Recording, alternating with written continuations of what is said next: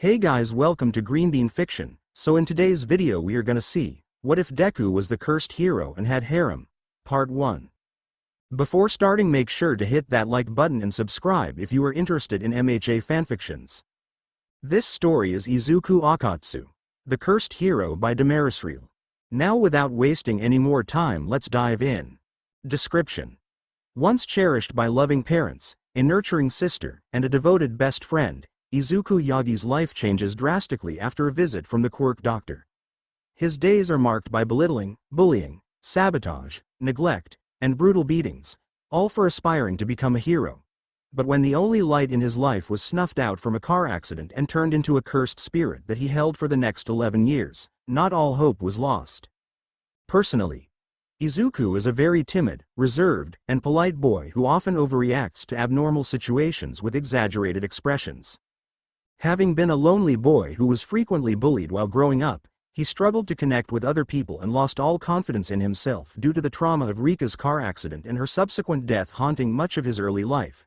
This has made it difficult for Izuku to interact with others, as they often unintentionally scare him or he's simply too shy to speak to them. Appearance.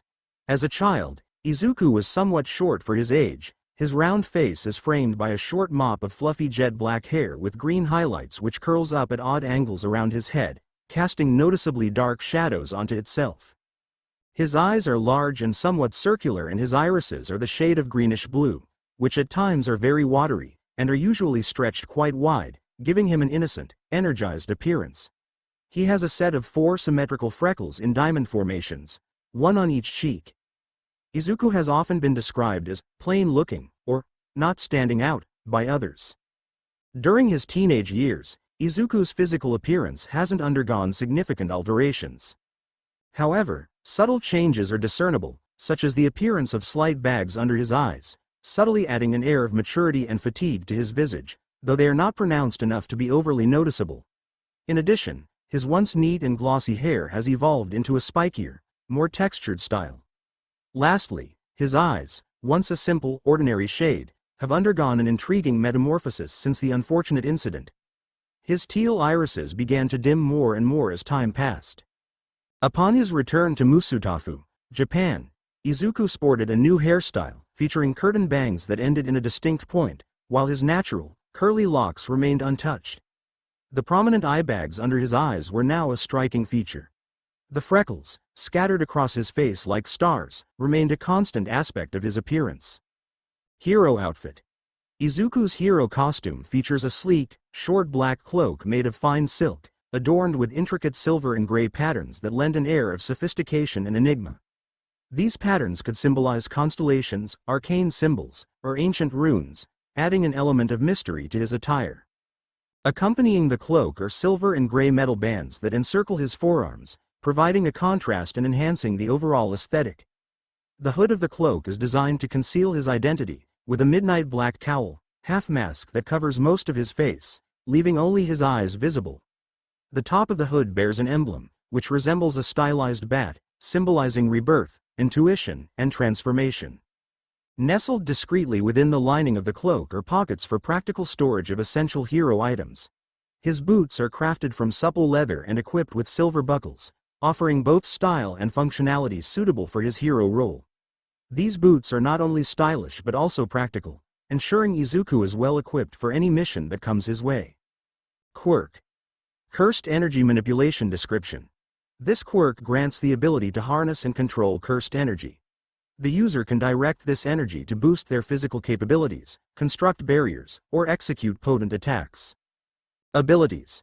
Enhanced strength and speed. By infusing their body with cursed energy, the user can significantly boost their physical capabilities. Cursed techniques. The user can develop unique techniques based on their mastery of cursed energy, such as creating energy blasts or forming protective barriers. Rika, Rika. The cursed spirit that remains with Izuku after Rika Orimoto passed away. She serves as the external storage for Izuku's cursed techniques and cursed tools.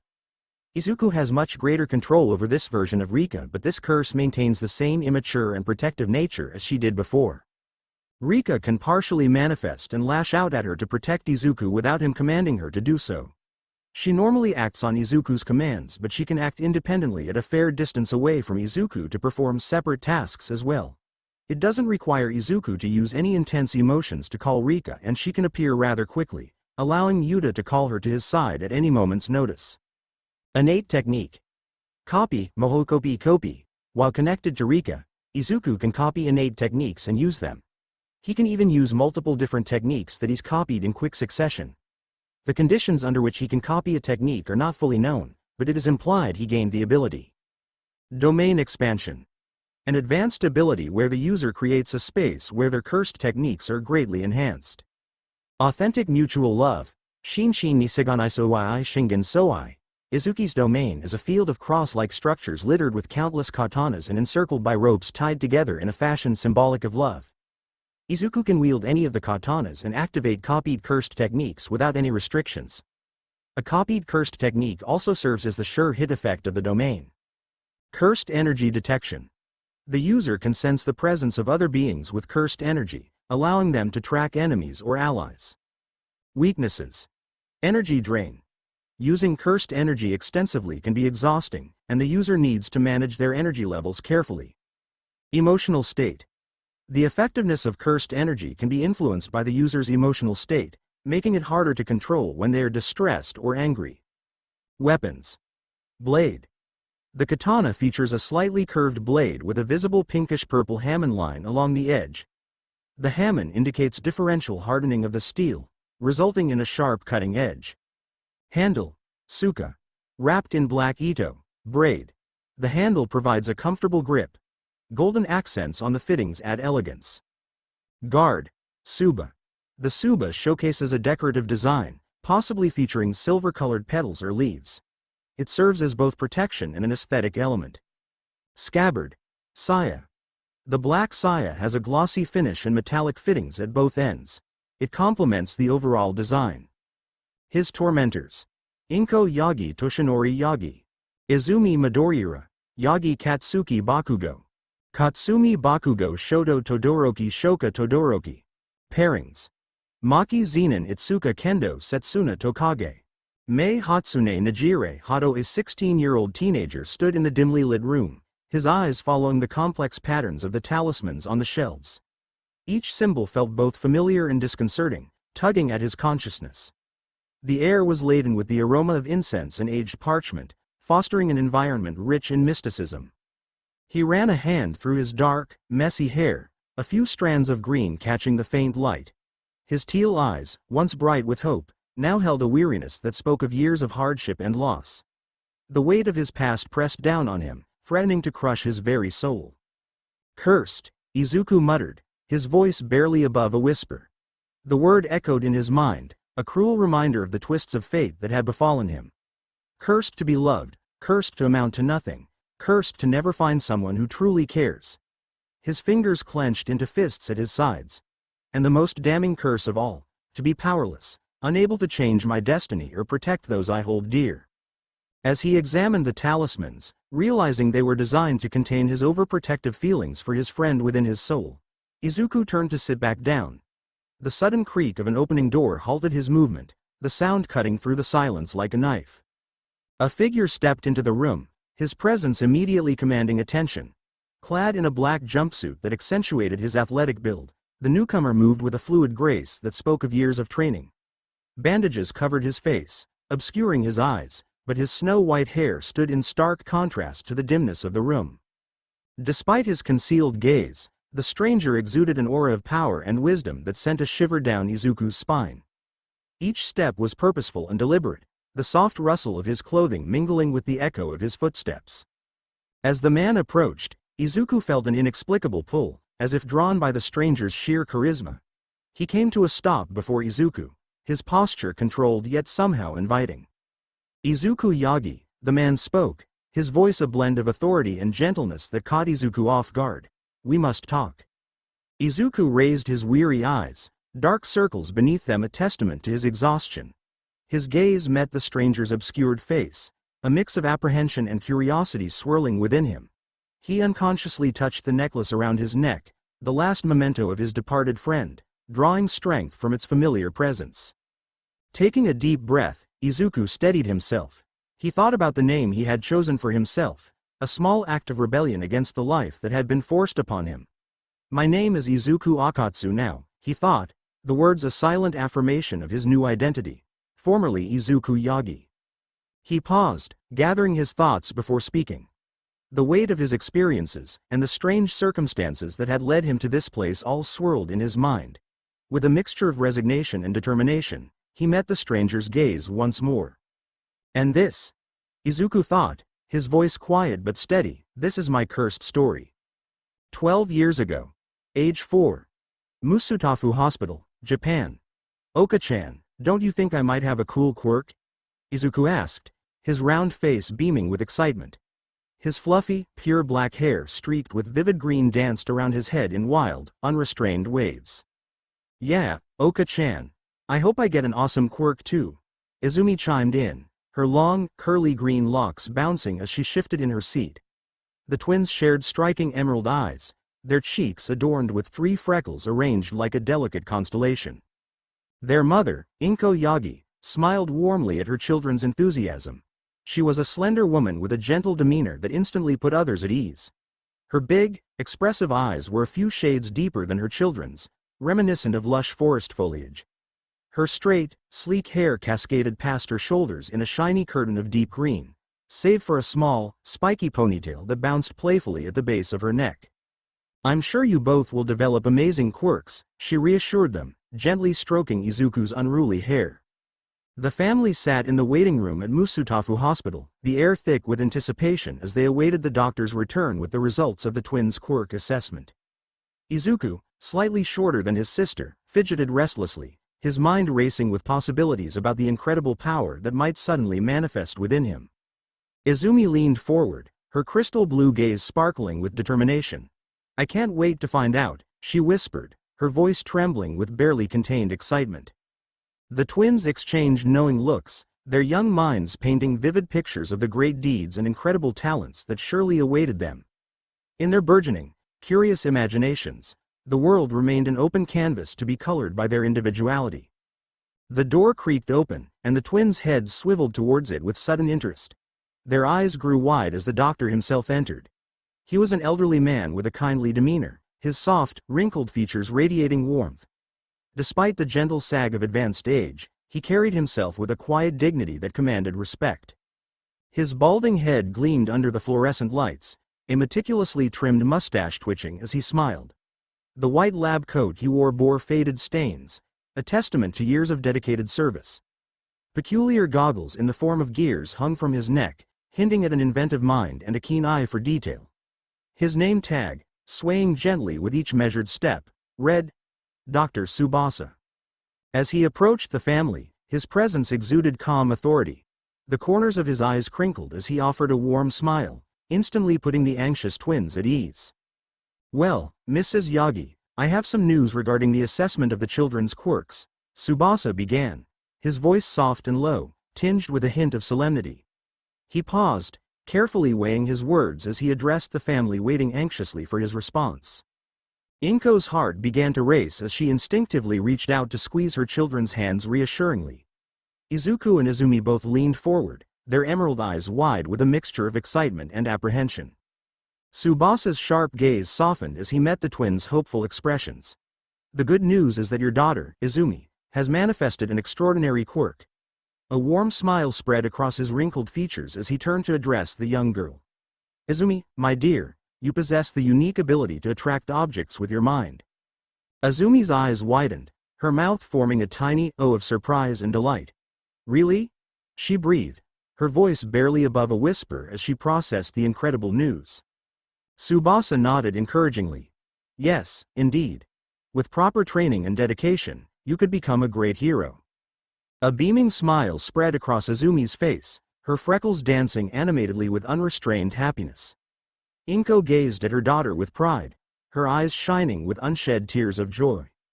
However, the doctor's expression turned grave as he shifted his focus to Izuku, whose light-colored eyes still glowed with anticipation. Tsubasa felt a heaviness in his heart, knowing the difficult truth he had to impart. Quirkless. That single word hung in the air, a smothering weight that crushed Izuku's cherished dreams beneath its oppressive force. The emerald eyes that once burned bright with hope and wonder dimmed as the doctor's grim pronouncement sank in.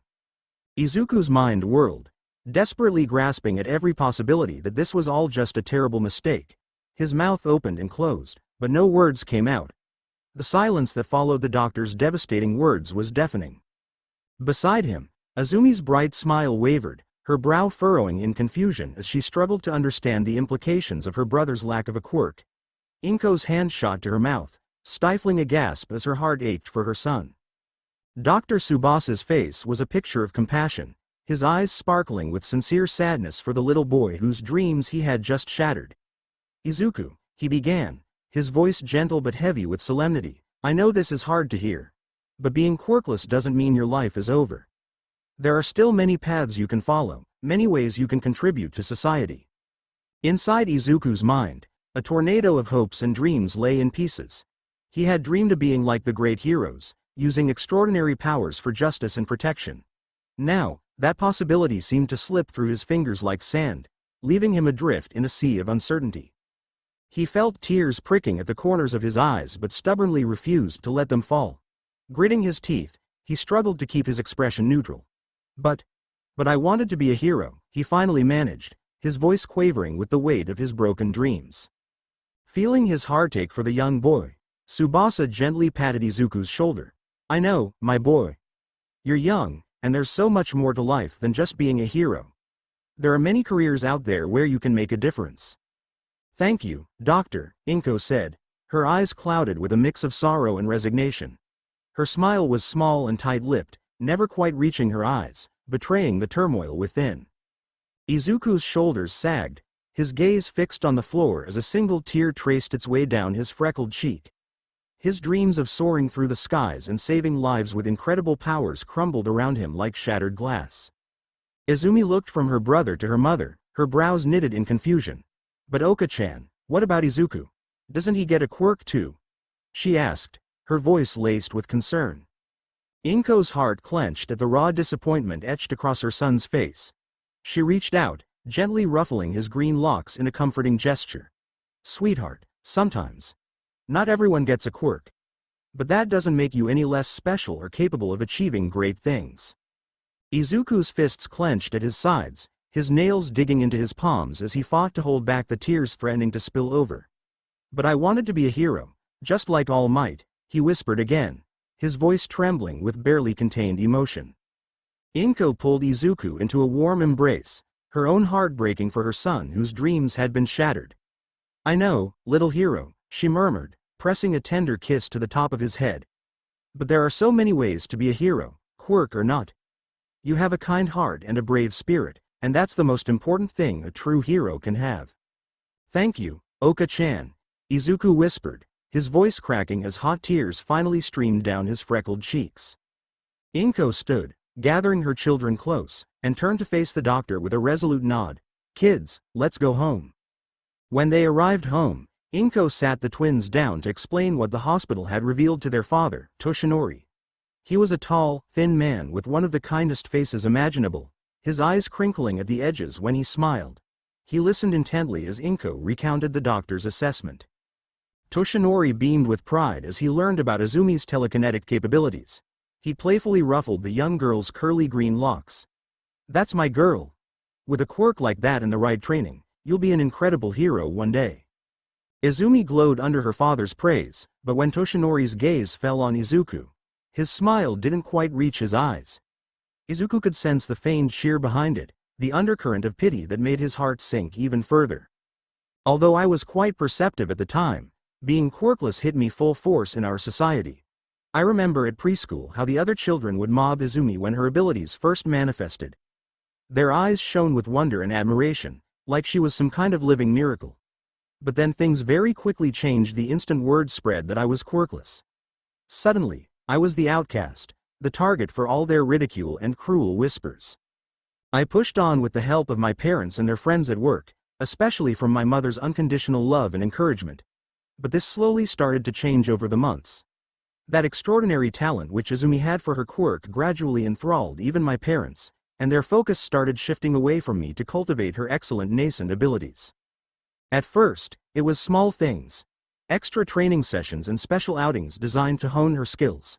Gradually, though, it began to manifest in stronger ways. Dinners at the table revolved around Izumi's progress, potential, and the bright future lying ahead of her as a hero in training.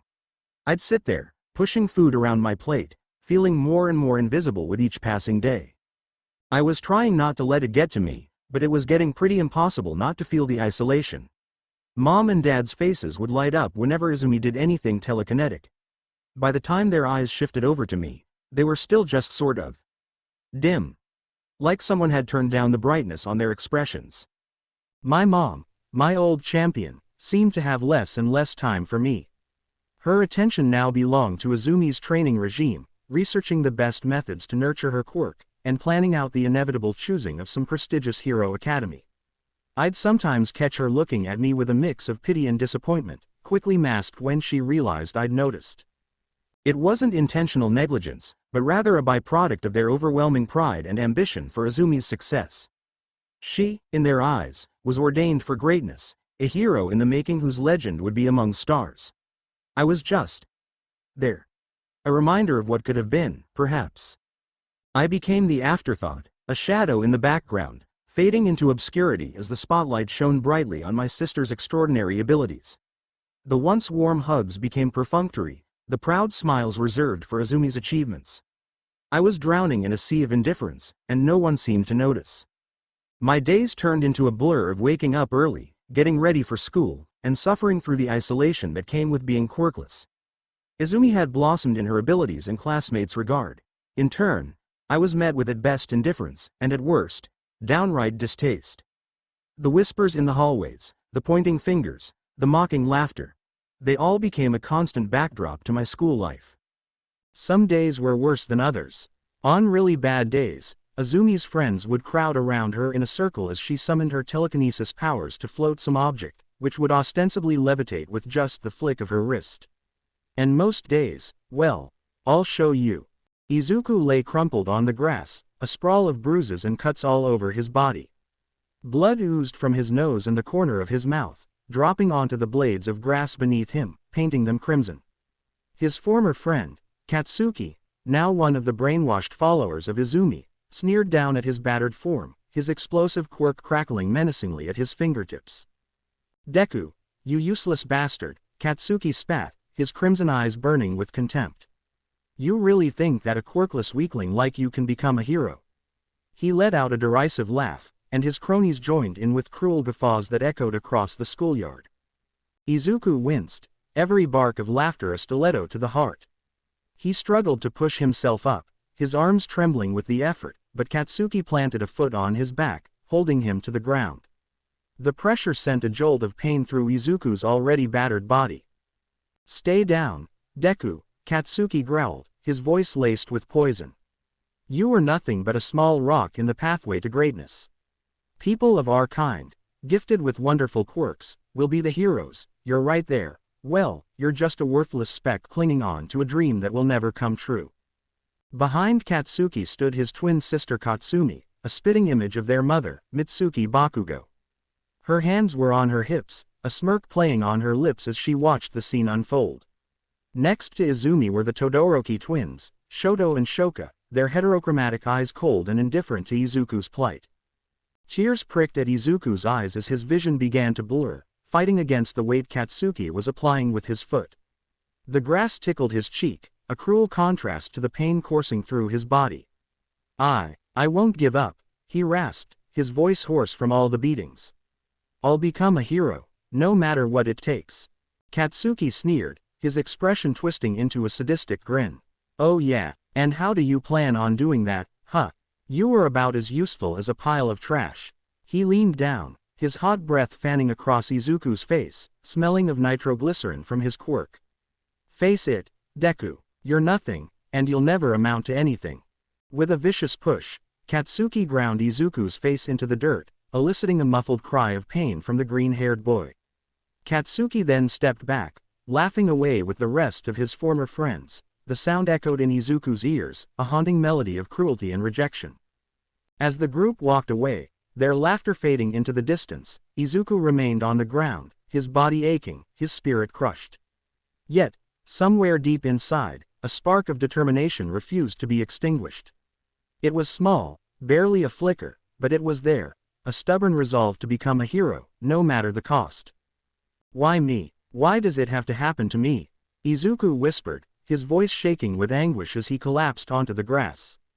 Tears streamed down his freckled cheeks, mixing with the blood from his nose and the split in his lip as it dripped, creating red trails on his skin. He tried to push himself up, but a sharp pain lanced through his ribs, forcing a grimace to twist his features. His arms shook with the effort as his body, battered and bruised from relentless beatings, threatened to collapse again. The world around him seemed to spin, a kaleidoscope of green grass and blue sky, mocking him with its beauty in the face of his pain. In that moment, Izuku felt so alone, a speck of insignificance in a world that celebrated powers and scorned those without. His dream to fly high across the skies and save lives with powers beyond imagination seemed to crash down on him like shattered glass, each shard a reminder of his perceived worthlessness. "Will anyone in this world ever accept me?"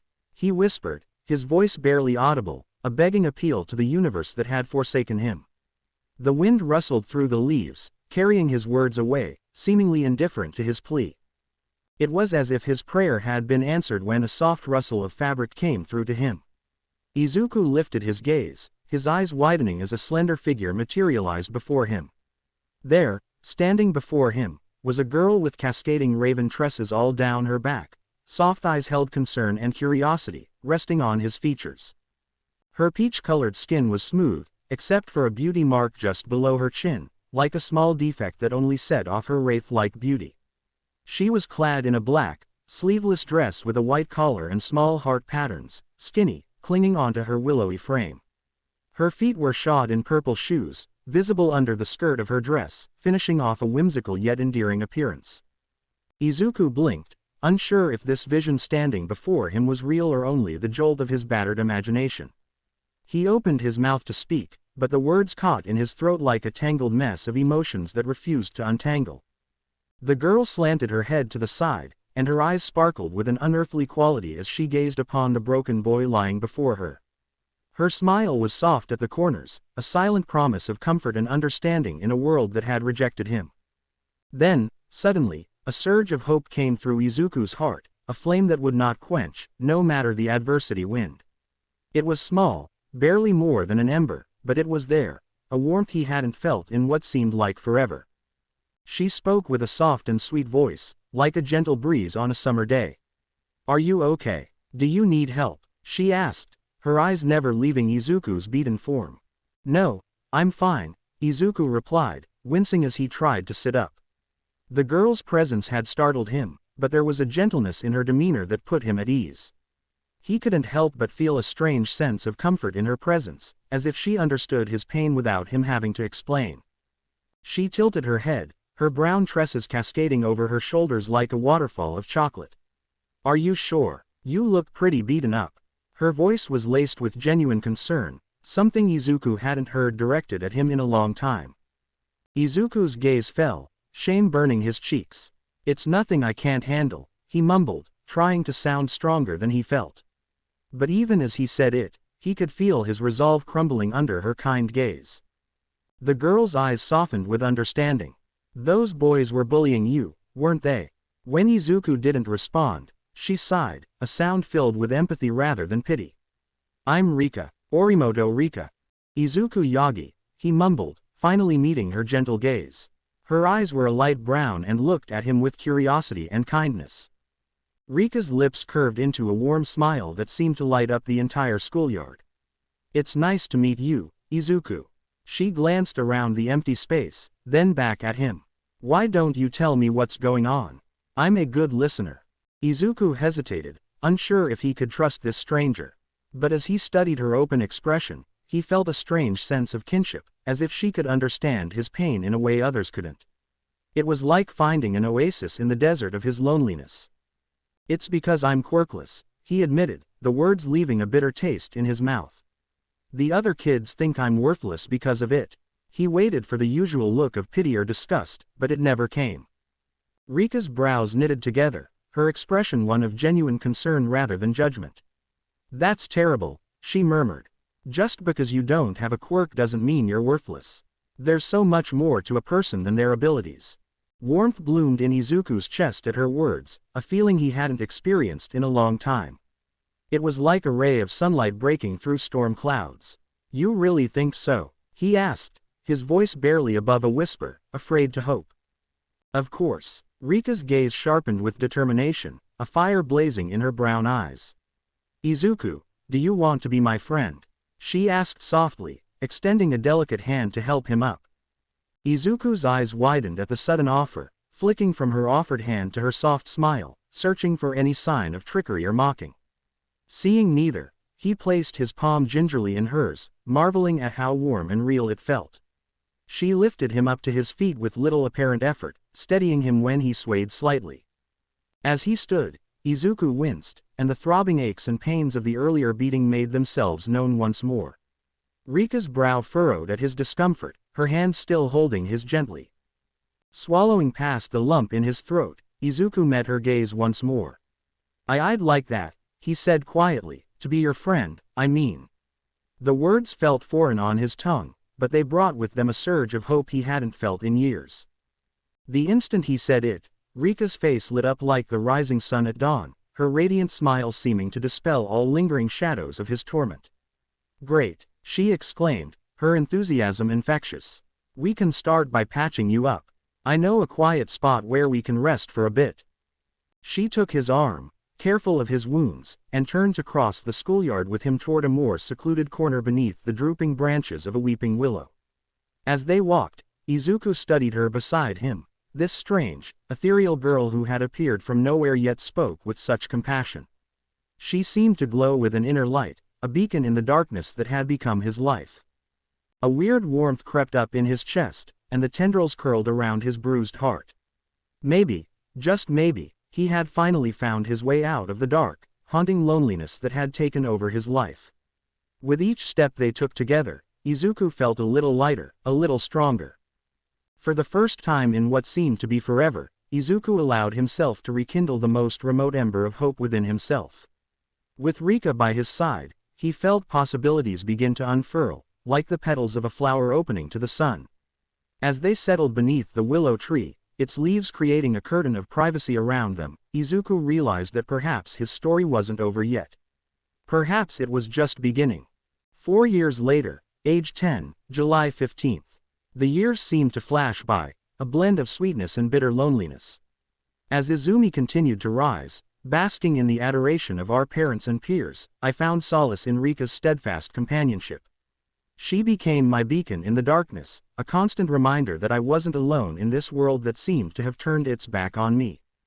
Birthdays, once celebrated with joy, slowly faded into afterthoughts as our parents focused on nurturing Izumi's special talent. The sting of neglect threatened to overwhelm me, but Rika's unwavering friendship kept me afloat, lightening the path ahead. On this particular day, we found ourselves in the same park where we first met. The air was thick with nostalgia and the warmth of cherished memories. We sat beneath the weeping willow, its drooping branches swaying gently in the summer breeze, creating a curtain of privacy around us. Rika's brown eyes sparkled as she reached into her pocket, pulling out a small, velvet box. "Happy birthday, Izuku," she whispered, her voice as soft as the rustling leaves above us. She opened the box, revealing a simple silver necklace with a ring pendant. My breath caught in my throat as she carefully clasped it around my neck. The metal felt cool against my skin, a stark contrast to the warmth blooming in my chest. "This is a symbol of our friendship," Rika explained, her eyes shining with an emotion that seemed beyond her years. "It's a promise that I'll always be by your side, no matter what. And someday," she paused, a slight blush coloring her cheeks, "it'll be for our marriage." I touched the ring gently, marveling at its simplicity and the depth of meaning behind it. "Rika," I managed, my voice thick with emotion, "this means more to me than you could ever know." In that moment, I realized the magnitude of her gesture. It was a childlike promise, yes, but also an oath of perpetuity against the odds. We were kindred spirits, our bond forged in the fires of loneliness but tempered by the strength of our hearts. As the afternoon wore on, We shared stories and laughter, the weight of my usual worries lifting in Rika's presence. For those precious hours, I felt truly seen and understood. But our blissful day was about to shatter. As we left the park, hand in hand, the world seemed brighter. We crossed the quiet street, lost in conversation and the joy of each other's company. Neither of us noticed the danger until it was almost too late. The screech of tires pierced the air. I turned, my heart leaping into my throat at the sight of a sleek black sedan barreling towards us. The driver's eyes were unfocused, his hands slack on the wheel. Time seemed to slow. Rika's hand slipped from mine, her eyes wide with fear and determination. Before I could react, she was moving, not away from the danger, but towards it. A small boy stood frozen in the street, paralyzed by fear. Rika threw herself towards him, her body connecting with the car in a sickening thud. She tumbled across the asphalt like a rag doll, her raven hair fanning out around her. Rika, my scream tore from my throat, raw and primal. I ran to her, falling to my knees beside her crumpled form. The acrid smell of burnt rubber and gasoline filled the air, mixing with the metallic scent of blood. I cradled her in my arms, her warmth already fading. Her emerald eyes flickered open, locking onto mine with an intensity that pierced my soul. Izuku, she whispered, blood trickling from the corner of her mouth. Her trembling fingers clutched at the ring necklace, smearing it with crimson. And never forget our promise. Tears streamed down my face as I held her closer. Please, don't leave me, I begged, my voice cracking. I can't lose you too. You're all I have. Rika's lips curved into a faint smile, her radiance dimming with each passing second. You'll never be alone, she breathed. Her gaze drifted, becoming unfocused as the last vestiges of life slipped away. I howled in anguish, my cries echoing through the empty streets. The one light in my world, my tether to hope, had been cruelly extinguished. In that moment, I felt the last fragments of my battered soul shatter, leaving me adrift in a sea of darkness and despair. As I knelt there, lost in my grief, a strange sensation prickled at the edge of my awareness. Something was wrong, terribly wrong. I looked up, my vision blurred by tears, and saw it. A sludge-like creature was crawling towards me, its form as black as the void and reeking of decay. It had no eyes, no discernible features, yet I knew with certainty that it was looking at me. This was a curse, I realized with growing horror, the first I had ever encountered. It spoke, its voice a grating, inhuman sound that sent shivers down my spine. Izuku, it rasped, when we grow uup. Yes geet maried. Revulsion and terror seized me as the foul creature reached out a ropey tendril that curled around my legs with a cold, clammy embrace.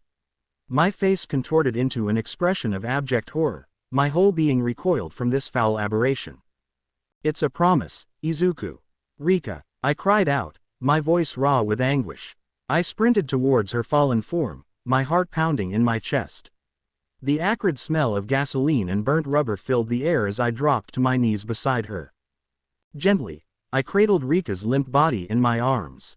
Her raven hair was matted with blood, the crimson liquid seeping into the delicate fabric of her dress. I felt my breath catch in my throat as I took in the sight of her, so fragile and broken.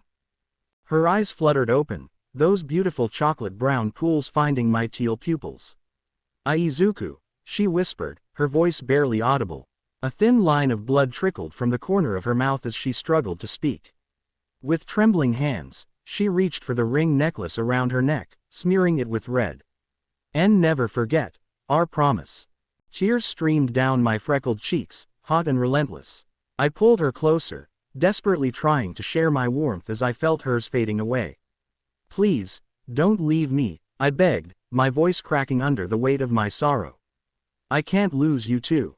Despite the pain, Rika managed a faint smile. It was a shadow of her usual radiance, but it was still there, still fighting. You'll never be alone, she breathed. Her chocolate brown eyes, once so full of life, began to lose focus. I watched, helpless, as the light in them dimmed and finally went out. A howl of pain tore from my throat, echoing through the empty streets. I clung to Rika's lifeless body, rocking back and forth as wave after wave of grief crashed over me. She had been my beacon of hope, my anchor in a world that had been nothing but cruel. And now, she was gone. At that moment, I felt the last fragments of my battered soul crumble away. I was adrift in a sea of darkness and despair, with nothing left to hold onto. As I sat there, lost in my misery, I felt a strange presence. It slithered towards me from the depths of the shadows, its form shifting and pulsing like viscous sludge. The air around it seemed to thicken, carrying the sickly sweet stench of decay. The entity, though featureless, seemed to regard me with an unnerving awareness. I felt its attention on me like a physical weight, making my skin crawl. Then, it spoke. Its voice was low and rasping, each word drawn out in a grotesque parody of speech. Izuku, when we're grown up, let's be married. Horror and revulsion gripped me as a ropey tendril extended from the mass, curling around my legs with a cold, clammy touch. I wanted to scream, to run, but I was frozen in place, my face contorted in terror. It's a promise, Izuku. 6 years later, age 16, July 15th, a week before. It's been 6 long years since Rika died and became a cursed spirit. I can still vividly remember her funeral. My face remained stoic and emotionless throughout the service, despite the tears that threatened to fall. By then, I had reached a point where I no longer cared about what was happening around me. Izumi and her friends had made it crystal clear where I stood in this unjust world of ours. Aldera Junior High. The classroom buzzed with the usual chatter of teenagers as the teacher entered, a stack of papers in his hands. He cleared his throat, silencing the room. "Hey, third years," he called out, his voice carrying a mix of excitement and nostalgia. "It's that time when you should start thinking about your future." He paced back and forth, waving the papers. "I have these career forms for all of you, but," he paused, a mischievous glint in his eyes, "I know you all have big dreams of becoming heroes." With a theatrical flourish, he tossed the forms into the air. They fluttered down like confetti, eliciting cheers from most of the students. Yeah, the majority of the class erupted in enthusiasm, their quirks activating in small bursts of excitement. One student's hair turned into writhing snakes, another's skin glowed like a disco ball, and yet another's fingers stretched like rubber bands. However, amidst the sea of excitement, 5 individuals remained noticeably silent. Their expressions ranged from indifference to barely concealed arrogance, setting them apart from their peers. The teacher's smile faltered slightly as he noticed the divide. "Yes, you all have wonderful quirks," he continued, his tone more subdued. "But remember, it's against the rules to use them in school." "Hey," a scoffing voice cut through the excitement. All heads turned to the mid-right of the classroom, where Katsuki Bakugo sat with his feet propped up on his desk. "Don't lump me and my friends together with all you extras." The 16-year-old Katsuki, his spiky blonde hair as wild as his personality, wore a smug grin.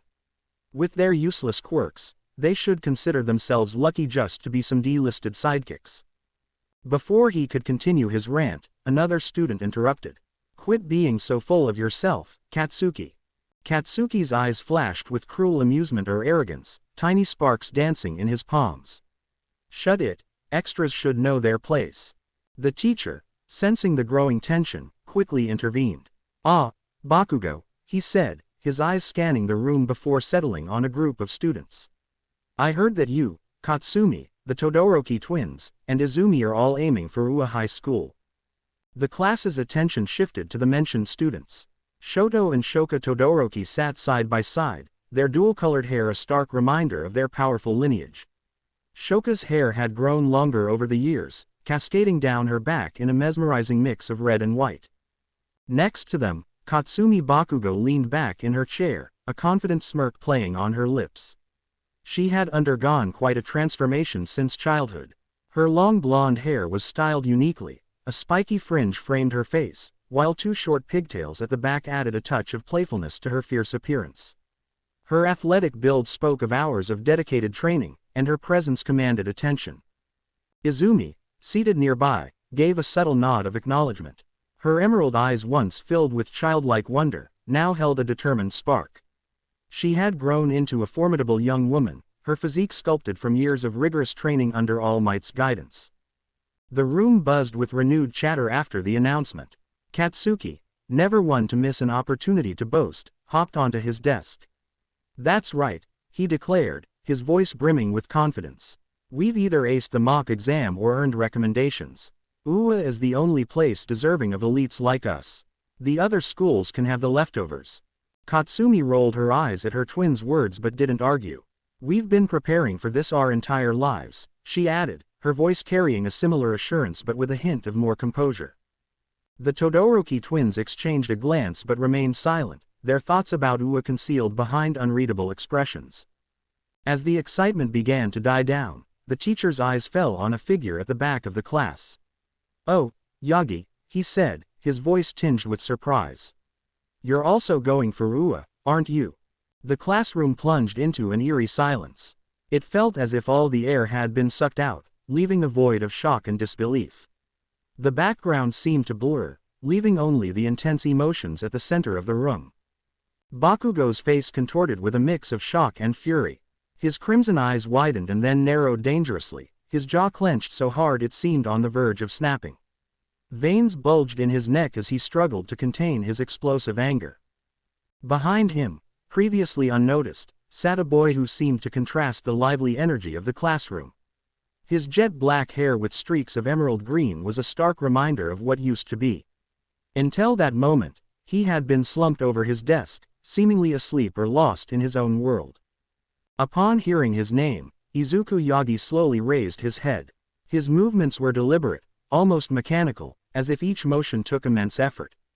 As his face came into view, the class collectively held their breath. Izuku's teal eyes, once vibrant with life and dreams, now appeared hollow and distant. Dark, permanent bags hung beneath them, a testament to sleepless nights and haunting memories. His gaze held a cold, glassy quality as if he were looking through everyone rather than at them. For a brief moment, Izuku and Bakugo locked eyes. During that fleeting instant, a hint of something, maybe acknowledgement, maybe defiance, flashed across Izuku's expression before it returned to its usual mask of indifference. "Yes," Izuku replied, his voice flat and emotionless. "So what?" The classroom erupted into laughter, the tension breaking like a dam. Comments flew from all directions, each more mocking than the last. "The second best twin, really? You can't get a hero license with good grades alone, Yagi. What's your quirk again? Oh right, you don't have one." Amidst the cacophony of laughter and jeers, Izuku remained still, his expression unchanged. He had long since learned to tune out their words, to let them wash over him like water off a duck's back. But deep inside, in a place he rarely acknowledged, a small flame of determination continued to burn. Bakugo seethed with silent anger, his face contorted into a mask of rage. His crimson eyes, blazing with fury, locked onto Izuku's stoic form. With deliberate and menacing steps, he advanced towards Izuku's desk, each footfall echoing in the now silent classroom. The air crackled with tension as Bakugo's palm ignited with small, threatening explosions. The sharp scent of nitroglycerin hung in the air, a potent reminder of the unpredictable ability at his disposal. Suddenly, he forcefully slammed his explosive hand down on Izuku's desk, sending a tremor through the room. The sudden loud noise caused several students to flinch, but Izuku remained unfazed.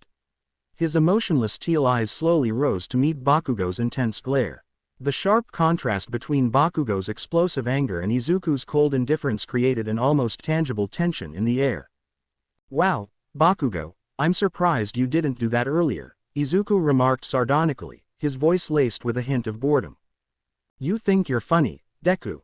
Bakugo snarled, the low, even tone of his voice making it all the more threatening. Small explosions kept popping in the palm of his hand, scorching the surface of Izuku's desk. "You think a quirkless nobody like you has any place at UA?" Izuku's response was a deliberate blink, his face remaining impassive. At this, Bakugo seemed to grow even angrier, his face twisting further into a deep scowl. "What's wrong, Deku? Cat got your tongue?" Bakugo snarled, leaning in closer. His hot breath ghosted over Izuku's face, carrying the faint scent of caramel. "Or are you finally realizing just how pathetic your dreams are?" Izuku's expression didn't change, but something flickered in the depths of his eyes. It wasn't fear, nor was it anger. It was a more somber, deep-set mixture of resignation and barely contained resentment. "My dreams." Izuku finally spoke, his voice barely above a whisper. What do you know about my dreams, Kachan? The childhood nickname slipped out, laced with a bitterness that even Bakugo paused at. For a moment, the classroom was silent, the tension palpable. Then Izuku continued, a hard edge to his voice. You're right, I am quirkless, but that doesn't mean I can't try. It doesn't mean I can't fight. Bakugo's free hand clenched tightly, his knuckles white from the strain. His entire body shook and quivered with barely restrained anger, like a volcano on the verge of eruption. You dare, he growled, his voice quavering with rage. Bakugo's arm surged forward, unleashing a torrent of explosions from his palm. But before the blast could connect, Izuku's hand darted out with unexpected speed, seizing Bakugo's wrist with a strong, unwavering grip. In one fluid motion, Izuku twisted, using Bakugo's momentum against him. The blonde's eyes widened in shock as he felt his feet leave the ground. With a resounding thud, Bakugo's back slammed onto Izuku's desk, the impact knocking the wind from his lungs. Izuku maintained his hold, twisting Bakugo's arm into a painful lock. See, Kachan, he said, his voice low and cold. A bitter smirk played at the corners of his mouth, a far cry from the timid smiles of their childhood. This is what I meant by fighting. Bakugo's face contorted, a mix of pain, shock, and unbridled fury. His crimson eyes burned with a rage that seemed to set the very air around them ablaze. He struggled against Izuku's grip, small explosions popping futilely from his trapped palm. You bastard! Bakugo snarled through gritted teeth, his face contorted with a mixture of pain and fury. His red eyes blazed with an intensity that could melt steel, but beneath the anger, there was a flicker of disbelief. How dare you? When did you? He stammered, struggling to comprehend how the tables had turned so dramatically. Izuku's grip remained firm, his teal eyes cold and unforgiving. I wouldn't do that if I were you, he warned, his voice low and steady. I could dislocate your arm right now. The class watched in stunned silence, the air thick with tension. The seemingly impossible had happened. The quirkless Deku had overpowered the explosive prodigy. Even Katsumi, usually quick to jump to her twin's defense, stood frozen, her eyes wide with shock.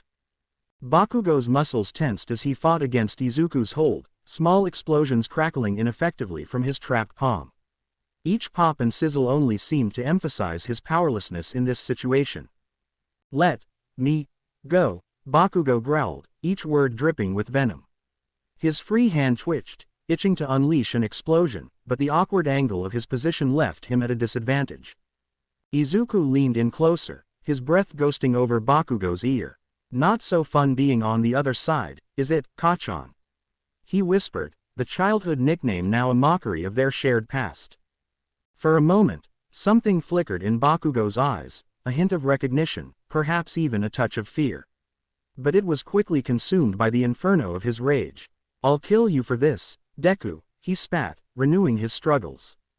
Izuku's grip tightened fractionally, eliciting a barely suppressed wince from Bakugo. You've been trying to do that for years, Izuku replied, his voice eerily calm. How's that working out for you? The teacher, finally finding his voice, suddenly stood up. His chair scraped against the floor, shattering the tense silence that gripped the classroom. Yagi, Bakugo, that's enough, he shouted, his face reddening with a mixture of anger and embarrassment for losing control of his class. Both of you, let go of each other right now and return to your seats. Izuku maintained eye contact with Bakugo for a moment, his inscrutable teal eyes locking with Bakugo's fiery gaze. Then, he slowly loosened his grip on Bakugo's arm. As Bakugo hastily got up and massaged his wrist, Izuku calmly adjusted his uniform. Sorry, sensei, Izuku said, showing no trace of genuine remorse in his voice. It won't happen again. Bakugo, still furious, attempted to speak, but the teacher interjected sharply. No more, Bakugo. Get back to your seat. Now. As Bakugo stomped back to his desk, muttering curses under his breath, the rest of the class watched in stunned silence. The air was thick with tension, and whispers began to circulate among the students. Did you see that? How did Deku do that? Maybe he's not as useless as we thought. Izuku ignored the murmurs, his face an impassive mask as he sat back down. He could feel the weight of his classmates' stares, a mixture of fear, curiosity, and newfound respect. As the class gradually settled into the familiar routine of the day, Izuku noticed Izumi out of the corner of his eye.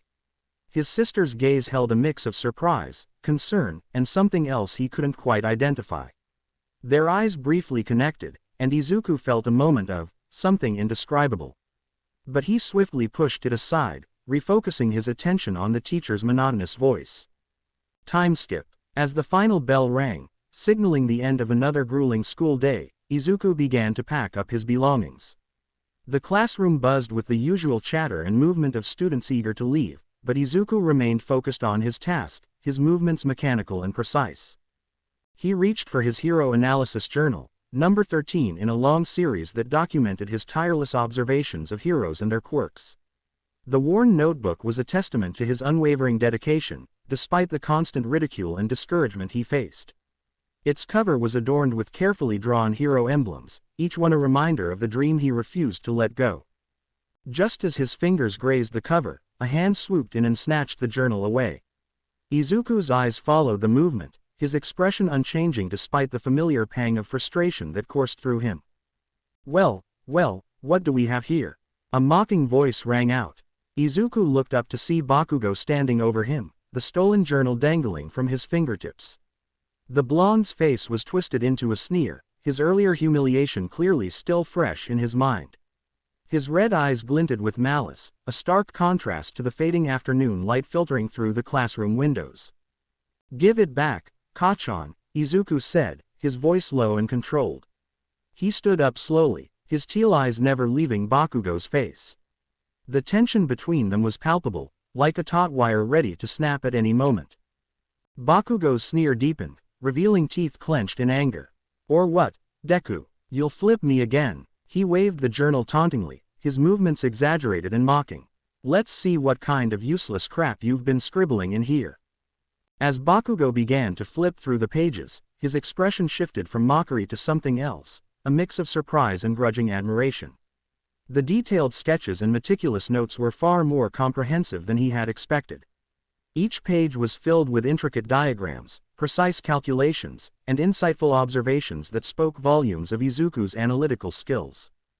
"Tch," Bakugo scoffed, trying to mask his reaction. "You really think this will help you become a hero?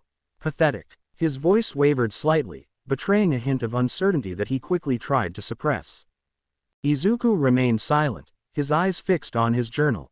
The tension in the room was palpable, drawing the attention of the remaining students. Among them, Izumi watched the exchange with a conflicted expression, caught between concern for her brother and loyalty to her friends. Her hands fidgeted nervously at her sides, unsure whether to intervene or stay silent. Bakugo's eyes glittered with malice as he held Izuku's journal high. With an explosion of his quirk, he burned the cover, leaving dark, angry marks on the once flawless surface. The sharp smell of burning paper filled the room, making some students wrinkle their noses in disgust. "Oops," Bakugo sneered, his voice oozing with feigned innocence. "Looks like your precious little book had an accident." Without warning, he strode to the open window and threw the journal out. The notebook spiraled through the air, its pages fluttering like wounded birds, before softly landing in the koi pond below. The ripples it created disturbed the tranquil surface of the water, much like how Bakugo's actions disturbed the uneasy peace of the classroom. Izuku's face remained expressionless, but he clenched his fists at his sides, his knuckles turning white as he tried to restrain himself. The other students watched in tense silence, some looked away, unable to bear witness to the cruelty, while others stared with morbid fascination. Bakugo turned to face Izuku, a cruel smirk twisting his expression. "Hey, nerd," he said, speaking in a low and menacing voice. He took a step closer, invading Izuku's personal space, and continued, "If you're so desperate for a quirk, there might be a way." Izuku's eyes narrowed slightly, a flicker of wariness passing through them. Bakugo leaned in, his breath warm against Izuku's ear. "Why don't you take a swan dive off the roof?" he whispered, his words laced with venom. "Who knows, maybe you'll be lucky and reborn with a quirk in your next life." A collective gasp echoed through the remaining students. Even Bakugo's usual supporters appeared uneasy at the gravity of his words. The air in the classroom seemed to grow heavy, weighted down by the cruelty of the suggestion. Izuku stood motionless, his face an unreadable mask. For a brief moment, the air between them crackled with tension, like the calm before a storm. Then, slowly, deliberately, Izuku turned his head to meet Bakugo's gaze. His teal eyes, usually dull and lifeless, now burned with an intensity that made Bakugo take an involuntary step back. It was as if a switch had been flipped, revealing a side of Izuku that few had ever seen. "Is that what you want, Kachan?" Izuku asked, his voice unnervingly calm. "For me to disappear?" The words hung in the air, heavy with unspoken emotions and years of pent-up frustration. After storming out of the room, Bakugo shouldered past the other students roughly. The sound of his footsteps faded down the hallway, leaving an uncomfortable silence in his wake. Once Bakugo was out of sight, Izuku's composure began to crumble. His shoulders started to tremble, a mix of pent-up anger and deep-seated sadness coursing through his body. He clenched his fists tightly, his knuckles turning white as he tried to contain the storm of emotions threatening to break free. Izuku muttered, "Damn bastard," under his breath, the words laden with years of torment and frustration. He closed his eyes, took a deep breath, and steadied himself. As he opened his eyes, he caught sight of his reflection in the classroom window. The person staring back at him seemed like a stranger, tired, with hollow eyes, as if carrying the weight of the world on his shoulders. For a moment, Bakugo's harsh words replayed in his mind, and he briefly felt the urge to look down at the ground below. The thought sent a shiver down his spine, and he quickly pushed it away. As Izuku shook his head to clear his thoughts, he noticed his notebook floating in the koi pond. The sight of his hard work drifting aimlessly in the water stirred a mix of determination and defiance within him. The koi swam around it, their colorful scales a stark contrast to the sodden pages of his dreams. With a deep sigh, he gathered his remaining belongings and made his way to the door. Pausing at the threshold, his hand resting on the doorframe, he looked back at the now empty classroom. The late afternoon sun cast long shadows across the desks, giving the room an almost ethereal quality. A bittersweet smile played at the corners of his mouth as he took in the scene. "I'm not giving up," he whispered to the empty room, his voice growing more determined with each word. "Not now, not ever." The words seemed to echo in the silence, a promise to himself and a challenge to the world. With that, Izuku strode into the hallway, his footsteps reverberating in the silent corridor. He had a drenched notebook to retrieve and a dream to pursue, no matter what anyone else thought. As he walked, his back straightened and his chin lifted slightly. The day's events had shaken him, but they had not broken him. If anything, they had only strengthened his resolve. The school corridors were mostly empty now, the other students having rushed home. Izuku's footsteps echoed off the walls as he made his way toward the exit, each step bringing him closer to his waterlogged notebook and, in a way, to his dreams. Despite everything, a small flame of hope still burned within him, refusing to be extinguished by Bakugo's cruel words or anyone else's doubt. Time skip. As Izuku strolled under the bridge, the sense of being followed intensified. The shadows seemed to dance and twist unnaturally, and an eerie silence descended upon the area. The air grew thick and heavy as if weighted down by an unseen presence. Izuku's grip tightened on the strap of his backpack, his knuckles turning white, but his face remained impassive. Years of enduring Bakugo's torment had taught him to mask his emotions well. A subtle smirk played on Izuku's lips as he felt the presence drawing nearer. Without turning, he spoke softly but firmly, his voice carrying a hint of warning. "You know," he addressed the unseen pursuer, "I wouldn't do that if I were you." The air filled with squelching and oozing sounds, growing louder with each passing second. Slowly, Izuku turned around, his teal eyes scanning the space behind him. What he saw made his skin crawl. A massive, sludgy figure loomed before him, its form constantly shifting and pulsating like a living nightmare. It towered over Izuku, easily twice his size, with no discernible features save for two glowing, malevolent eyes that seemed to bore into his soul. The stench of sewage and decay emanated from the creature, so potent it made Izuku's stomach churn. The sludge villain's eyes narrowed, fixing Izuku with a predatory gaze. Well, it croaked, its voice reminiscent of thick mud bubbling up from the depths of a swamp. "What do we have here?" A young, healthy body, Just perfect for my needs. Izuku's smirk remained fixed, a stark contrast to the revolting figure before him. His calm demeanor seemed to infuriate the sludge villain, whose eyes narrowed dangerously, glowing with malice. "Why the fuck are you smiling, you little shit?" It snarled, its voice a guttural growl that echoed ominously in the underpass. Tendrils of slime began to reach out towards Izuku, their movements slow and menacing, like the tentacles of some eldritch horror. Izuku's teal eyes gleamed with an eerie light, his expression unchanging as he watched the approaching tendrils. "You know," he said, his voice unnervingly calm, carrying a hint of something dark and dangerous. "Sometimes the most innocent-looking person can harbor the most dangerous secrets." "Is that right, Rika?" Izuku murmured, his voice barely above a whisper. The sludge villain's eyes widened in bewilderment, its tendrils pausing mid-advance. "Who the hell is Ri?" Before the villain could finish his sentence, a bone-chilling screech pierced the air, causing the temperature in the underpass to plummet dramatically.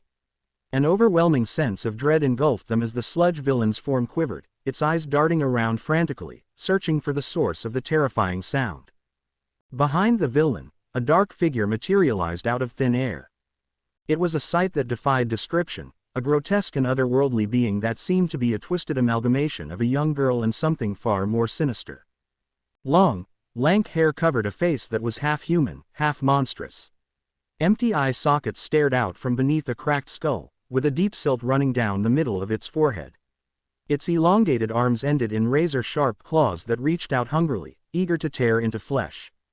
The creature's stance was aggressive, its arms extended outwards threateningly, radiating an aura of pure malevolence. Izuku had been accompanied by Rika, the Queen of Curses, for the past 11 years. Her voice was an unsettling blend of a child's innocence and the malevolence of an eldritch horror as she rasped, "Izuku, this thing, it intends to hurt you."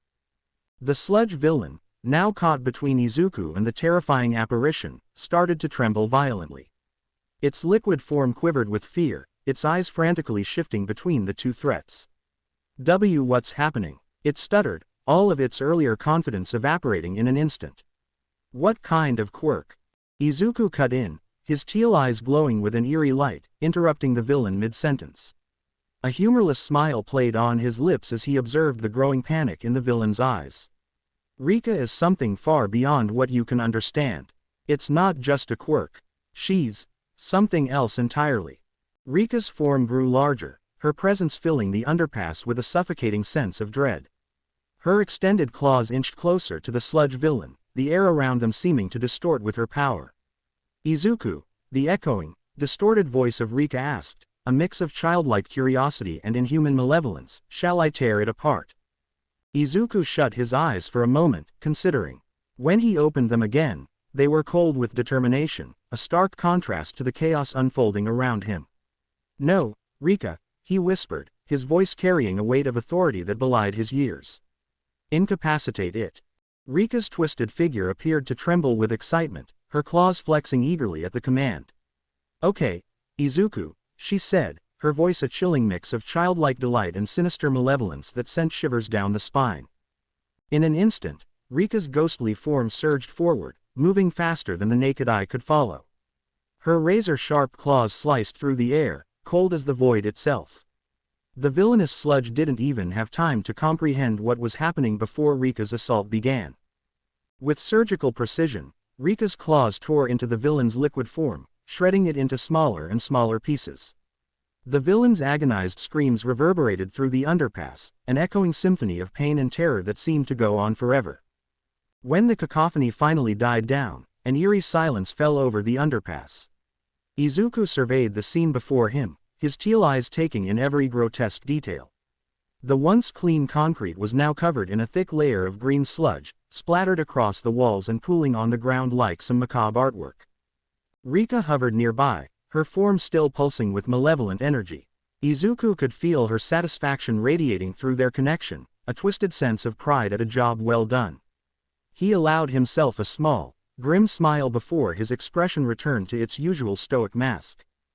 As he stood there, surrounded by the remnants of the villain, Izuku suddenly tensed. His senses, honed by years of hypervigilance, picked up on something new. There was another presence nearby, hidden but unmistakable. "Someone else is here," he murmured, his eyes scanning the area with renewed intensity. The sewage tunnel to his left seemed to be the source of this new presence. Izuku's mind raced, considering the possibilities. Was it another villain lying in wait? A potential witness to the gruesome scene? Or perhaps, a hero who had stumbled upon the aftermath? He turned to Rika, his voice low and steady, betraying none of the tension he felt. "Thank you, Rika. You can go now." The cursed spirit seemed to hesitate for a moment, reluctant to leave Izuku alone in potential danger. But she obeyed, her form fading away like mist in the morning sun, leaving behind only a lingering chill in the air. As Rika disappeared, Izuku took a deep breath, steeling himself for whatever might come next. He knew he couldn't linger here much longer. Whoever was in that tunnel could emerge at any moment, and he wasn't keen on explaining the scene before him or revealing the true nature of his power. With one last glance at the sludge-covered underpass, a grim reminder of what he was capable of, Izuku turned and walked away. His footsteps were quick but measured, betraying none of the adrenaline still coursing through his veins. As he left the area, his mind was already racing, planning his next move and how to handle the aftermath of this encounter. He had a long way to go, and this was just the beginning of his journey to prove himself in a world that had written him off. Time skip. Yagi residence. Izuku lay on his bed, his eyes fixed on the ceiling as his mind raced with a whirlwind of thoughts and emotions. The faint murmur of voices from downstairs caught his attention, piquing his curiosity. With practiced stealth honed from years of trying to avoid notice, he quietly slipped off his bed and crept towards the stairs. As he reached the top step, Izuku peered down, his teal eyes widening in surprise. There, standing in the living room, were All Might and Lady Magnet, his parents, in their full hero regalia. The sight of them, so powerful and larger than life, made his heart clench with a complex mixture of awe and bitterness. "Mom and Dad are pro-heroes." Azumi's excited voice rang out, causing Izuku to flinch involuntarily. He'd always harbored suspicions, but hearing it confirmed was another matter entirely. It felt like yet another secret kept from him, another way he'd been pushed to the periphery of his own family. All Might's booming laughter filled the room, a sound that once filled Izuku with hope but now left a hollow feeling in his chest. "Indeed, young Izumi," the hero's voice resonated through the house, its warmth failing to reach Izuku. "And we have an important matter to discuss with you." Izuku leaned in closer, his curiosity overriding his usual caution. He could see Izumi's face, alight with excitement and admiration. It was an expression he used to wear before years of neglect and disappointment had worn it away, leaving behind a mask of indifference. "Izumi," All Might continued, his voice growing serious. The shift in tone made Izuku's skin prickle with anticipation. "I want you to become my successor. To inherit my quirk, one for all." The words hit Izuku like a physical blow, knocking the air from his lungs. He felt his breath catch in his throat, his heart pounding so loudly he was sure they must hear it downstairs. His father, his idol, was offering such immense power to his sister. The unfairness of it all threatened to overwhelm him, a tidal wave of emotions he struggled to contain. "But, why me?" Izumi asked, her voice tinged with uncertainty. Izuku found himself leaning even further forward, desperate to hear the answer, clinging to a last shred of hope. "Why not Izuku?" There was a pause, heavy with unspoken words. Izuku's heart raced, hope and dread warring within him. Then, All Might's voice, lower this time, shattered what remained of Izuku's world. "I don't think he can be a hero." The words echoed in Izuku's mind, each repetition like a knife twisting in his gut. He stumbled back, nearly losing his balance, his vision blurring as tears threatened to spill over. The world around him seemed to dim, the voices from downstairs fading into a muffled buzz. "But Dad," Izumi protested, her voice seeming to come from far away, "Izuku's been working so hard." "Izumi," Lady Magnet cut in, her voice gentle but firm, a tone Izuku couldn't remember ever being directed at him. "Your father knows best. Izuku, he's just not cut out for this life." Something inside Izuku snapped. 12 years of neglect, of abuse, of being overlooked and pushed aside, it all came crashing down on him in that moment. He rushed back to his room, slamming the door behind him with a force that shook the walls. The sound echoed through the house, a physical manifestation of his anguish. His eyes darted around wildly, taking in the All Might merchandise that covered every surface. Posters, action figures, even his bedspread, all bearing the face of the man who had just crushed his dreams. The sight of it all, once a source of comfort and inspiration, now felt like a cruel mockery of his aspirations. With a cry of anguish that he barely recognized as his own, Izuku lunged at the nearest poster. He tore it down, his fingers digging into the paper, ripping it to shreds. Then another, and another. Action figures were thrown against the wall, shattering into pieces with satisfying crashes. He yanked the All Might bedspread off his bed, tearing it in half with strength born of raw emotion. An hour passed in a blur of destruction.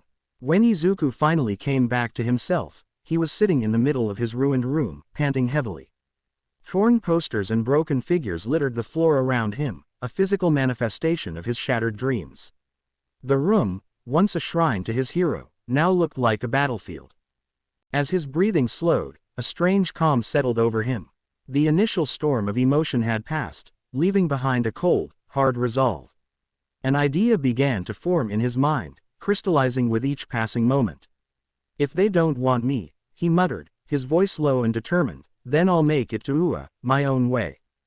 With newfound determination, Izuku grabbed his backpack and began to pack. He moved with purpose, selecting clothes, his intact notebooks, and some money he'd saved. Each item he packed felt like a step towards a new future, one he would forge for himself, away from the shadows of his family's expectations. As he zipped up the bag, his eyes fell on a blank piece of paper on his desk. He hesitated for a moment, then sat down and began to write. The words flowed from his pen, each one a mix of pain, determination, and a final farewell. "Dear Mom, Dad, and Izumi. By the time you read this, I'll be gone. Don't bother looking for me. You've made it clear where I stand in this family, and in your vision of what a hero should be. I'm going to prove you wrong. I don't need your approval or your quirk, All Might. I'll become a hero on my terms. Goodbye, Izuku, no longer Yagi." He folded the letter and left it on his desk, a final message to the family that had failed him. Then, with one last look around his destroyed room, a physical representation of his shattered childhood dreams, Izuku opened his window and climbed out into the night. As he dropped to the ground, the cool night air hit his face, bringing with it a sense of both fear and exhilaration. The streets stretched out before him, dark and unknown, but full of possibility. Izuku took a deep breath, squaring his shoulders. He didn't know where he was going or what he would do, but he knew one thing for certain: he was never coming back. This was the first step on his new path, one that would lead him to become a hero, not for his parents' approval, not for society's acceptance, but for himself. Finally, with each step that took him further from the only home he'd ever known, Izuku felt the weight of his past falling away. The future was uncertain, but for the first time in years, it felt like it belonged to him. As he walked into the night, a small, determined smile played on his lips. His journey was just beginning. "I'm free." He folded the letter carefully, his fingers trembling slightly as he creased the paper.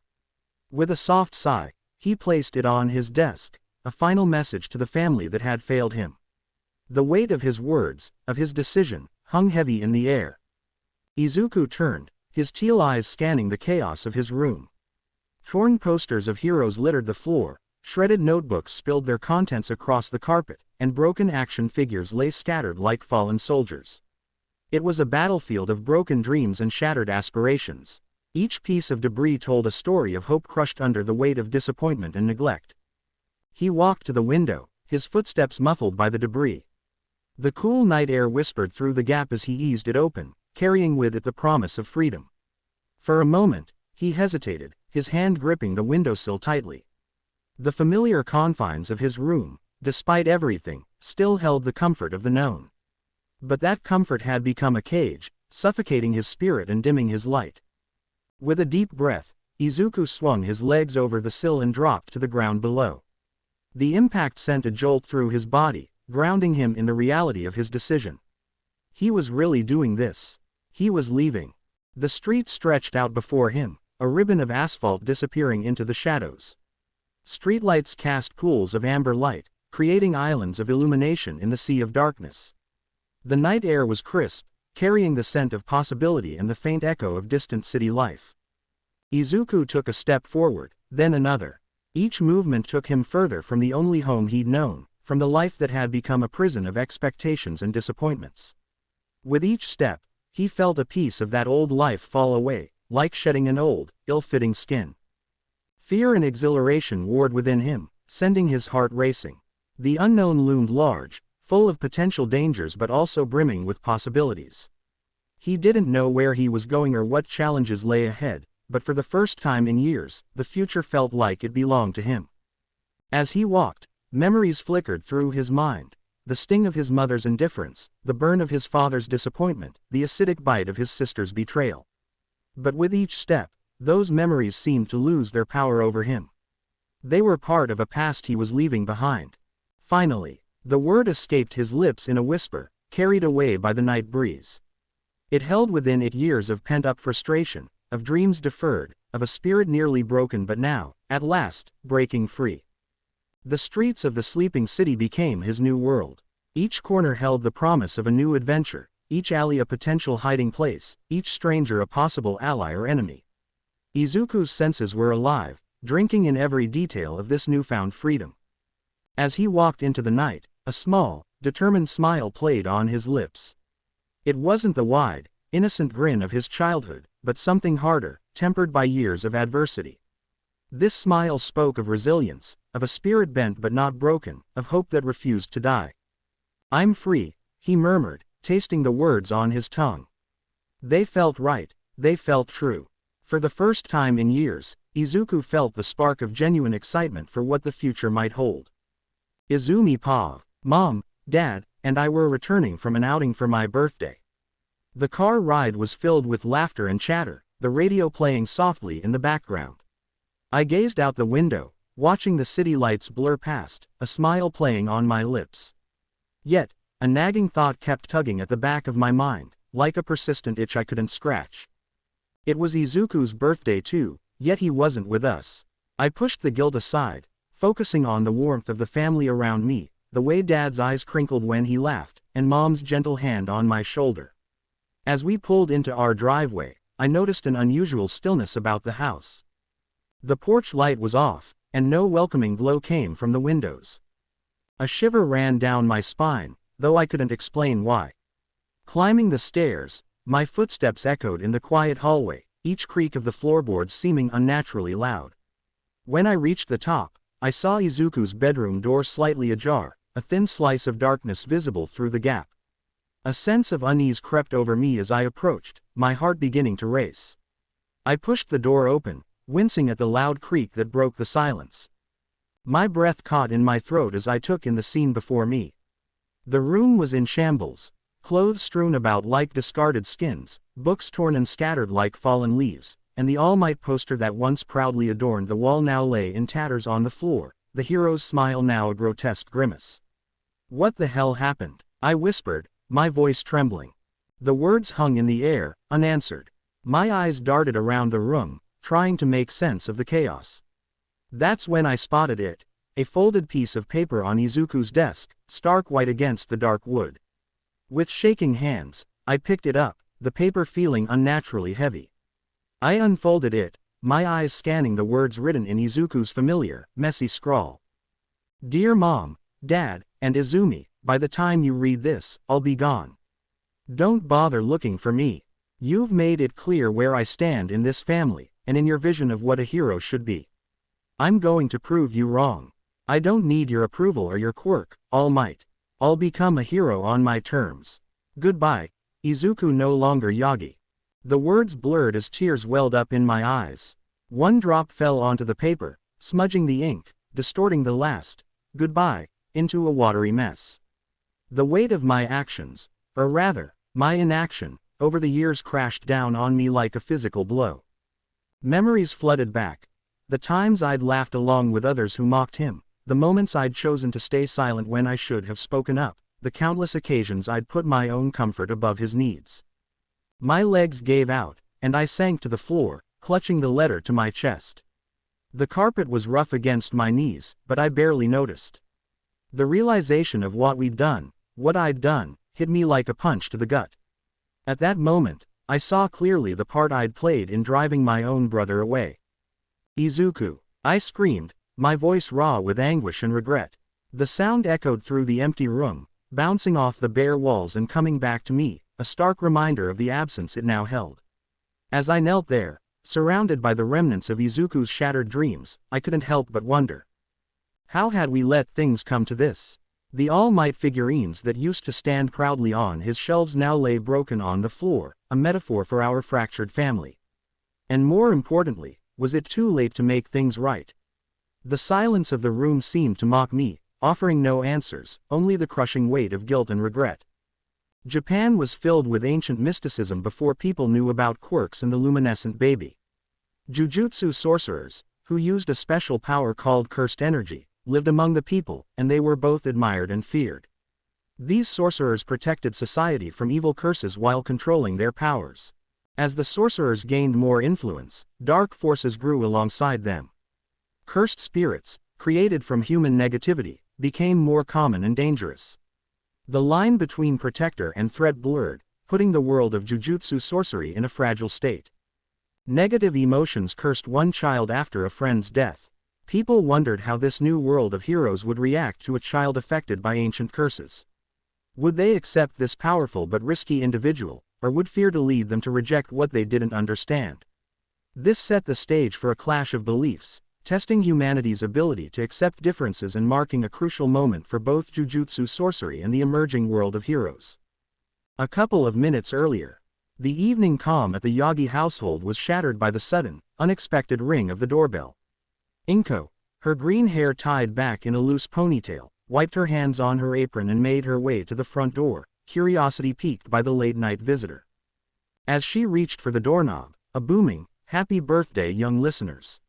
exploded through the air with the force of a sonic boom. The sheer volume caught Inko off guard, sending her stumbling backward with a startled yelp, her slippers skidding on the polished wooden floor. In an instant, Toshinori was by her side, his lean form expanding into the muscular frame of All Might. "Are you all right, dear?" he asked, his deep voice laced with concern as he helped Inko to her feet. "I'm fine," Inko assured him, smoothing down her ruffled clothes. "Just a bit startled, that's all." All Might turned towards the door, his heroic instincts kicking in as he prepared to face whatever threat might be lurking outside. However, the familiar voices drifting in quickly dispelled any notion of danger. "For crying out loud, Yamada!" Aizawa's irritated grumble cut through the air. "Do you have to be so loud all the time? Seriously, you idiot!" Nimari chimed in, her voice sharp with annoyance. "You probably woke up the entire neighborhood." "Ow, ow, I said I was sorry." Yamada whined pathetically. "Nimari, stop hitting me. My head can't take much more abuse." As the dust settled, All Might deflated back into Toshinori, revealing the scene at the doorway. Aizawa stood with his arms crossed, looking as if he'd rather be anywhere else. Nimari was tapping her foot impatiently, while Yamada nursed two comically large bumps on his head. The sight of the pro-heroes in casual wear was almost jarring. Aizawa sported a simple black t-shirt that hung loosely on his frame, a stark contrast to his usual hero attire. Nimari had opted for a stylish blouse and skirt combo that accentuated her curves without being overly revealing. Yamada, true to his loud personality, wore a garishly bright Hawaiian shirt that seemed to scream for attention. Toshinori couldn't help but laugh at the scene, though his amusement was cut short by a fit of coughing that left specks of blood on his hand. Wiping his mouth, he asked, "What brings you all here at this hour?" Aizawa's hair began to float ominously, his eyes glowing an eerie red as he fixed Yamada with a withering glare. "We're here for the twins' birthday," he growled, his voice low and menacing. "Though I'm seriously reconsidering my decision to come along." Nimari rolled her eyes dramatically, giving Aizawa a playful nudge. "Oh, come on, Shota. Try to have some fun for once in your life." Toshinori chuckled at their antics, his thin frame shaking slightly. "Well, this is certainly a surprise. Though perhaps next time, Hazashi, you could consider knocking instead of announcing your presence to the entire city." Yamada rubbed the back of his neck sheepishly, his usual bravado dampened by embarrassment. "Yeah, sorry about that. I got a bit carried away with the excitement." Inko, having regained her composure, warmly invited them in. "Izumi will be thrilled to see you all," she said, her smile bright but faltering slightly as she added, "and Izuku too, I'm sure." The shift in Inko's tone wasn't lost on the pro-heroes. They exchanged quick, meaningful glances, sensing an undercurrent of tension at the mention of Izuku's name. "Speaking of which," Yamada began, his voice uncharacteristically subdued, "where are the birthday Izu?" His question was abruptly cut off by a piercing scream from upstairs. "Ku." The single syllable, filled with raw anguish, froze everyone in place for a split second. Then, as one, they sprang into action, racing up the stairs with Aizawa in the lead, his capture weapon at the ready. With a swift, powerful kick, Aizawa burst through Izuku's bedroom door. The scene that greeted them was one of utter chaos. The room looked as if it had been hit by a localized hurricane. Posters of heroes hung in tatters from the walls, books and action figures were strewn across the floor, and in the center of it all knelt Izumi, her body racked with heart-wrenching sobs. The adults stood in stunned silence, trying to make sense of the devastation before them. Izumi's cries echoed through the room, a haunting soundtrack to the scene of destruction. As the reality of the situation began to sink in, one thought crystallized in their minds: something was terribly, irreversibly wrong. Inko rushed to her daughter, enveloping her in a tight embrace. "Izumi, sweetheart, what's wrong?" she asked, her voice laced with concern. Izumi looked up at her mother, her face streaked with tears and contorted with guilt. He's gone," she choked out between sobs. "Izuku's run away." Aizawa felt his stomach plummet at the news. With gentle hands, he lifted Izumi, who immediately buried her face in his chest, seeking comfort. "Uncle Aizawa," she whimpered, her voice muffled against his shirt, "it's all my fault. Izuku left because of me." As he held the distraught girl, Aizawa noticed a crumpled piece of paper clutched tightly in her hand. Carefully, he extracted it from her grasp and began to read. With each word, his anger grew, a slow-burning fury that threatened to consume him. Without a word, he passed the letter to Yamada and strode purposefully towards Toshinori. In one fluid motion, he drew back his fist and landed a solid punch to the man's jaw. Toshinori stumbled backward, his eyes wide with shock. Before he could regain his balance, Aizawa's capture weapon snaked out, wrapping around him and yanking him close. "I knew something was wrong," Aizawa hissed, his eyes blazing with barely contained rage. "I should have pushed harder when Izuku started talking like this.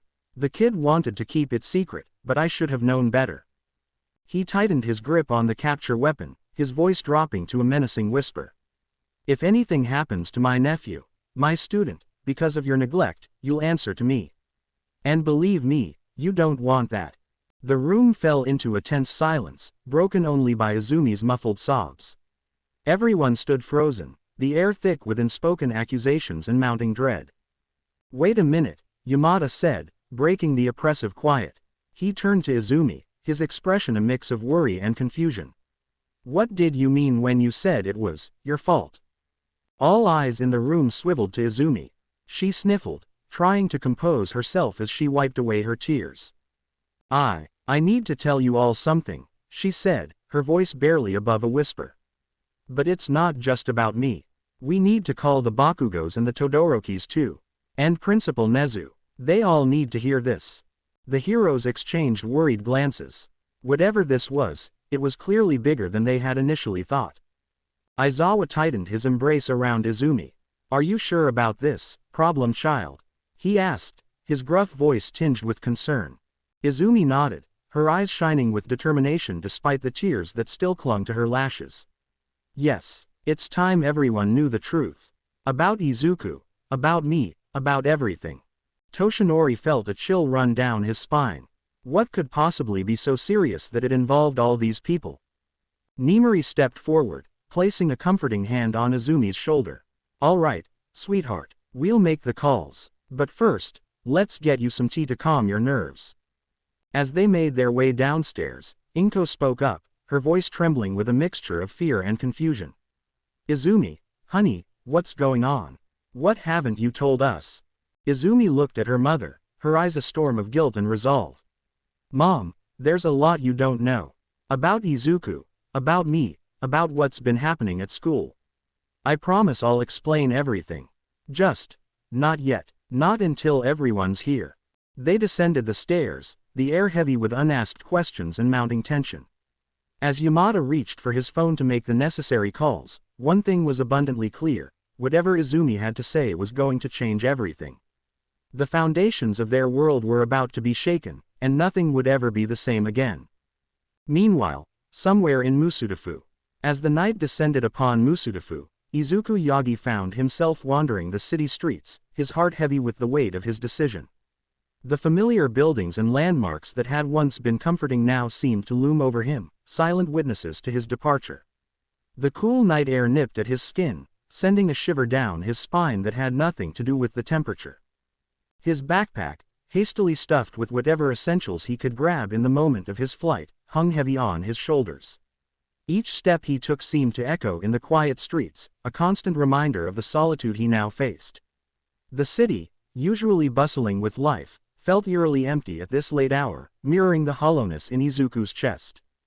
To distract himself from the gnawing uncertainty that threatened to overwhelm him, Izuku fumbled in his pocket for his old iPod. The device, a hand-me-down from Izumi that she had long since outgrown, felt comfortingly familiar in his hands. He untangled the earbuds with shaky fingers, grateful for this small connection to his past life. Lost in thought, Izuku almost missed the muffled sounds coming from a nearby alleyway. He paused, pulling out one earbud to listen more carefully. The voices were hushed but urgent, laced with an edge that sent chills down his spine. As he peered into the alley, his heart raced at the scene unfolding before him. 6 burly thugs surrounded a young girl, their intentions clearly malicious. "Help me, please help me," she cried out frantically, her voice cracking with fear.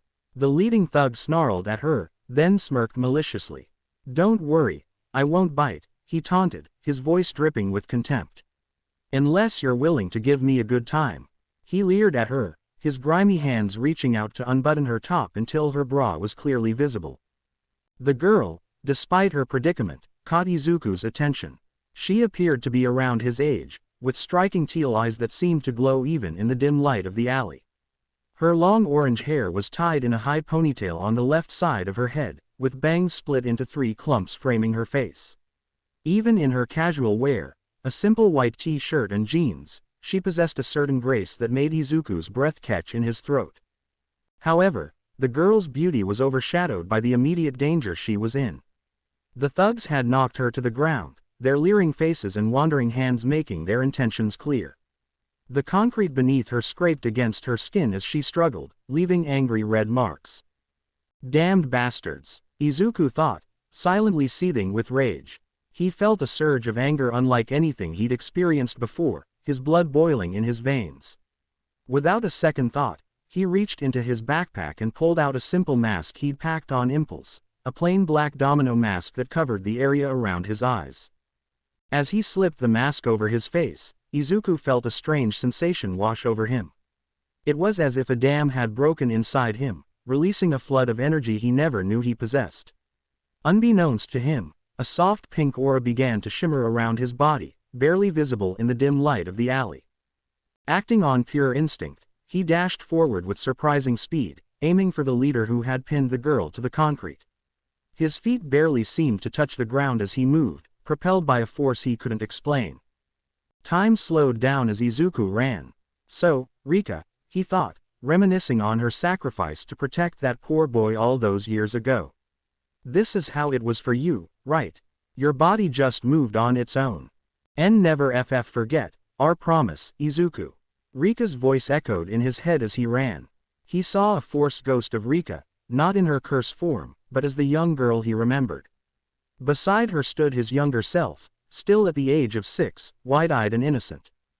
"Become a hero, a real hero, for me Izuku," she said with a bright and radiant smile, her eyes shining with hope and trust.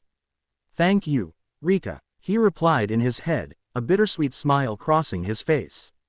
As the minor hallucination faded, he realized the leader was still holding the girl down, and he was still running at him with full speed. Letting out a battle cry in his mind, Izuku's fist connected with the thug's jaw in a solid right cross. The impact was far greater than Izuku had anticipated. As his fist made contact, arcs of reddish-black lightning crackled around it, amplifying the force of the blow. The thug was sent flying backwards, crashing into a pile of trash cans with a resounding clang that echoed through the alley. The other thugs stood frozen in shock, their eyes darting between their fallen leader and the masked figure that had seemingly appeared out of nowhere.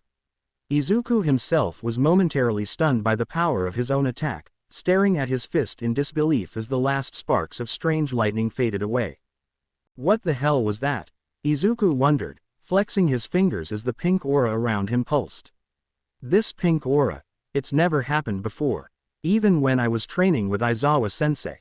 Who the hell are you? Wailed one of the thugs, his voice quavering with fear. Get that brat, another shouted, snapping out of his stupor and charging towards Izuku. The other thugs moved towards Izuku, their faces a mix of anger and bewilderment. Izuku felt his heart pounding in his chest, but an unexpected calm washed over him. He took a deep breath, centering himself as he'd seen countless heroes do in their moments of crisis. The first thug lunged forward, his meaty fist aimed straight for Izuku's face. Time seemed to slow down as Izuku's instincts kicked in.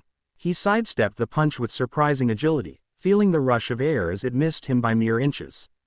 In one fluid motion, Izuku grabbed the thug's outstretched arm and used the man's momentum against him, sending him stumbling into his companions.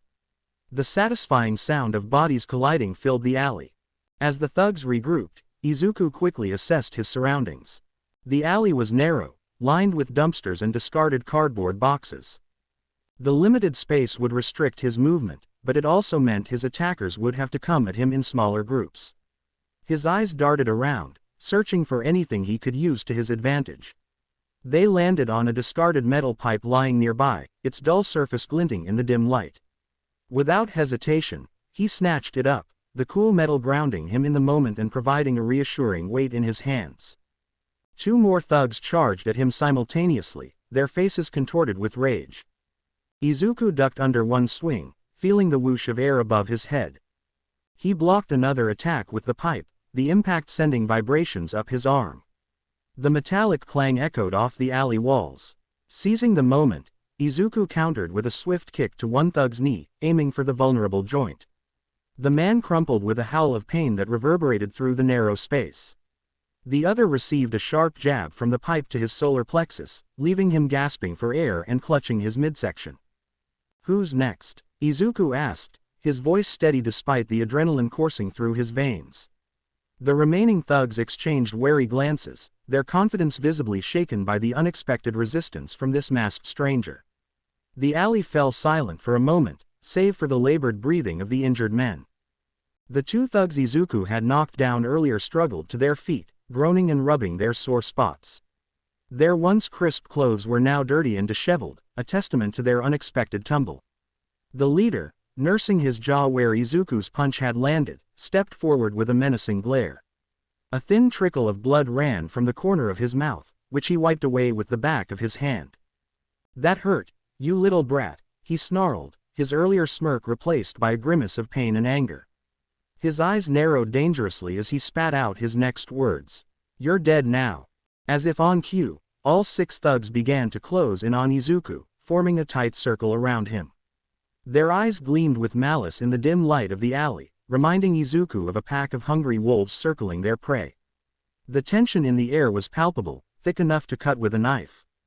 Izuku's mind raced, assessing the situation. He was outnumbered and cornered, but strangely, he felt a sense of calm washing over him. The pink aura around him pulsed gently, almost reassuringly, like a protective cocoon. It was barely visible, but Izuku could feel its warmth, a stark contrast to the cold fear that should have been gripping him. 6-on-1, huh? Izuku mused, his voice taking on an eerily calm tone that even he didn't recognize. The thugs, focused on their impending revenge, failed to notice the subtle shift in Izuku's demeanor. They were too busy cracking their knuckles and sneering at what they thought was easy prey. At that moment, Izuku felt a strange urge. He turned slightly as if addressing an invisible audience beyond the alley walls. Breaking the fourth wall, he spoke with an unexpected hint of humor in his voice, a small smile playing on his lips beneath the mask. Hey, you guys, he said, his tone light despite the dire situation. Ever seen Ip Man? Well, check this out. Without waiting for a response, Izuku shifted his stance. His feet moved into position, one slightly forward, his weight balanced perfectly on the balls of his feet. His hands came up, open and relaxed, in a classic Wing Chun guard position. The transformation was remarkable. Gone was the nervous, quirkless boy. In his place stood a focused fighter, ready to take on all comers. The thugs paused, momentarily thrown off by Izuku's strange behavior and unfamiliar stance. This hesitation was all Izuku needed. As the first thug lunged forward, Izuku's hands blurred into motion, deflecting the attack with a swift pak sao before countering with a rapid-fire series of chain punches to the man's chest. The thug's eyes widened in shock as each strike landed with precision, driving the air from his lungs. Izuku finished the combo with a roundhouse kick to the face, his foot connecting with a satisfying thud. The thug's head snapped back, and he crumpled to the ground, unconscious. Izuku settled back into his stance, his breath coming in short, controlled bursts. The adrenaline coursing through his veins sharpened his senses, making him acutely aware of every movement around him. The dim light of the alley cast long shadows, adding to the tension of the moment. As he prepared for the next attack, a flicker of motion caught his eye. Behind the lead thug, a familiar flash of orange hair streaked through the air. It was the girl he'd come to save, her teal eyes blazing with determination. In a stunning display of agility, she vaulted over the lead thug's broad shoulders, using him as a springboard to launch herself towards a threat Izuku hadn't even noticed. Time seemed to slow as Izuku watched her sail through the air, her body twisting gracefully. Her long orange ponytail whipped behind her, catching the faint moonlight. Her leg extended in a perfect arc, connecting solidly with the face of a thug who had been sneaking up behind Izuku. The impact of her flying dragon kick echoed through the alley, followed by the dull thud of the thug's body hitting the ground. As she landed, light on her feet despite the force of her attack, Izuku felt a rush of admiration. Without a word, they moved in sync, positioning themselves back to back. Izuku could feel the warmth of her presence, a stark contrast to the cool night air. The remaining thugs circled them, their faces a mix of anger and uncertainty. "Nice moves," Izuku murmured, his eyes scanning the remaining thugs who now looked significantly less confident. "Right back at you, mystery hero," the girl replied, her voice tinged with a mix of gratitude and excitement. "I'm Itsuka, by the way. Itsuka Kendo." "Izuku. Nice to meet you, Itsuka," Izuku said, a small smile playing on his lips beneath his mask. "Ready to finish this?" "Yeah, but the lead thug is mine," Itsuka replied, her eyes narrowing towards the burly man who had caused her so much distress. There was a fire in her teal eyes that Izuku couldn't help but admire.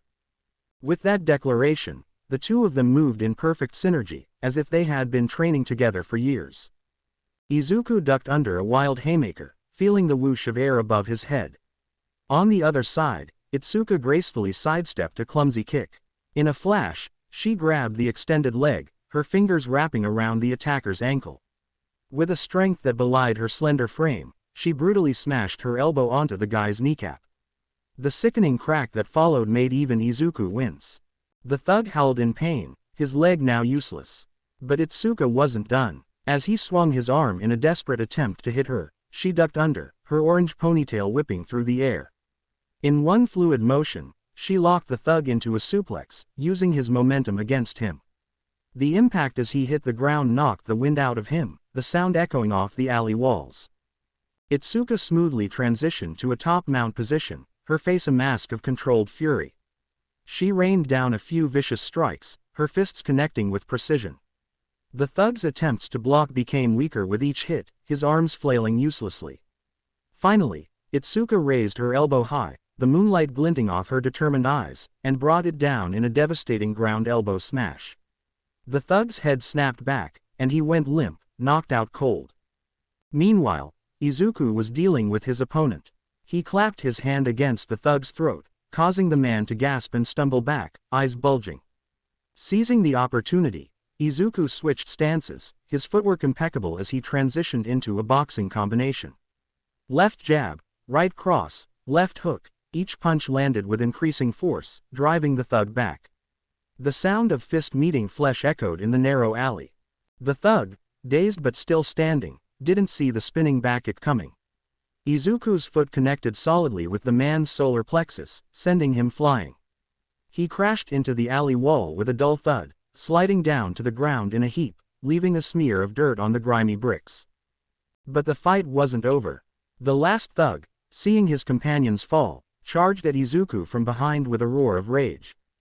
Izuku spun around, his fist already in motion.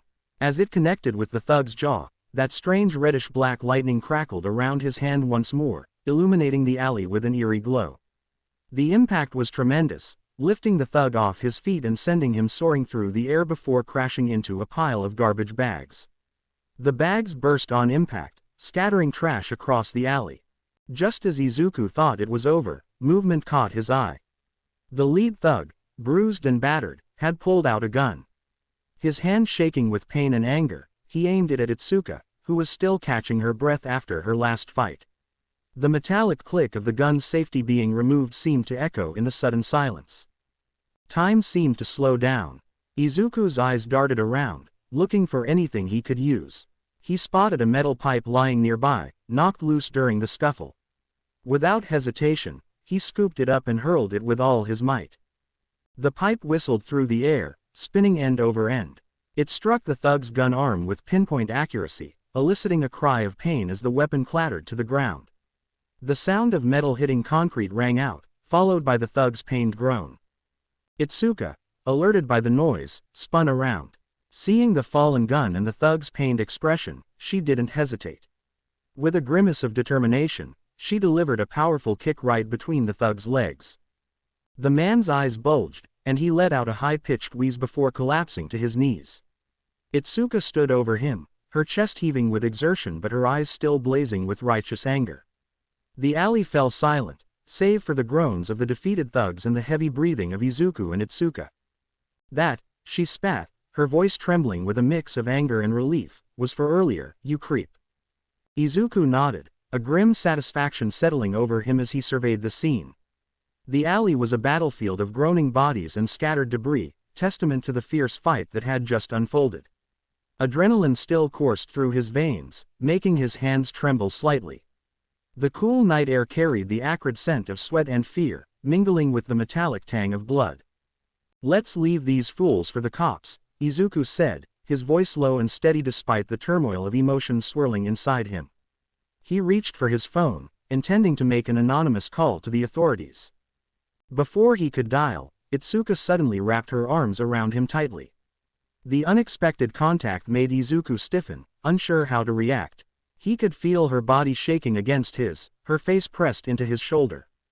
Her warmth seeped through his clothes, a stark contrast to the chill of the night. "Thank you," she whispered, her voice muffled and thick with emotion. "I don't know what would have happened if you hadn't shown up." As Itsuka clung to him, Izuku felt a protective instinct surge within him. He awkwardly patted her back, trying to offer comfort while maintaining a sense of propriety. The scent of her shampoo, a faint hint of lavender, mixed with the lingering aroma of the fight. "It's okay," he murmured, his voice gentle. "You're safe now, and you were amazing back there, too. We make a pretty good team." Itsuka pulled back slightly, wiping at her eyes with the back of her hand. A weak smile played on her lips as she looked up at Izuku's masked face. Her teal eyes, still shimmering with unshed tears, seemed to glow in the dim light of the alley. "Yeah, we do, don't we?" she agreed softly. Her gaze lingered on his mask, curiosity evident in her expression. "Can I see your face?" Izuku hesitated for a moment, his heart racing. He glanced around the alley, ensuring they were alone, before slowly pulling off his mask and hoodie. The cool night air kissed his skin as he revealed his features. Itsuka's bright teal eyes met his duller shades, creating a striking contrast between them. Izuku felt a strange flutter in his chest at her smile, a warmth spreading through him that had nothing to do with exertion. He pushed the feeling aside, knowing there were more pressing matters at hand. "We should probably get out of here," he said, glancing around nervously. "I'll call the police, but we shouldn't stick around. Are you okay to walk?" Itsuka nodded, taking a deep breath to compose herself. Her hand smoothed down her disheveled clothes, a futile attempt to regain some semblance of normality. Yeah, I'm fine. Just a little shaken up. She paused, biting her lip. Would you mind walking me home? I know it's a lot to ask, but. Of course, Izuku replied without hesitation. His voice was firm, reassuring. Let's go. We can call the police on the way. As they left the alley, stepping out onto the dimly lit street, Izuku couldn't help but feel a sense of pride swelling in his chest. For the first time in his life, he had truly acted like a hero. The weight of his actions, the lives he'd potentially saved, settled on his shoulders not as a burden, but as a mantle of responsibility. He walked beside Itsuka, her presence a comforting warmth in the cool night air. The city around them seemed different now, full of shadows and potential threats, but also opportunities to make a difference. As they made their way through the quiet streets, Izuku realized that this was just the beginning of his journey. Time skip. They arrived at a dojo with a sign that read, Tetsu no Sume, Iron Claw, above the entrance. Izuku couldn't help but smile at the sight of the traditional-looking building, its warm lights spilling out onto the street, creating a welcoming glow in the darkness. So this is your home, he said, admiring the well-maintained exterior. The wooden structure had a certain charm, with its sliding doors and tiled roof, a stark contrast to the modern buildings surrounding it. Yep, Itsuka chirped, a hint of pride in her voice.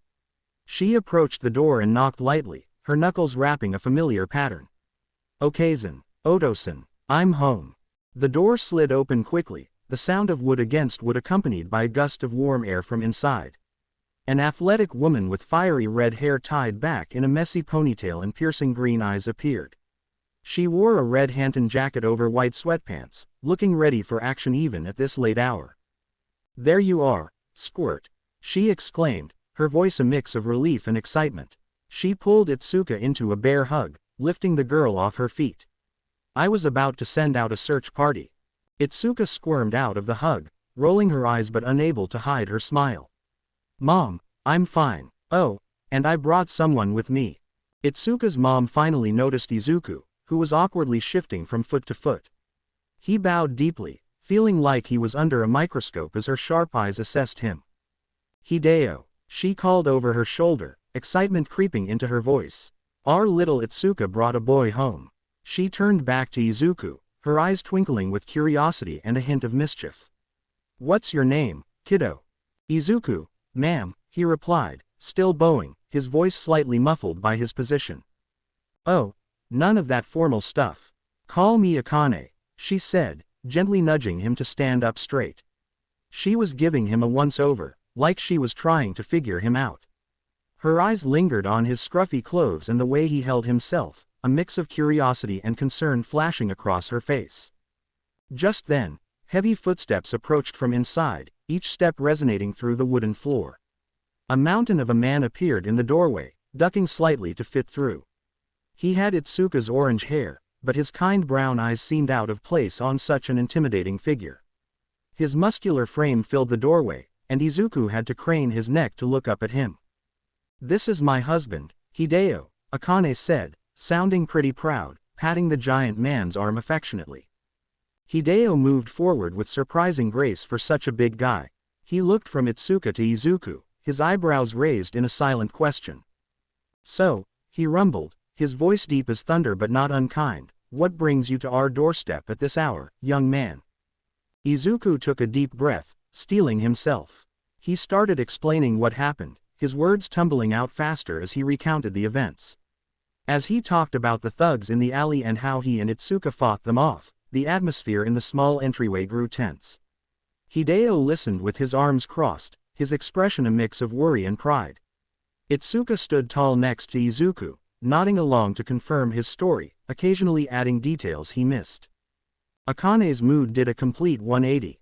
Her earlier warmth vanished, replaced by a quiet fury that seemed to radiate from her very being.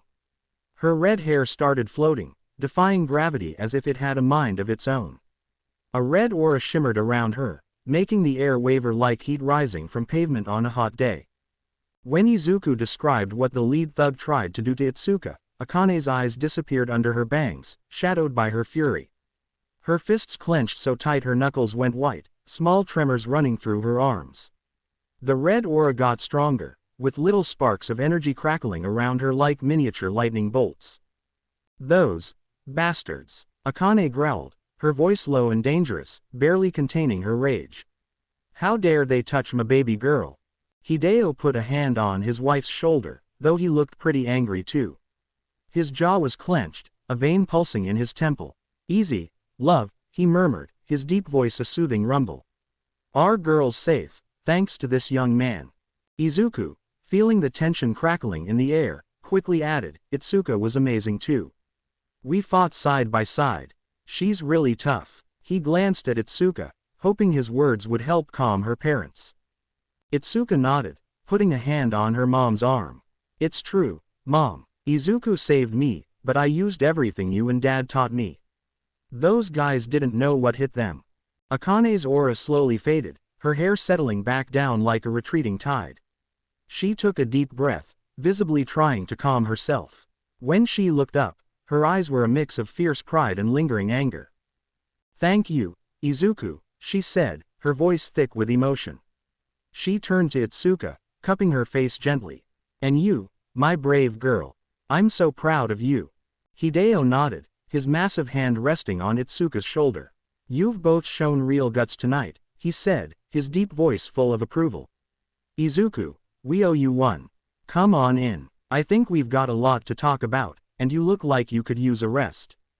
Izuku was about to politely decline, but then Itsuka hit him with those puppy dog eyes. Man, it was like looking at his sister all over again. He felt his willpower crumbling faster than a sandcastle at high tide. "Ah, what the heck? I guess I could hang for a bit," he said, rubbing the back of his neck sheepishly. Itsuka's face lit up like a Christmas tree, and Izuku felt all warm and fuzzy inside, a feeling he hadn't experienced in a long time. As they headed in, Akane's mom mode kicked into high gear. Her eyes went from soft to steel in 2 seconds flat. "Tomorrow, we're having a chat with the cops about those fuckers," she said, her voice leaving no room for argument. "Nobody messes with our family and gets away with it." Izuku felt a shiver run down his spine.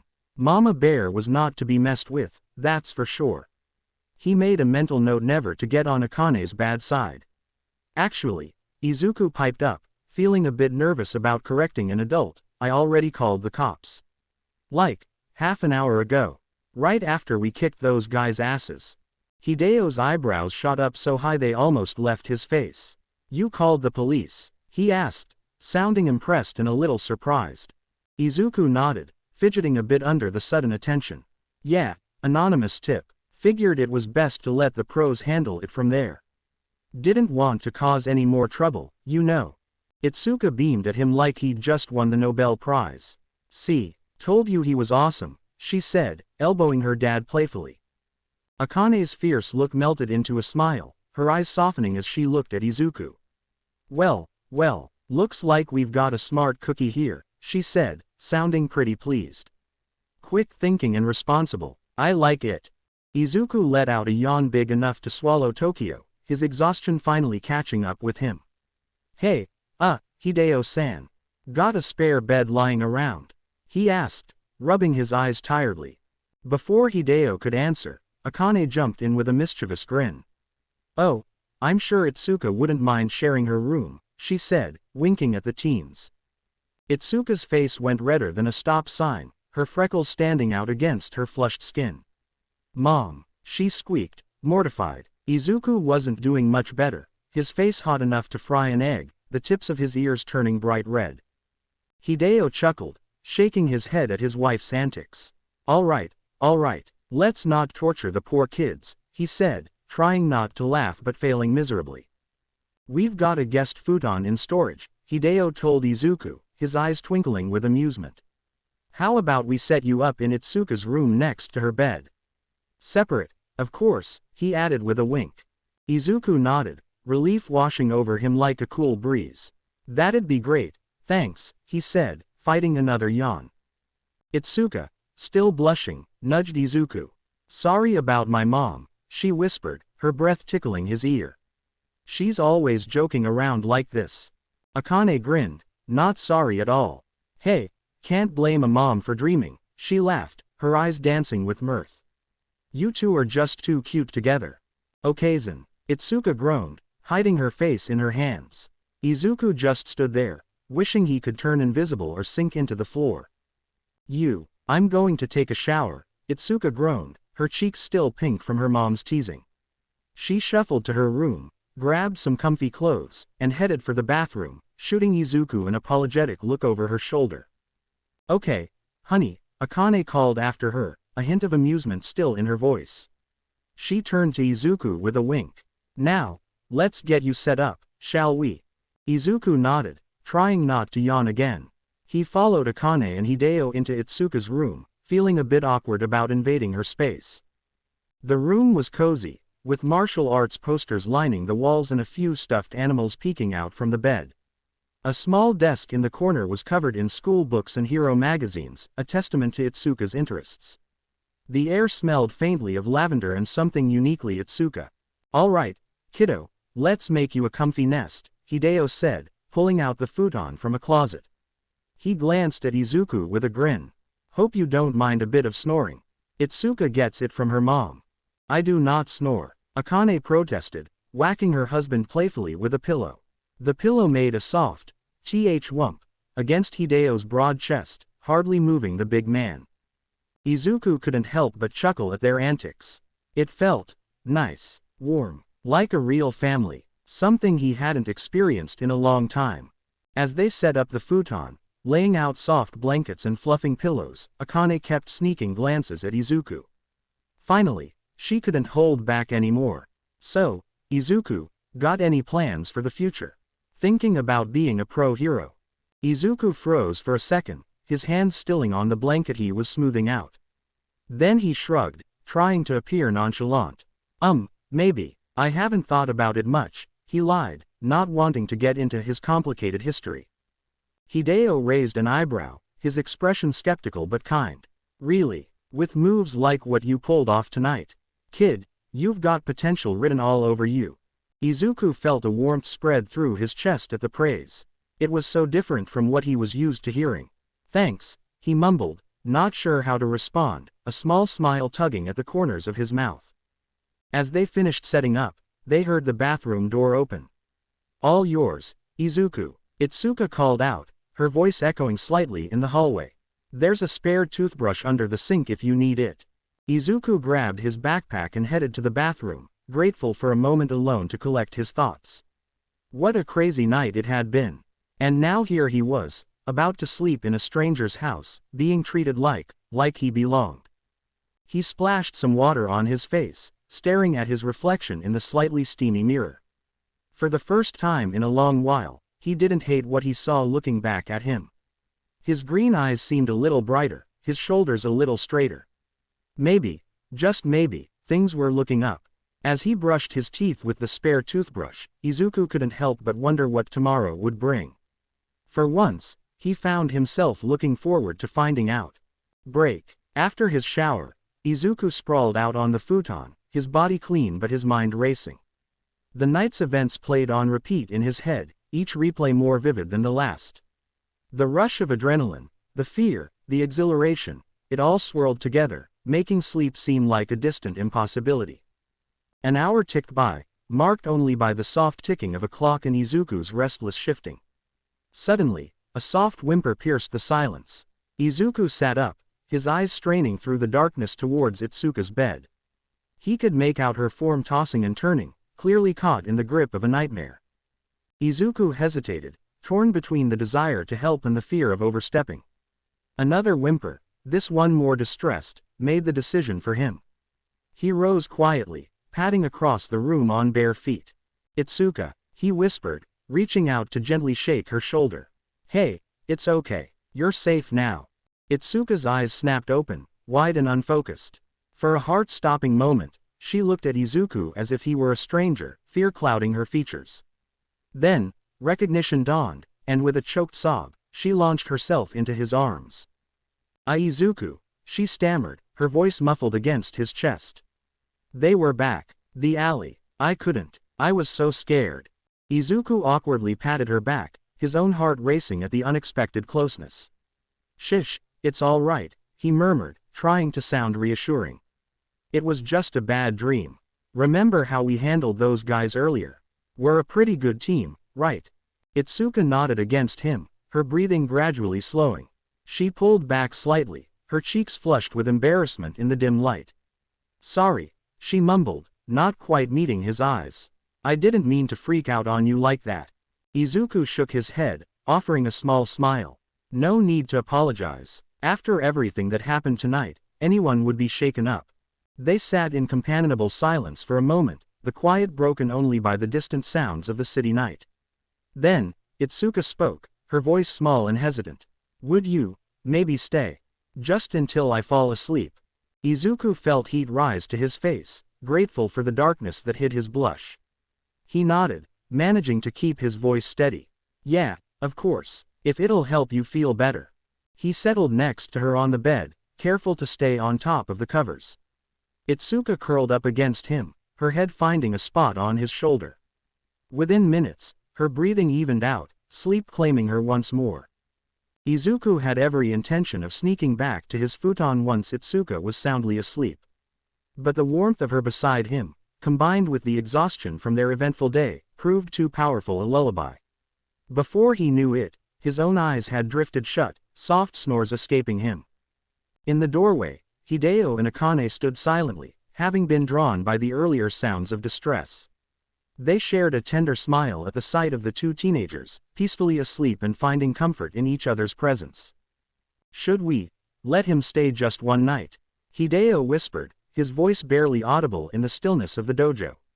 His eyes darted between Itsuka and the sleeping form of Izuku, concern etched deeply into the lines of his weathered face. The moonlight streaming through the window cast long shadows across the room, giving the scene an almost surreal quality. Akane shook her head, placing a gentle hand on her husband's arm. Nah, let them be, she murmured. Looks like they both needed this. Besides, I can see in that boy's eyes he's had it rough. A little peace won't hurt him. As they quietly closed the door, Akane leaned against Hideo, a mischievous glint in her eye despite the late hour. You know, she said, her voice low but playful, I have a feeling we'll be seeing a lot more of that kid around here. Hideo chuckled softly, wrapping an arm around his wife. You think so? Well, if he keeps our little Spitfire safe and happy, he's welcome anytime. They made their way back to their own room, leaving the two teenagers to their peaceful slumber. In the quiet of the night, it seemed as if the world had shrunk down to just this moment, this connection forming between two young souls who had found unexpected solace in each other. Meanwhile, the tension in the Yagi house was palpable, thick enough to slice with a knife. The living room was packed to the brim with an eclectic mix of people. The Yagas, Bakugos, Todorokis, and a handful of pro-heroes. Even Principal Nezu, with his enigmatic animal features, perched on the edge of an armchair, his beady eyes scanning the room. The air felt heavy, charged with a volatile cocktail of shock, anger, and guilt. Izumi had just finished her gut-wrenching confession about Izuku's years of torment. Her voice had quivered as she recounted the relentless bullying, not just from Katsuki, but from herself and the Todoroki twins too. As she spoke, the adults' faces had morphed from confusion to horror to barely contained rage. If looks could kill, the Yagas would have been 6 feet under from the death glares they were receiving. Toshinori, once the symbol of peace and strength, now sat with his head in his hands, looking like a deflated balloon. Inko was quietly sobbing into a handkerchief, her small frame shaking with each muffled cry. The pro-heroes exchanged dark glances, their hands clenching into fists at their sides, knuckles turning white with suppressed anger. But trust Katsuki to pour gasoline on an already raging fire. The explosive teen, seemingly oblivious to the room's mood, decided to open his big mouth. Hey, why should we care about that useless Deku? He sneered, lounging back in his chair with an air of arrogant nonchalance. He probably died in a ditch somewhere by now. The room went dead silent. You could have heard a pin drop. Mitsuki's face turned an alarming shade of red, her eyes bulging as she visibly struggled to contain her fury. But someone else beat her to the punch. Literally. Wham! The sound of flesh hitting flesh echoed through the room like a thunderclap.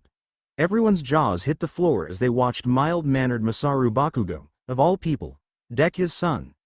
Katsuki's head snapped back, blood spraying from his nose in a crimson arc. What the hell? Old Ma, Katsuki sputtered, his eyes wide with shock as he cupped his bleeding nose, crimson seeping between his fingers. Masaru stood over him, his usually gentle features twisted with a fury no one had ever seen before. His glasses were askew, and a vein pulsed in his forehead as he glared down at his son. "That's something your mother wanted me to do for a long time," he growled, flexing his hand. "It's about time someone put your ass in line." "Damn, Masaru." Mitsuki whistled, looking at her husband with a mix of surprise and admiration. "Didn't know you had it in you." Aizawa stepped forward, his capture weapon floating ominously around him like a sentient scarf and his eyes glowing an eerie red. "As much as I enjoy watching the brat get what he deserves," he said, his voice low and dangerous, "we have more pressing matters to attend to." Nezu nodded, his usual cheerful demeanor replaced by a grim determination. His beady eyes were sharp and focused as he turned to Izumi. "Indeed. Izumi, dear, please continue. We need to know everything, no matter how difficult it may be to hear." Izumi took a shaky breath, wringing her hands in her lap. Her green hair, so much like Izuku's, fell over her face as she bowed her head. It wasn't just Kachan and us kids," she said, her voice barely above a whisper. "The teachers at school, they..." As Izumi continued her story, detailing the negligence and even encouragement of the bullying from the school staff, the temperature in the room seemed to drop. The pro-heroes exchanged dark looks, their expressions a mix of horror and rage. Yamada's usual grin had twisted into a snarl, while Nemori's nails dug into her palms so hard they nearly drew blood. The room listened in stunned silence as Izumi recounted incident after incident. Teachers turn a blind eye to Izuku's bruises, praising Katsuki's assertiveness when he uses his quirk on Izuku, even joining in on the Deku nickname. With each revelation, the atmosphere grew heavier, the air thick with unspoken fury and guilt. They told him to take a swan dive off the roof," Izumi choked out, tears streaming down her face. "Said maybe he'd get a quirk in his next life." A collective gasp echoed through the room. Inko's sobs grew louder, while Toshinori seemed to age years in seconds. The pro-heroes' faces were a study of barely contained rage, their quirks activating unconsciously in response to their emotions. Enji Todoroki, known professionally as the Flame Hero, Endeavor, was a sight to behold. His towering frame, sculpted by years of intense hero work, seemed to dominate the room even as he sat in silence. His short, spiky crimson hair stood in stark contrast to his sharp turquoise eyes, which now blazed with an intensity that matched the flames that made up his beard and mustache. Throughout the meeting, Endeavor had been uncharacteristically quiet, his massive frame radiating heat that seemed to reflect the anger simmering just beneath the surface. As the revelations about Izuku's treatment continued, the flames that made up his facial hair flickered more intensely, casting eerie, dancing shadows across his sharp features. His hero costume, a tight navy turquoise bodysuit adorned with streams of flames across his chest, upper torso, arms, and shoulders, seemed to pulse with barely contained energy. The flames around his eyes, serving as a makeshift mask, flickered and danced, mirroring the turmoil within.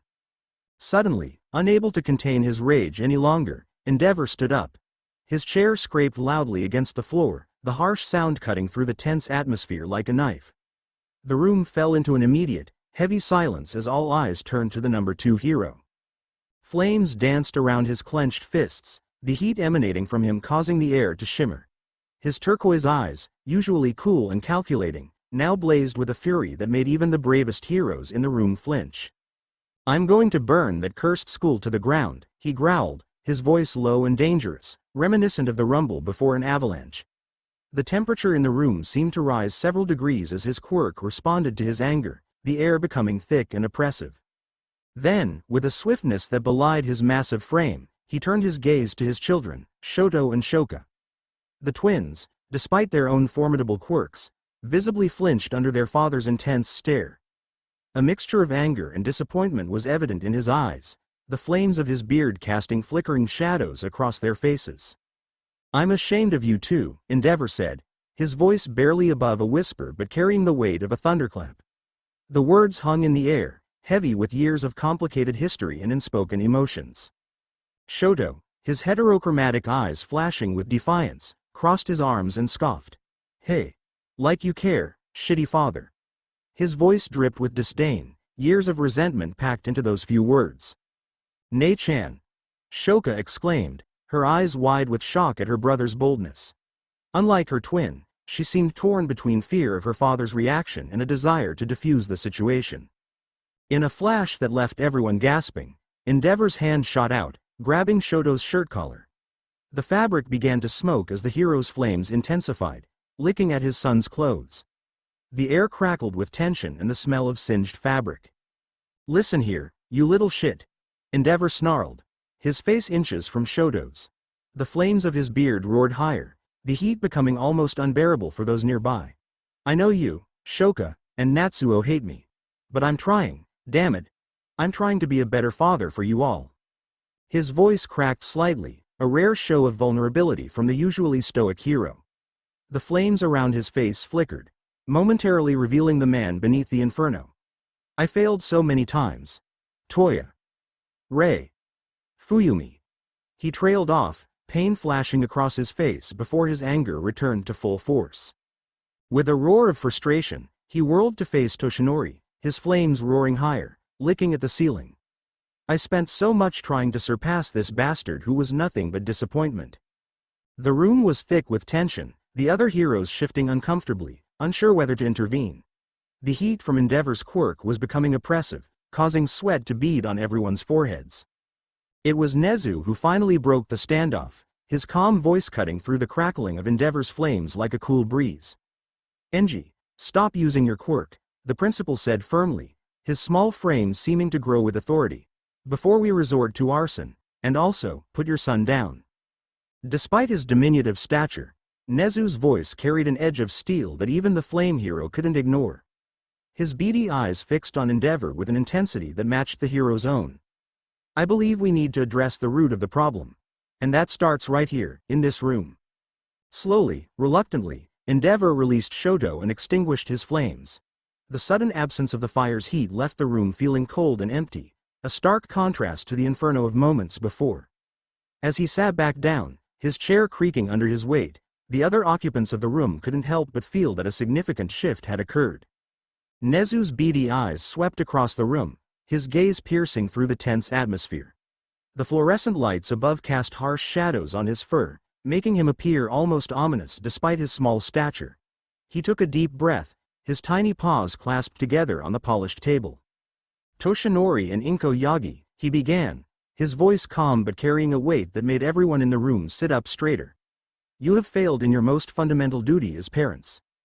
The evidence before us is damning, and the consequences must be severe." He paused, letting his words sink in. "Therefore, you will both be losing custody of Izuku Yagi once he's found." Inko's quiet sobs intensified, her shoulders shaking violently as she buried her face in her trembling hands.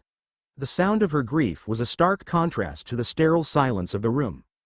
Toshinori, on the other hand, remained stone-faced, his jaw clenched so tight that a muscle twitched visibly beneath his skin.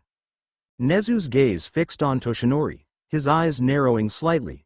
"Furthermore, when you retire as All Might, this transgression will be made public. The #1 hero spot will go to someone else."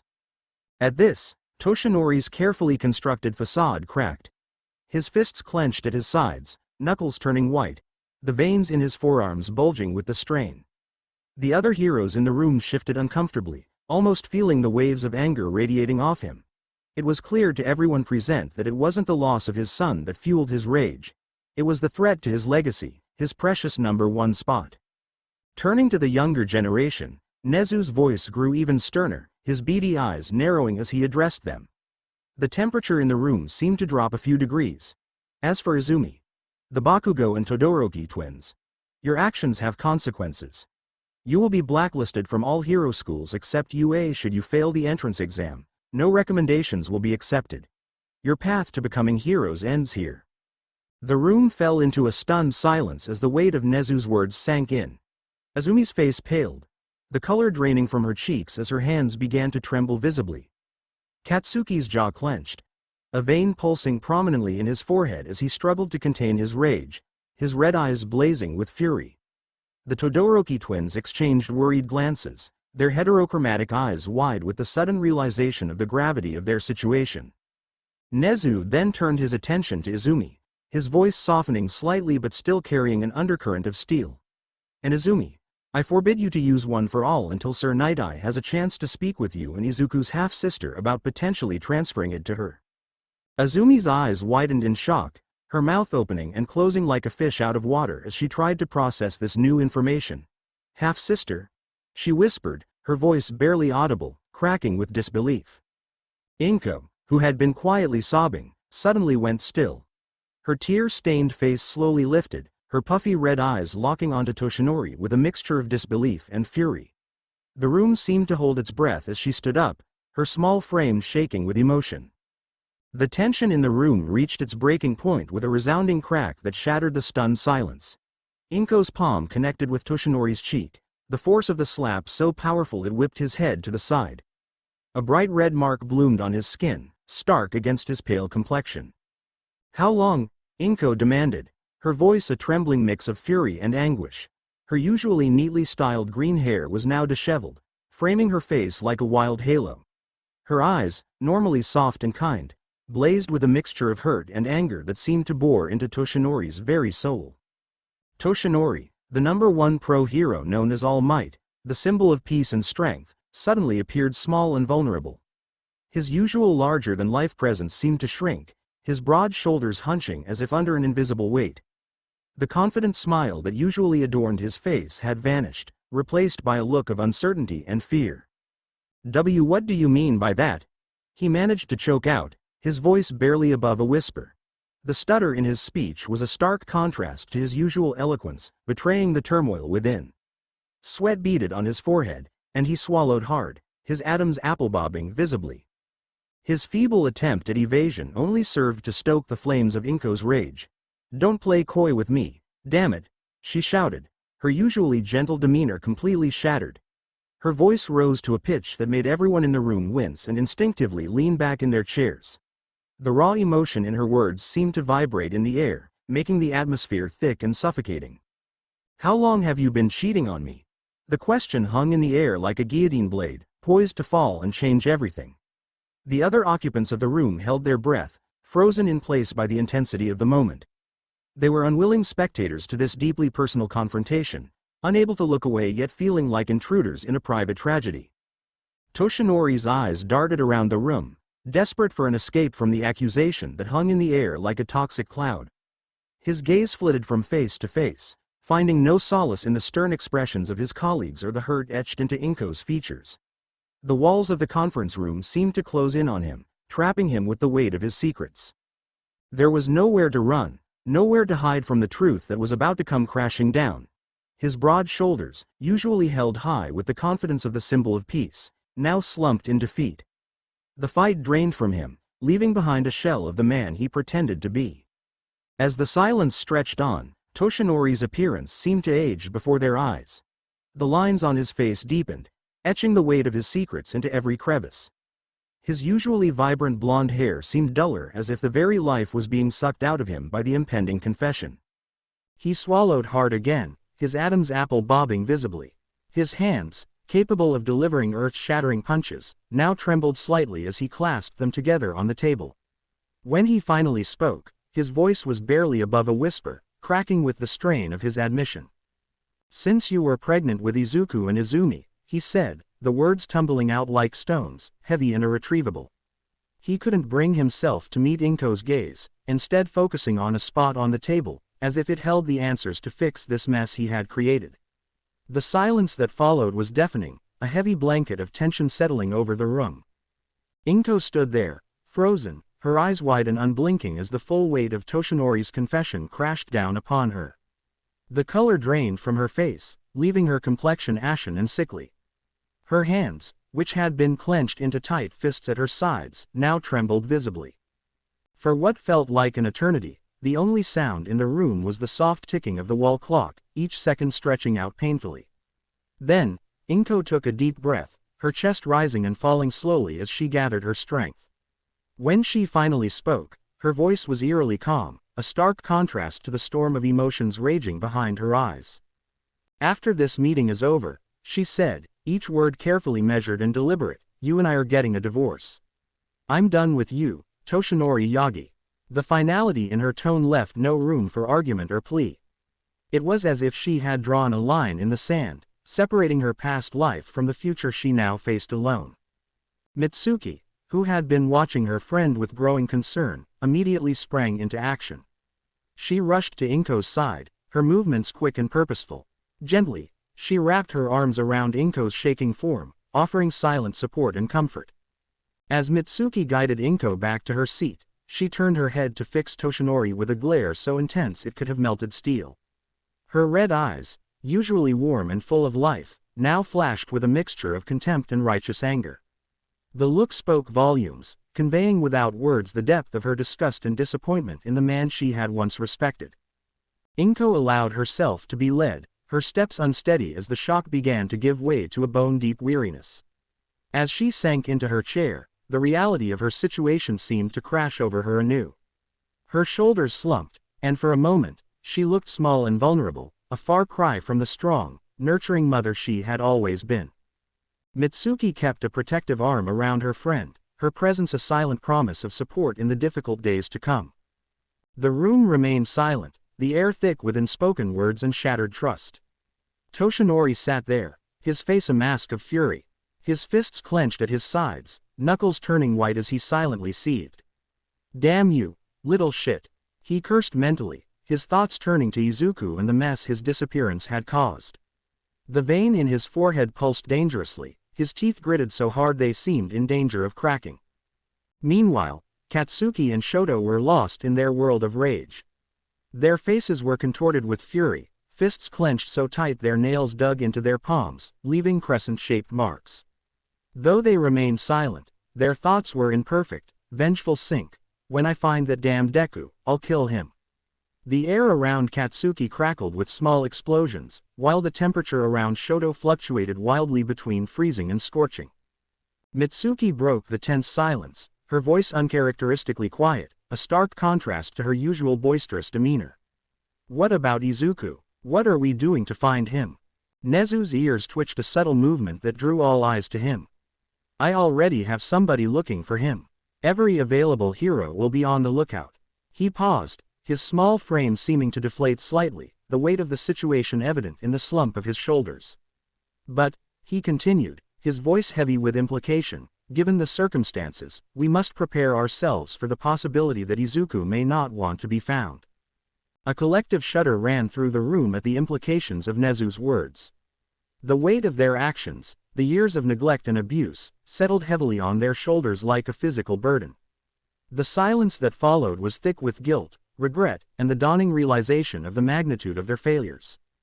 Back at the Iron Claw dojo, a figure hovered silently in the air, his presence undetected by the sleeping occupants below. Moonlight spilled through the window, casting an ethereal glow on his snow-white hair. He wore a dark blue zip-up jacket with a high collar that rustled softly in the night breeze. His slim-fit black pants and polished dress boots completed the ensemble, giving him an air of understated elegance. The most striking feature, however, was the white bandages covering his eyes. Despite this apparent blindness, he seemed to observe the scene below with keen interest, his head tilted slightly as if listening to something beyond normal hearing. The bandages moved slightly with each subtle shift of his expression, hinting at the eyes hidden beneath. His attention was focused on the sleeping form of Izuku, curled up next to Itsuka. A faint, pinkish aura surrounded the boy, barely visible to the naked eye but clear as day to the floating observer. The aura pulsed gently, like a heartbeat, occasionally flickering with bursts of energy. "So, this is the boy that Nezu wanted me to find," the man mused, his voice barely a whisper. "His cursed energy is strong. I can tell." He paused, taking in the peaceful scene before him. The dojo was quiet, save for the soft breathing of the sleeping teens and the occasional creak of the old wooden floor. He floated closer, careful not to disturb the sleeping teens. The floorboards beneath him didn't even creak, as if he weighed nothing at all. As he approached, the pink aura around Izuku seemed to respond, growing slightly brighter before settling back down. The man's lips curved into a small smile, a mix of curiosity and anticipation. "Izuku Yagi," he murmured, his voice carrying a hint of both awe and excitement. "You'll be interesting to train." His fingers twitched slightly, as if itching to begin molding this raw talent before him. As if responding to his words, the aura around Izuku flickered again, growing noticeably brighter for a moment before settling back down. The man's eyebrows rose behind his bandages, intrigued by this unconscious display of power. He leaned in closer, studying the aura's patterns and fluctuations. Responsive even in sleep, he noted, his voice tinged with fascination. Raw potential, but uncontrolled. We'll need to work on that. He straightened up, his mind already racing with potential training regimens and exercises. He hovered there for a few more moments, seemingly deep in thought. His head tilted from side to side, as if weighing different options or considering various paths forward. Then, with a barely audible sigh that carried both anticipation and a hint of concern, he began to float towards the window. "Rest well, young Izuku," he said softly, his voice carrying a mix of encouragement and warning. "Your real journey begins soon, and it won't be an easy one." With that, he slipped out into the night, his form melding seamlessly with the shadows. The only trace of his presence was a lingering sense of anticipation in the air, a promise of challenges and growth to come. The dojo fell back into silence, its occupants blissfully unaware of the watchful eyes that had been upon them, or the destiny that was slowly unfurling for the black-haired boy with green streaks sleeping peacefully below. As the mysterious figure disappeared into the night, a gentle breeze rustled through the dojo, carrying with it the faint scent of cherry blossoms. It was as if the very air was whispering of the changes to come, of the trials and triumphs that lay ahead for Izuku and his newfound family at the Iron Claw Dojo. Morning. Iron Claw Dojo. The teal eyes of Itsuka Kendo fluttered open as warm morning sunlight filtered through her curtains, casting a soft glow across her face. She stirred, stretching her arms above her head with a quiet yawn. As she attempted to rise from her bed, she noticed an unusual weight holding her down. That's strange," she mumbled, her voice still thick with sleep.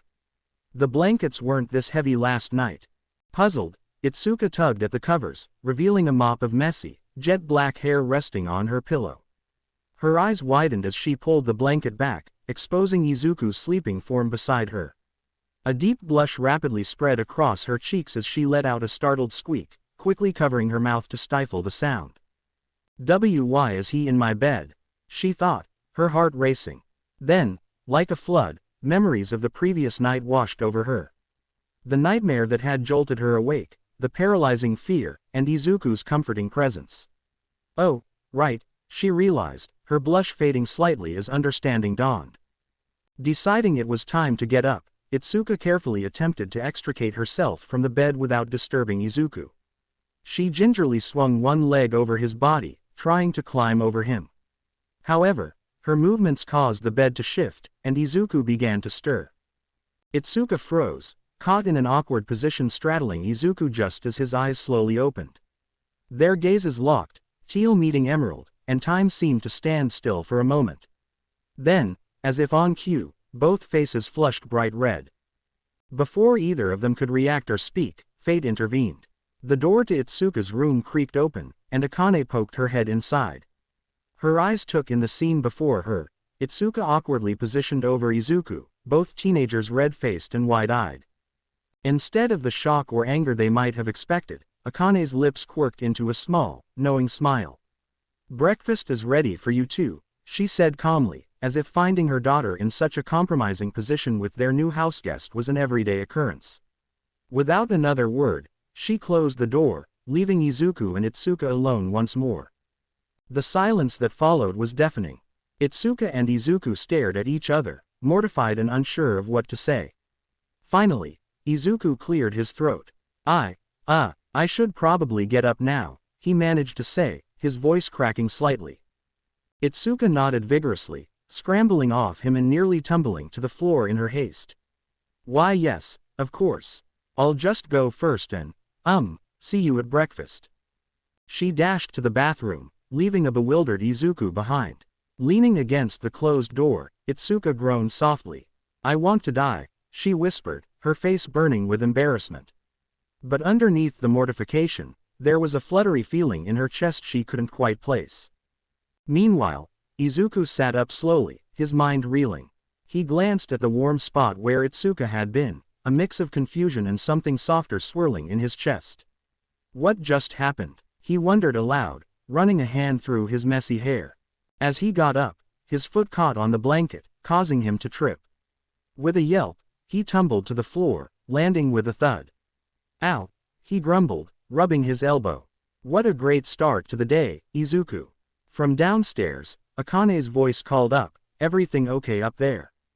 Fine, Izuku and Itsuka called out in unison, then caught each other's eyes through the now open bathroom door. They burst into nervous giggles, the tension breaking slightly. Well, Itsuka said, a small smile on her lips. This is not how I thought my morning would go. Izuku chuckled, getting to his feet. Me neither. But, it's not so bad, right? Itsuka's smile widened a bit. No, she said softly. I guess it's not. Let's go, Izuku said, a nervous smile playing on his lips. All right, Itsuka replied, her cheeks still tinged with a faint blush from their earlier encounter. As they settled into their seats, Hideo passed Izuku a plate piled high with steaming rice, perfectly grilled fish with a golden brown crust, and an array of colorful vegetables. The aroma wafted through the air, making Izuku's stomach growl audibly. Eat up, son, Hideo said warmly, his eyes crinkling at the corners. You look like you could use a good meal. Izuku nodded gratefully, picking up his chopsticks with slightly trembling hands. As he took his first bite, savoring the delicate balance of flavors, his attention was caught by the low murmur of the television playing in the background. A familiar name made him pause mid-chew, his ears perking up. Hideo-san, Izuku said, swallowing quickly and setting down his chopsticks. Could you turn up the volume on the TV, please? Hideo reached for the remote, raising an eyebrow at Izuku's sudden interest. The volume increased, and a news anchor's voice filled the room, her tone serious and professional. Breaking news, the anchor announced, her expression grave. Aldera Junior High and several other quirk supremacy-based schools have been shut down due to widespread discrimination against students with villain-type quirks or those who are quirkless. Izuku's chopsticks clattered to the table, his eyes widening in shock. Itsuka, sitting next to him, placed a comforting hand on his arm, her touch warm and reassuring as she sensed his distress.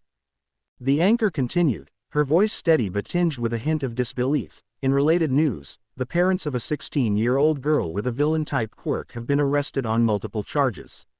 The quirk in question allows the user to transform by ingesting the blood of others. The parents face 2 counts of child abuse, child endangerment, and aggravated assault. They have been sentenced to life in prison without the possibility of parole. A collective gasp went around the table. Akane shook her head, her expression a mix of sadness and anger, her fingers tightening around her chopsticks. How could parents do that to their child? She murmured, her voice barely above a whisper. The teenager, the anchor went on, her tone softening slightly, has been placed in the care of pro-hero Vlad King, who has experience with blood-related quirks. As the news segment ended, a heavy silence fell over the kitchen, broken only by the soft clink of cutlery and the distant hum of the refrigerator. Izuku stared at his plate, his appetite suddenly gone, the once appetizing food now looking unappetizing. The story of the girl with the villain-type quirk hit too close to home, reminding him of his struggles and the cruelty he had faced. Itsuka squeezed his arm gently, her teal eyes filled with concern. Are you okay, Izuku? She asked, her voice soft and caring. Izuku took a deep breath, trying to steady himself. He could feel the weight of everyone's gaze on him. I don't know, he admitted, his voice cracking slightly. It's just, I can't help but think about how many other kids like me, like that girl, are out there suffering because of how society views their quirks, or lack thereof. Hideo leaned forward, his expression serious, the lines on his face deepening. It's a sad reality, but it's good that these issues are finally coming to light. Change can only happen when people are forced to confront the truth. Akane nodded in agreement, reaching across the table to pat Izuku's hand. And remember, Izuku, you're not alone anymore. You have us now, and we'll support you no matter what. Izuku looked around the table, taking in the kind faces of the Kendo family. For the first time in years, he felt a warmth spreading through his chest, the feeling of belonging, of being accepted. Despite the heavy news, a small, hesitant smile found its way to his lips. "Thank you," he said softly, his voice thick with emotion. "All of you. I don't know what I did to deserve this kindness, but I'm grateful." Itsuka stood up, her movements slow and deliberate. She walked towards Izuku, her teal eyes filled with a mix of compassion and understanding. As she approached, Izuku felt his heart quicken, unsure of what to expect.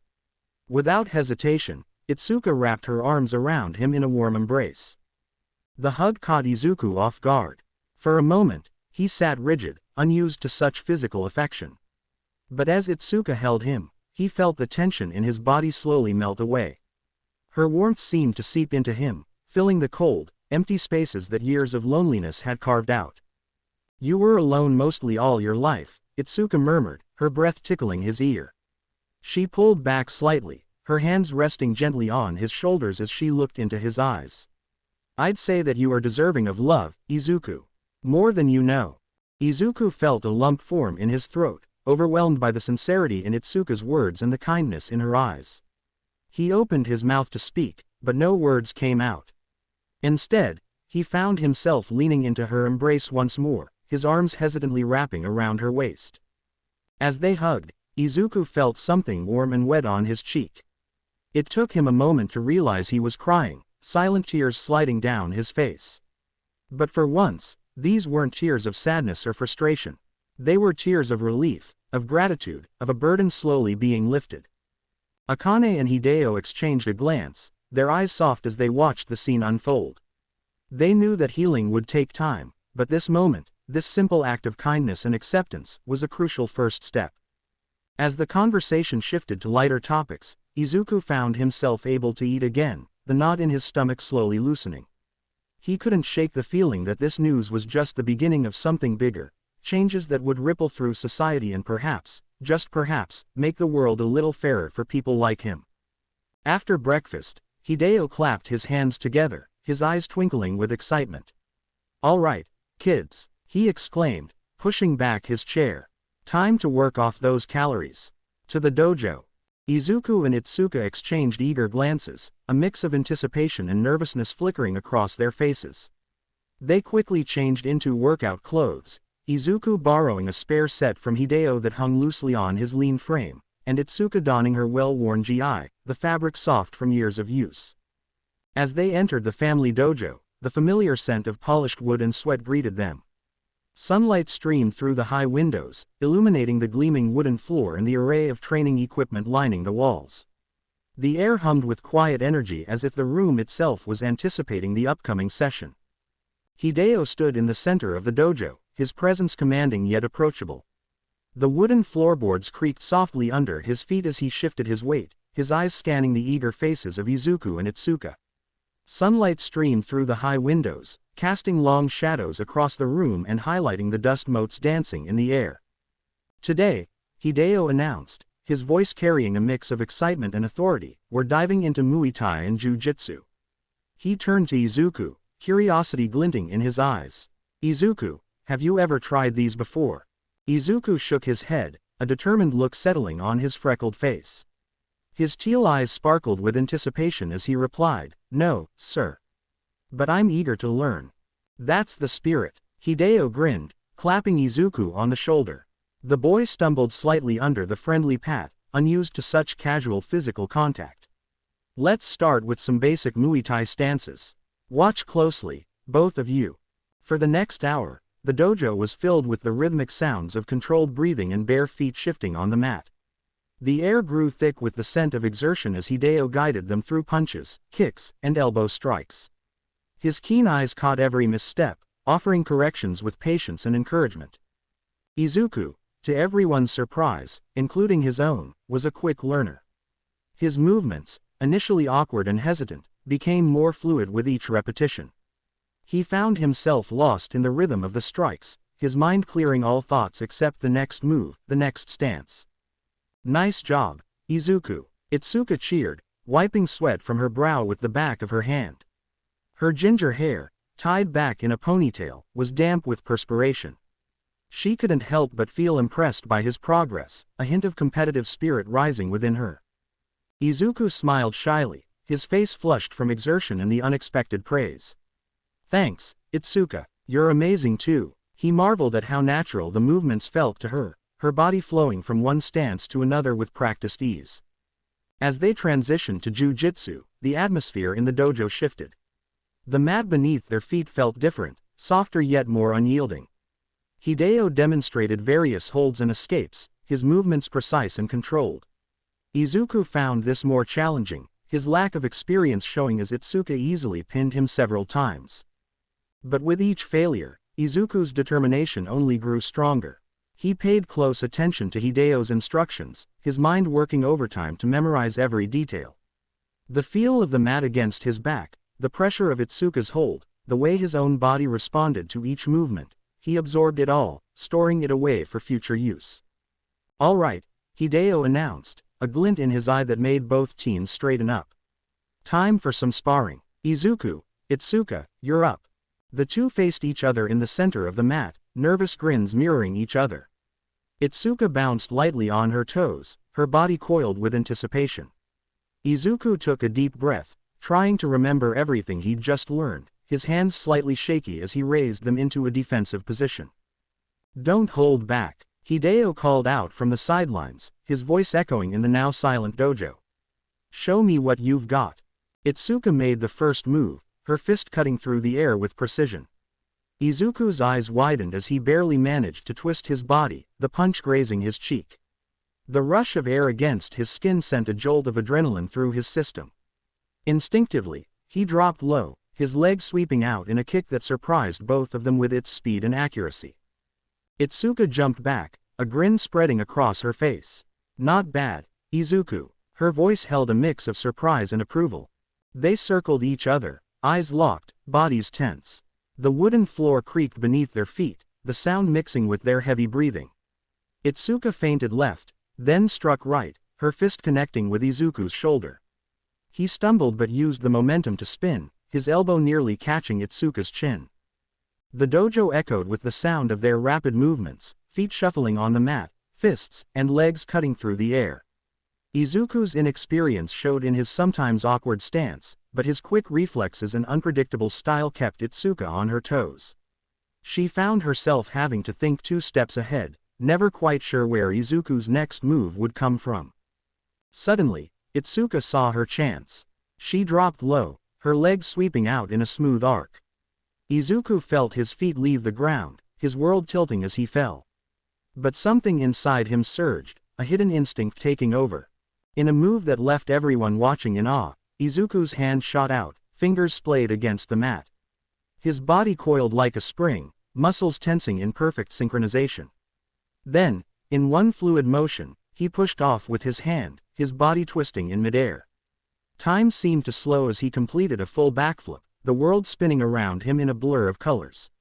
He landed in a perfect defensive stance, knees bent, hands raised, his eyes wide with surprise at his actions.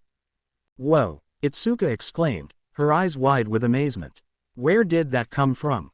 She stood frozen, her planned follow-up attack forgotten in the face of Izuku's unexpected acrobatics. Izuku blinked, just as surprised as everyone else. He looked at his hands, then back at Itsuka, a shy grin spreading across his face. I'm not sure," he admitted, his voice tinged with wonder. "It just felt right, you know. Like my body knew what to do before my brain could catch up." Hideo nodded approvingly from the sidelines, his eyes narrowing slightly in curiosity. He'd seen many talented students over the years, but there was something different about Izuku, something he couldn't quite put his finger on. The sparring continued, each of them pushing the other to their limits. Itsuka's well-honed technique clashed with Izuku's raw instinct and unpredictability. She would set up a complex series of strikes, only for Izuku to slip through her defenses in a way she couldn't have anticipated. It was like trying to catch smoke with her bare hands. As they grappled, bodies intertwined in a test of strength and skill, Izuku felt something stir within him. It was like a warm current flowing through his veins, a power he had never known he possessed. For a brief moment, his eyes seemed to glow with an otherworldly light, a faint pinkish aura shimmering around him. Itsuka gasped, feeling a sudden increase in Izuku's strength. She looked up, meeting his eyes, and for a second, she could have sworn she saw something ancient and powerful looking back at her. It was like looking into the depths of a primordial forest, wild and untamed. The moment passed as quickly as it had come, leaving Izuku feeling dazed and slightly disoriented. He shook his head, blinking rapidly as the strange sensation faded away. The world seemed to snap back into focus, the familiar surroundings of the dojo grounding him once more. Hideo, watching intently, noticed the change. His eyes narrowed slightly, a thoughtful expression crossing his face. But before he could ponder it further, the moment passed, and Izuku was back to his normal self, looking slightly confused but otherwise unchanged. Finally, Hideo called time. Both teens stood panting, their clothes damp with sweat but wide smiles on their faces. The air in the dojo was thick with the scent of exertion and the lingering energy of their bout. "Impressive, both of you," Hideo said, nodding approvingly. His voice carried a hint of pride as he continued, "Izuku, you've got natural talent. Those instincts of yours are quite something. And Itsuka, your form is improving nicely. Your control is getting better every day." Both teens beamed at the praise, their chests swelling with pride. As they cooled down, stretching out tired muscles, Izuku couldn't shake the strange feeling he'd experienced during the spar. It was familiar somehow, like a long-forgotten memory trying to surface. He glanced at his hands, half expecting to see something different, but they looked the same as always, calloused from training, but otherwise ordinary. Itsuka noticed his contemplative look. "Everything okay, Izuku?" she asked, concern evident in her voice. He looked up, meeting her worried gaze. "Yeah, I'm fine," he assured her, trying to shake off the lingering sense of something more. "Just thinking about something. It's probably nothing." After their intense sparring session, Izuku and Itsuka hit the showers, the cool water a welcome relief on their overheated skin. As Izuku let the water cascade over him, he couldn't help but replay the sparring match in his mind. The way his body had moved, the surge of power he'd felt, it was exhilarating and terrifying at the same time. Over the next couple of weeks, a comfortable routine settled in. Mornings were filled with rigorous training sessions, where Izuku and Itsuka pushed each other to their limits. The dojo became a second home, the smell of sweat and wood polish a comforting constant. Afternoons were spent exploring the neighborhood, sharing stories, and occasionally indulging in ice cream from the local parlor. Izuku found himself opening up more, sharing bits and pieces of his past with Itsuka. She listened without judgment, offering support and understanding in a way he'd never experienced before. Evenings were reserved for family dinners, filled with laughter and warmth that Izuku had never experienced before. The kendo's home was always lively, with conversations flowing freely and jokes being tossed back and forth. Izuku found himself joining in more and more, his initial shyness melting away in the face of their genuine affection. But as much as Izuku loved being with the kendos, a nagging feeling in his gut told him it was time to move on. He couldn't shake the sense that his journey was far from over. The world seemed to be calling to him, whispering of adventures yet to come and challenges still to face. One sunny morning, as golden light filtered through the kitchen windows, casting warm patterns on the wooden table, Izuku broke the news. "I think it's time for me to go," he said softly, his voice barely above a whisper, his eyes fixed on his half-eaten breakfast. The kendos fell silent, a mix of sadness and understanding crossing their faces. The clinking of cutlery ceased, replaced by a heavy silence. Hideo was the first to speak, pushing back his chair with a gentle scrape. He stood and walked over to Izuku, clapping him on the back with a firm but gentle hand. "You're always welcome here, son," he said, his eyes conveying more than words ever could. The warmth in his voice made Izuku's throat tighten with emotion. Akane, her apron still dusted with flour from the morning's baking, pulled Izuku into a tight hug. Her motherly warmth enveloped him, smelling of cinnamon and home. "Remember to eat well, okay?" she whispered, her voice thick with unshed tears. When Izuku wasn't looking, she slipped a small package of homemade cookies into his backpack, a last gesture of care. Itsuka, however, wasn't quite ready to let go. Her brows furrowed as she scribbled on a piece of paper, her handwriting a bit messier than usual due to her trembling hands. The pen scratched loudly in the quiet kitchen.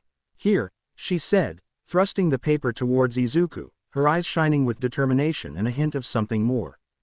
Take my number. You better call, or I'll hunt you down myself. Her voice wavered slightly, betraying her attempt at bravado. As Izuku turned to leave, his heart heavy with both gratitude and melancholy, Itsuka surprised him. She quickly leaned in and planted a soft, quick peck on his cheek. The sudden warmth of her lips against his skin sent a jolt through him. Her face immediately turned as red as a ripe tomato, and Izuku wasn't far behind. The sudden gesture left him speechless, his mind reeling, his hand unconsciously touching the spot where her lips had been. Stay safe, Itsuka mumbled, suddenly finding her feet incredibly interesting. The tips of her ears were burning red, matching her flushed cheeks. She tucked a strand of hair behind her ear, unable to meet Izuku's gaze. With a final wave and a promise to keep in touch, Izuku set off on his own. The weight of his backpack was nothing compared to the weight in his heart as he left behind the first place he'd truly felt at home. The kendos stood in the doorway, watching him go, their silhouettes framed by the morning light. For the next few days, Izuku wandered the streets, his mind a whirlwind of thoughts about his next move. The city bustled around him, a constant stream of noise and movement. He'd occasionally stop to help someone in need, an old lady struggling with her groceries, her wrinkled hands trembling as she thanked him, a lost child with tear-stained cheeks finding their way home, their small hand clutching his tightly. These small acts of heroism made him feel like he was on the right path, each grateful smile a balm to his troubled soul. But as night after night passed with him sleeping in parks or abandoned buildings, exhaustion began to take its toll. The hard ground left his body aching, and the constant vigilance required to stay safe left his mind frayed. Dark circles formed under his eyes, and his movements became sluggish. On the third night, Izuku was barely keeping his eyes open. The streetlights blurred into hazy orbs as he stumbled down an empty street, his vision growing fuzzy at the edges. The cool night air did little to clear his head, and his steps became more unsteady with each passing moment. The city had grown quiet, the usual cacophony of urban life replaced by an eerie silence. Suddenly, a shadow moved behind him. Izuku's tired mind registered the danger a second too late. The hairs on the back of his neck stood up, but before he could react, a sharp chop to his neck sent a jolt of pain through his body. He felt himself falling, tumbling into a sea of darkness, his last conscious thought a mixture of fear and resignation. As Izuku's consciousness faded, he heard a gruff voice speaking, as if from a great distance. "Yeah, I found him. Bringing him in now." The words echoed strangely in his fading awareness. The mysterious figure scooped up the unconscious boy with surprising gentleness. In the dim streetlight, there was a glint of white hair and white bandages covering the figure's eyes. With a grace that belied his burden, the figure disappeared into the night, melting into the shadows with practiced ease, leaving behind only the whisper of the wind and the faint echo of footsteps on the empty street. Time skip. In a dimly lit corridor, Nezu and the tall, enigmatic figure stood in hushed conversation, their eyes fixed on the window that revealed a somber scene. Inside, Izuku sat slumped in a chair, surrounded by a room adorned with intricate talismans that seemed to pulse with otherworldly energy. The air was thick with tension, the weight of unseen forces pressing down on them. "What?" Nezu's voice was a mix of disbelief and outrage, his usually calm demeanor shattered. "You mean to tell me that after you spoke with those stuck-up elders, they're planning to carry out a secret execution, Gojo?" The chimera's small paws were clenched into fists, his tail lashing back and forth in agitation. "Yeah," Gojo replied, his voice carrying a weight that belied his casual tone. Satoru Gojo cut an imposing figure, even in the dim light of the corridor. His dark blue zip-up jacket rustled softly as he shifted, the high collar casting shadows across his face. The slim-fit black pants and polished dress boots he wore gave him an air of understated elegance, a stark contrast to the gravity of their conversation. But it was the white bandages covering his eyes that drew the most attention, a physical manifestation of the mystery that surrounded him. "That's ridiculous," Nezu sputtered, his voice rising with each word, echoing slightly in the empty hallway. "He's just 16. The chimera's fur bristled, a physical representation of his mounting anger and frustration. Gojo's shoulders sagged slightly, a rare show of vulnerability from the usually unflappable sorcerer. He leaned against the wall, his posture betraying a weariness that went beyond physical exhaustion.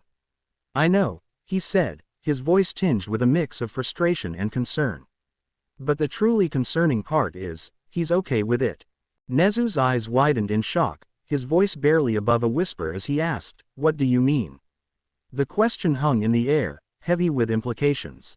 Gojo ran a hand through his shock of white hair, his voice low as he explained. "About 2 days before you got here, he tried to use that cursed spirit to escape the room. When that didn't work, he paused, the weight of his next words hanging heavy in the air. He tried to kill himself. If Rika hadn't stopped him." He trailed off, leaving the grim possibility unspoken. The silence that followed was deafening, broken only by Nezu's sharp intake of breath. The gravity of the situation settled over them like a heavy blanket. After a moment, Gojo straightened, his resolve clear in the set of his shoulders. "I'll go and talk to the kid, Nezu," he said, his tone brooking no argument. The chimera nodded, worry etched into every line of his face. With fluid, controlled movements, Gojo approached the door.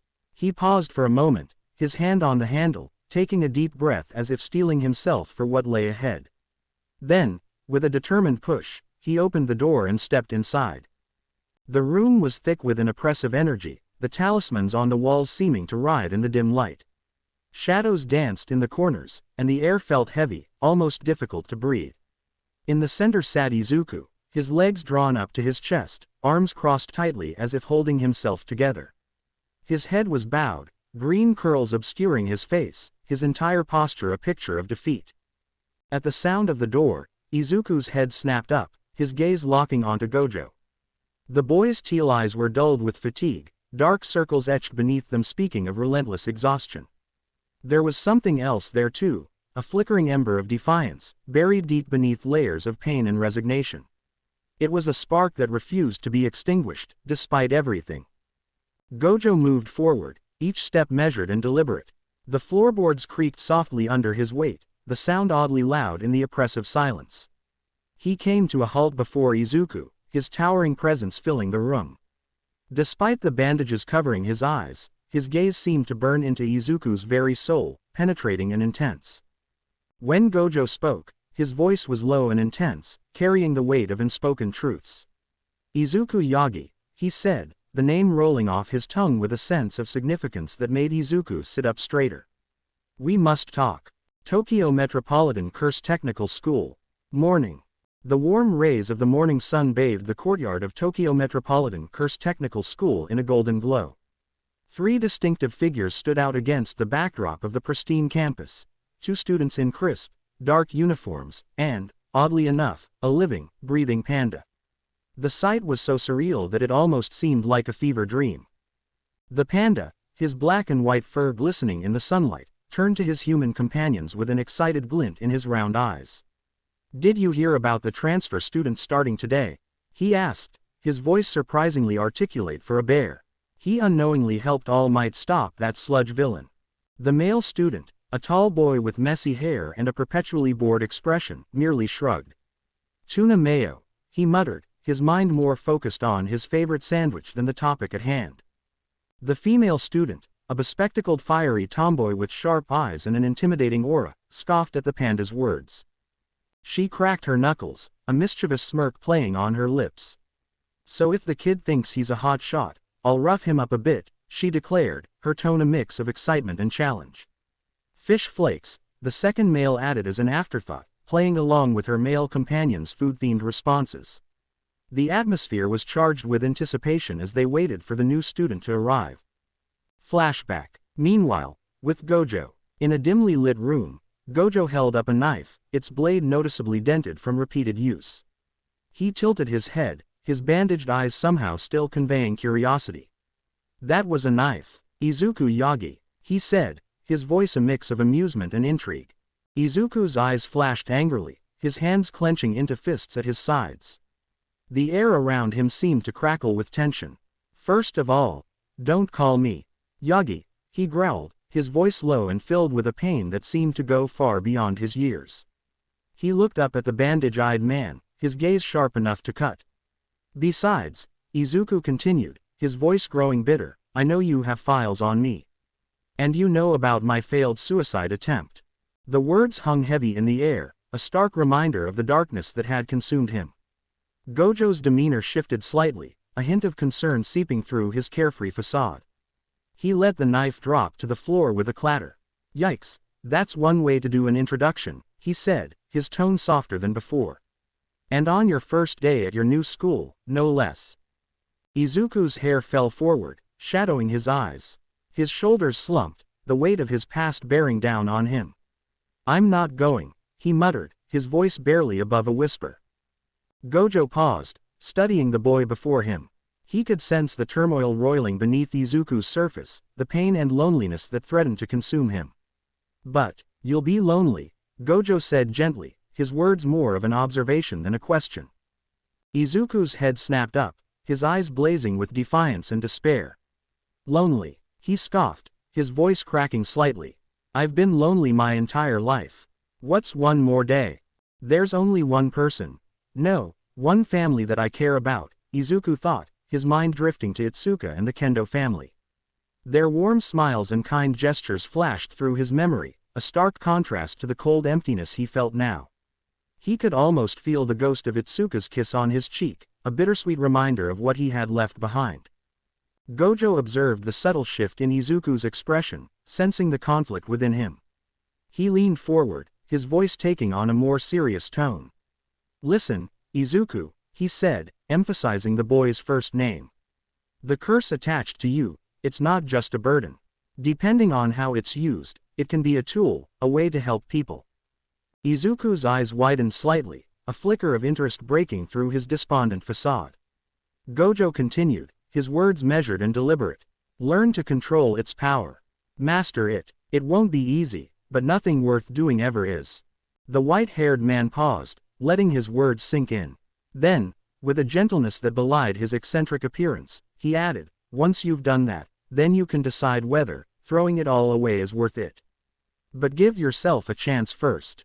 You might be surprised at what you're capable of." Izuku's fists unclenched slightly, his shoulders relaxing just a fraction. For the first time since he'd arrived, a tiny spark of hope flickered in his eyes. He looked at Gojo, really looked at him, and saw not just a strange man with bandaged eyes, but someone who might understand, who might be able to help. "Fine, I'll go," Izuku said softly, his voice barely above a whisper. Time skip. Present time. Morning. Izuku woke up in one of the dorms that Gojo had assigned to him, his eyes slowly adjusting to the dim morning light filtering through the curtains. He sat up, his muscles still aching from yesterday's training, and ran a hand through his messy black hair. With a sigh, he dragged himself out of bed and shuffled to the bathroom. As he brushed his teeth, Izuku stared at his reflection in the mirror. Dark circles under his eyes betrayed his restless night, filled with memories of his past and uncertainties about his future. He splashed some cold water on his face, trying to shake off the lingering exhaustion. Returning to his room, Izuku noticed a neatly folded uniform hanging on the closet door. He picked up the clothes, running his fingers over the fabric. It felt strange, almost surreal, to be putting on a school uniform again after everything he'd been through. Izuku slipped on the loose white uniform jacket, rolling up the sleeves to his forearms. The slender black pants and white sneakers completed the ensemble. He stood in front of the full-length mirror, taking in his appearance. The uniform fit well, but Izuku hardly recognized the person staring back at him. "All right, let's get this shit over with," Izuku muttered, his voice a mixture of resignation and determination. He grabbed his bag and headed out, stepping into the warm sunlight that bathed the campus.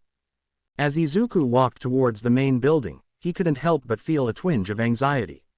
This was supposed to be a fresh start, but the weight of his past still clung to him like a shadow. He took a deep breath, reminding himself of Gojo's words about mastering his curse and giving himself a chance. Meanwhile, Gojo had already slid into the classroom with his usual flair, facing the 3 students who were present and sitting on desks. His bandaged eyes seemed to sparkle with excitement as he announced, "Students of all grades. Today, we have a new student. Give him a hand." The panda looked up mildly interested. The tall boy barely stirred, his eyes half closed as if he was still half asleep. The bespectacled fiery tomboy merely raised an eyebrow, her expression a mix of skepticism and curiosity. "Really?" Not one hand. Gojo asked, his tone playfully disappointed. The bespectacled fiery tomboy, sitting sideways in her chair with her hand on her head and legs crossed, smirked. I hear the guy's a wannabe badass. Delinquent. Doubt it. Hell, I bet he's a pussy, she said, her voice dripping with sarcasm. Salmon, the boy to her right muttered, his contribution to the conversation as cryptic as ever. The panda remained silent, watching the scene unfold with curious eyes. Gojo sighed, his shoulders slumping in exaggerated defeat. Whatever. Come in, he called out, his voice carrying through the classroom and into the hallway beyond. The halls of Jujutsu High were quiet as Izuku stood outside his assigned classroom. He paused, his hand hovering over the shoji's handle. The atmosphere feels chilly, he thought, a shiver running down his spine despite the warmth of the day. Inside the classroom, the bespectacled fiery tomboy mused, gonna give him the signing treatment. Her eyes glinted with mischief as she prepared for the new student's arrival. As Izuku slid open the smooth wooden shoji door, he felt a sudden rush of energy wash over him. The moment he stepped into the classroom, a deep crimson-red aura erupted around him, casting an eerie glow that seemed to pulse with an unsettling intensity. The atmosphere shifted dramatically, and the three students seated at their desks instinctively tensed, their eyes wide with apprehension. Rika's figure emerged from the shadows behind him, her presence adding to the tension in the air. She moved with an air of malevolence, her expression unreadable as she followed him into the room. Izuku made his way to the center, the floorboards creaking slightly beneath his feet, and he could feel their hostile and alert gazes lingering on him as if they were trying to decipher the sudden change that had overtaken the once familiar space. The name's Izuku, it's nice to, he began, his voice steady despite the tension in the room. However, before he could finish his sentence, a sharp sound echoed through the room, an ominous whoosh followed by a metallic clang as a naginata embedded itself into the chalkboard behind him, sending chalk dust spiraling into the air. The bladed staff was dangerously close to hitting his head on the left side.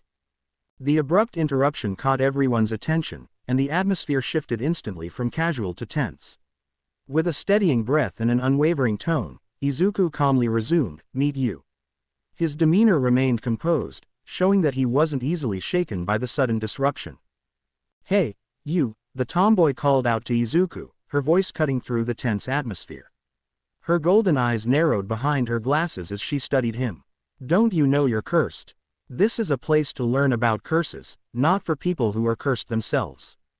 Izuku felt a familiar anger bubbling up inside him. His fists clenched at his sides, and he had to take a deep breath to keep his composure. Great, he thought bitterly, just what I needed. Another elitist school that discriminates against people who are different. Gojo, sensing the rising tension, stepped forward. His bandaged face turned towards the students, his voice taking on a more serious tone. Now, he said, let's not jump to conclusions. Izuku's presence here is no accident. He paused, letting his words sink in before continuing. You see, in our world, the average number of unexplained deaths and missing person cases far exceeds what you might expect. And let's not forget about the disproportionately high suicide rates among the quirkless population. The students' expressions shifted from hostility to curiosity as Gojo spoke. Even Izuku found himself listening intently, despite his lingering anger. The majority of these cases, Gojo explained, his voice taking on a lecturer's cadence, are the result of negative energy that flows out of people. This energy manifests as curses. And in some cases, these curses are wielded by evil curse users. You'll have to fight curses with curses. Here we'll learn about curses in order. This is Tokyo Prefectural Jujutsu High School, Gojo said, his voice carrying a mix of excitement and seriousness. Izuku's eyes widened, his mouth falling open slightly. He turned to look at Gojo, his expression a mixture of disbelief and exasperation. You're telling me this now? He thought, his inner voice practically screaming in frustration. He couldn't believe that such crucial information had been withheld from him until this moment. The other three students in the room seemed equally taken aback. They exchanged glances, their faces a comical display of surprise and confusion. Almost in unison, they all turned to stare at Gojo, their thoughts practically visible above their heads. You didn't tell him. Gojo, seemingly oblivious to the bewildered atmosphere he had created, simply shrugged. My bad, he said, his tone nonchalant as if he had merely forgotten to mention the weather forecast. Then, his demeanor suddenly shifted, a hint of urgency creeping into his voice. Also, I'd step back if I were you guys. The three students looked at each other, confusion etched on their faces. Before they could react or question Gojo's cryptic warning, the atmosphere in the room changed dramatically. Two pale, slender hands suddenly emerged from the chalkboard behind Izuku, their appearance as unexpected as it was unsettling. The hands seemed to materialize out of thin air, ghostly and translucent, yet undeniably present. One of the hands reached out, its fingers elongating unnaturally as they wrapped around the blade end of the naginata that had been thrown earlier. The weapon, which had been lying forgotten on the floor, now seemed to vibrate with an otherworldly energy. The air in the room grew noticeably colder, a chill seeping into the bones of everyone present. A distorted voice echoed through the classroom, filled with a protective fury that sent shivers down the spines of all who heard it. Do not bully. The voice was unmistakably Rika's, but it was twisted and warped, barely recognizable as human. It carried with it an undercurrent of rage and pain that seemed to reverberate through the very walls of the classroom. Izuku's eyes widened in alarm, his heart pounding so hard he could feel it in his throat. He spun around, his movements jerky with panic. Rika, wait, he called out, his voice cracking with desperation. He raised his hands in a placating gesture, fingers splayed wide as if he could physically hold back the impending chaos. The other students stood frozen in stunned silence, their earlier animosities and jabs evaporating like morning fog under the harsh glare of this unexpected and terrifying development.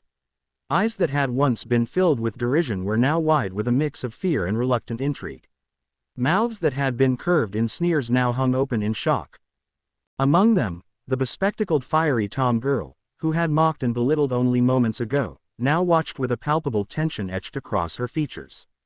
Her golden eyes, previously narrowed in disdain, were now wide open, a strange blend of shock and fascination mingling in her expression. Her hands, which had been so confidently wielding her naginata, now trembled slightly at her sides. As the atmosphere thickened, hanging heavy with electric anticipation, Rika's distorted voice cut through the tension again. This time, it was laced with an edge of desperation that was almost unrecognizable beneath her simmering anger. Izuku. Her desperate scream pierced the air like a siren, reverberating around the now hushed room. Each syllable seemed to draw the attention of the three students as her ghostly, distorted pale right hand inched closer. The fingers of Rika's spectral hand elongated further, twitching and curling as if they had a mind of their own. They reached out to the students, particularly to the tom girl who had been taunting Izuku. The sight sent shivers down their spines, the chilling realization sinking in that they were witnesses to something otherworldly and profoundly unsettling. The classroom, which had been a battlefield of teenage rivalry and cruel jabs just moments ago, now felt like a different world entirely. The fluorescent lights flickered ominously, casting eerie shadows that seemed to dance in sync with Rika's ghostly movements. The air grew thick with tension, making it hard to breathe, as if the very atmosphere was waiting with bated breath to see what would happen next. Scene change. This is Izuku. Everyone get along, okay? Gojo announced with his usual enthusiasm, his voice filling the tense classroom. He gestured towards Izuku, who stood awkwardly at the front, his teal eyes darting nervously around the room. The young man's messy green hair seemed to reflect his inner turmoil as he tried to process everything that had just happened. Gojo's tone became slightly more serious as he continued, his hidden eyes seeming to scan the room behind his blindfold. So that's all it is.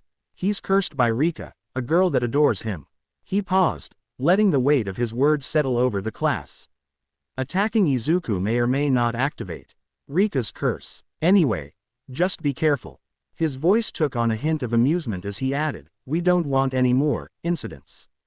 Izuku couldn't help but sweat drop at the scene before him, his gaze traveling over his new classmates.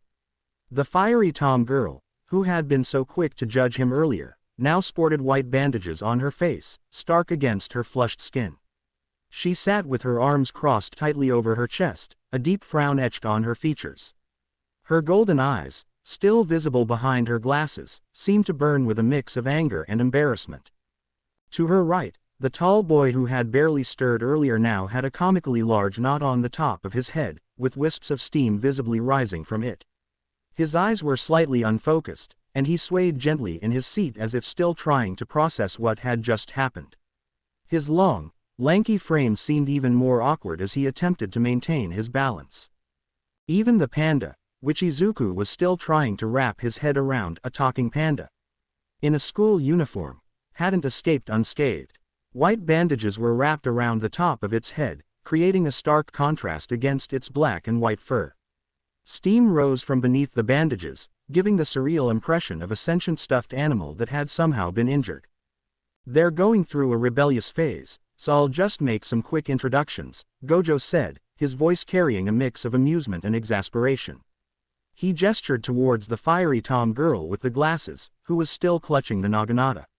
"This is Maki Zenin, a curse tool user." Izuku's eyes widened as he took in Maki's appearance. She stood with a confident posture, her athletic build evident even under her school uniform. Her small golden eyes seemed to flash with intelligence and a hint of defiance as they met Izuku's gaze. Long dark green hair was tied into a short ponytail that swayed slightly with each movement, while fringes fell over her forehead and smaller strands framed her face. The glasses perched on her nose caught the light, and Izuku wondered if they were the special kind he'd heard about, the ones that allowed the wearer to see curses. "She utilizes special tools to exorcise curses," Gojo continued, a hint of pride in his voice. "Don't let her appearance fool you, she's quite skilled." Maki scoffed at the introduction, rolling her eyes, but Izuku noticed a slight upturn at the corner of her mouth. She eyed him with a mixture of curiosity and wariness as if reassessing her earlier judgment. Gojo then turned to the tall boy with the spiky platinum blonde hair. "This is Toge Inamaki, our curse speech user." Izuku couldn't help but stare at Inamaki's unique features. His purple-colored eyes were striking against his pale skin, and his uniform tinted a deep royal blue, set him apart from the others. What caught Izuku's attention the most, however, was the high collar with a zipper that covered Inamaki's mouth. Strange, intricate markings peeked out from beneath the collar, visible on his cheeks. Inamaki was born with the snake and fangs seal of the Inamaki clan on his tongue and both cheeks, Gojo explained, noticing Izuku's curious gaze. "His vocabulary is limited to rice ball ingredients, so good luck talking to him." As if on cue, Inamaki muttered, "Kelp," his voice muffled by the collar. Despite the odd word choice, Izuku sensed a friendly tone in Inamaki's voice. Izuku blinked, trying to process this information. He wondered how someone could communicate effectively with such a limited vocabulary, but he was intrigued by the challenge it presented. Maybe there was more to Inamaki's speech than met the eye. Finally, Gojo gestured towards the panda. "And this is, well, Panda." The panda raised a paw in greeting, its movements surprisingly fluid for such a large creature. "I'm Panda. Nice to meetcha," it said in a voice that was rough yet soft, a strange combination that seemed to fit its appearance perfectly. Izuku's jaw dropped slightly, his eyes widening in surprise. He had been prepared for many strange things in this new world of curses and jujutsu, but a talking panda was still enough to catch him off guard. He closed his mouth quickly, not wanting to seem rude, but couldn't hide the amazement in his eyes. Come to think about it, well, live in a world with weird-ass quirks, he thought. "Well, that's about it," Gojo said, tapping his chin thoughtfully. His ever-present smile seemed to widen as he observed the bewildered look on Izuku's face. Izuku couldn't help but deadpan internally. "So there's no explanation for the one I'm most curious about," he thought, his eyes still fixed on the talking panda. He had so many questions. Was Panda a cursed spirit, a transformed human, or something else entirely? But given the day's events so far, he decided it might be best to save those questions for later. "Including you. That makes 4 first years," Gojo announced, his voice carrying a hint of excitement that made Izuku both curious and nervous. Izuku glanced around at his new classmates, taking in the strange group he now found himself a part of. 3 humans and 1, well, panda. The oddity of the situation wasn't lost on him, and he couldn't help but marvel at the surreal nature of it all. "Our afternoon practical jujutsu class will be conducted in pairs," Gojo continued, clapping his hands together. The sound echoed in the classroom, drawing everyone's attention. "This will give you a chance to learn from each other and develop your skills together. Think of it as a buddy system but with more cursed energy and potential danger. He pointed at Inumaki and Panda, his long fingers directed at the odd duo. Toge and Panda, you two will pair up.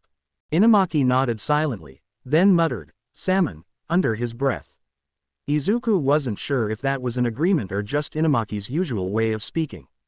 Panda, on the other hand, gave an enthusiastic thumbs up, his furry face somehow managing to look excited. Then, with a mischievous glint in his eye that Izuku could somehow sense despite the blindfold, Gojo turned to the remaining students. Maki and Izuku, you'll be working together. Ga, Maki shouted, her face contorting in frustration. She glared at Gojo, then at Izuku, her golden eyes narrowing behind her glasses. The intensity of her gaze made Izuku want to shrink into his chair. Fuck me, Izuku thought, his heart sinking. He'd hoped for a fresh start at Jujutsu High, a chance to reinvent himself and leave behind the pain of his past. But it seemed like his luck hadn't changed. The universe, it appeared, had other plans for him. As they all filed out of the classroom, the tension from earlier still hung in the air like a heavy fog. Izuku's mind was racing, a whirlwind of frustration and determination battling inside him. The corridor seemed to stretch endlessly before them, the fluorescent lights casting harsh shadows that mirrored the unease in Izuku's heart. Despite his initial anger at the pairing, Izuku decided to make an effort.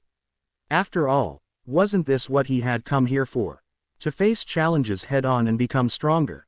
Taking a deep breath, he steeled himself and turned to Maki. His teal eyes, filled with a mix of apprehension and resolve, met her golden ones.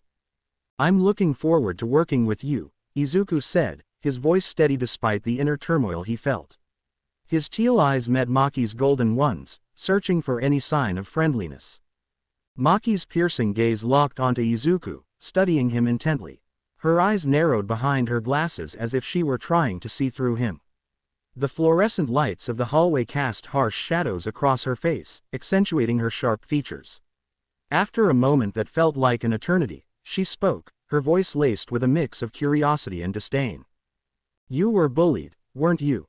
The question hit Izuku like a punch to the gut. He felt a tick mark forming on his forehead as he struggled to maintain his composure.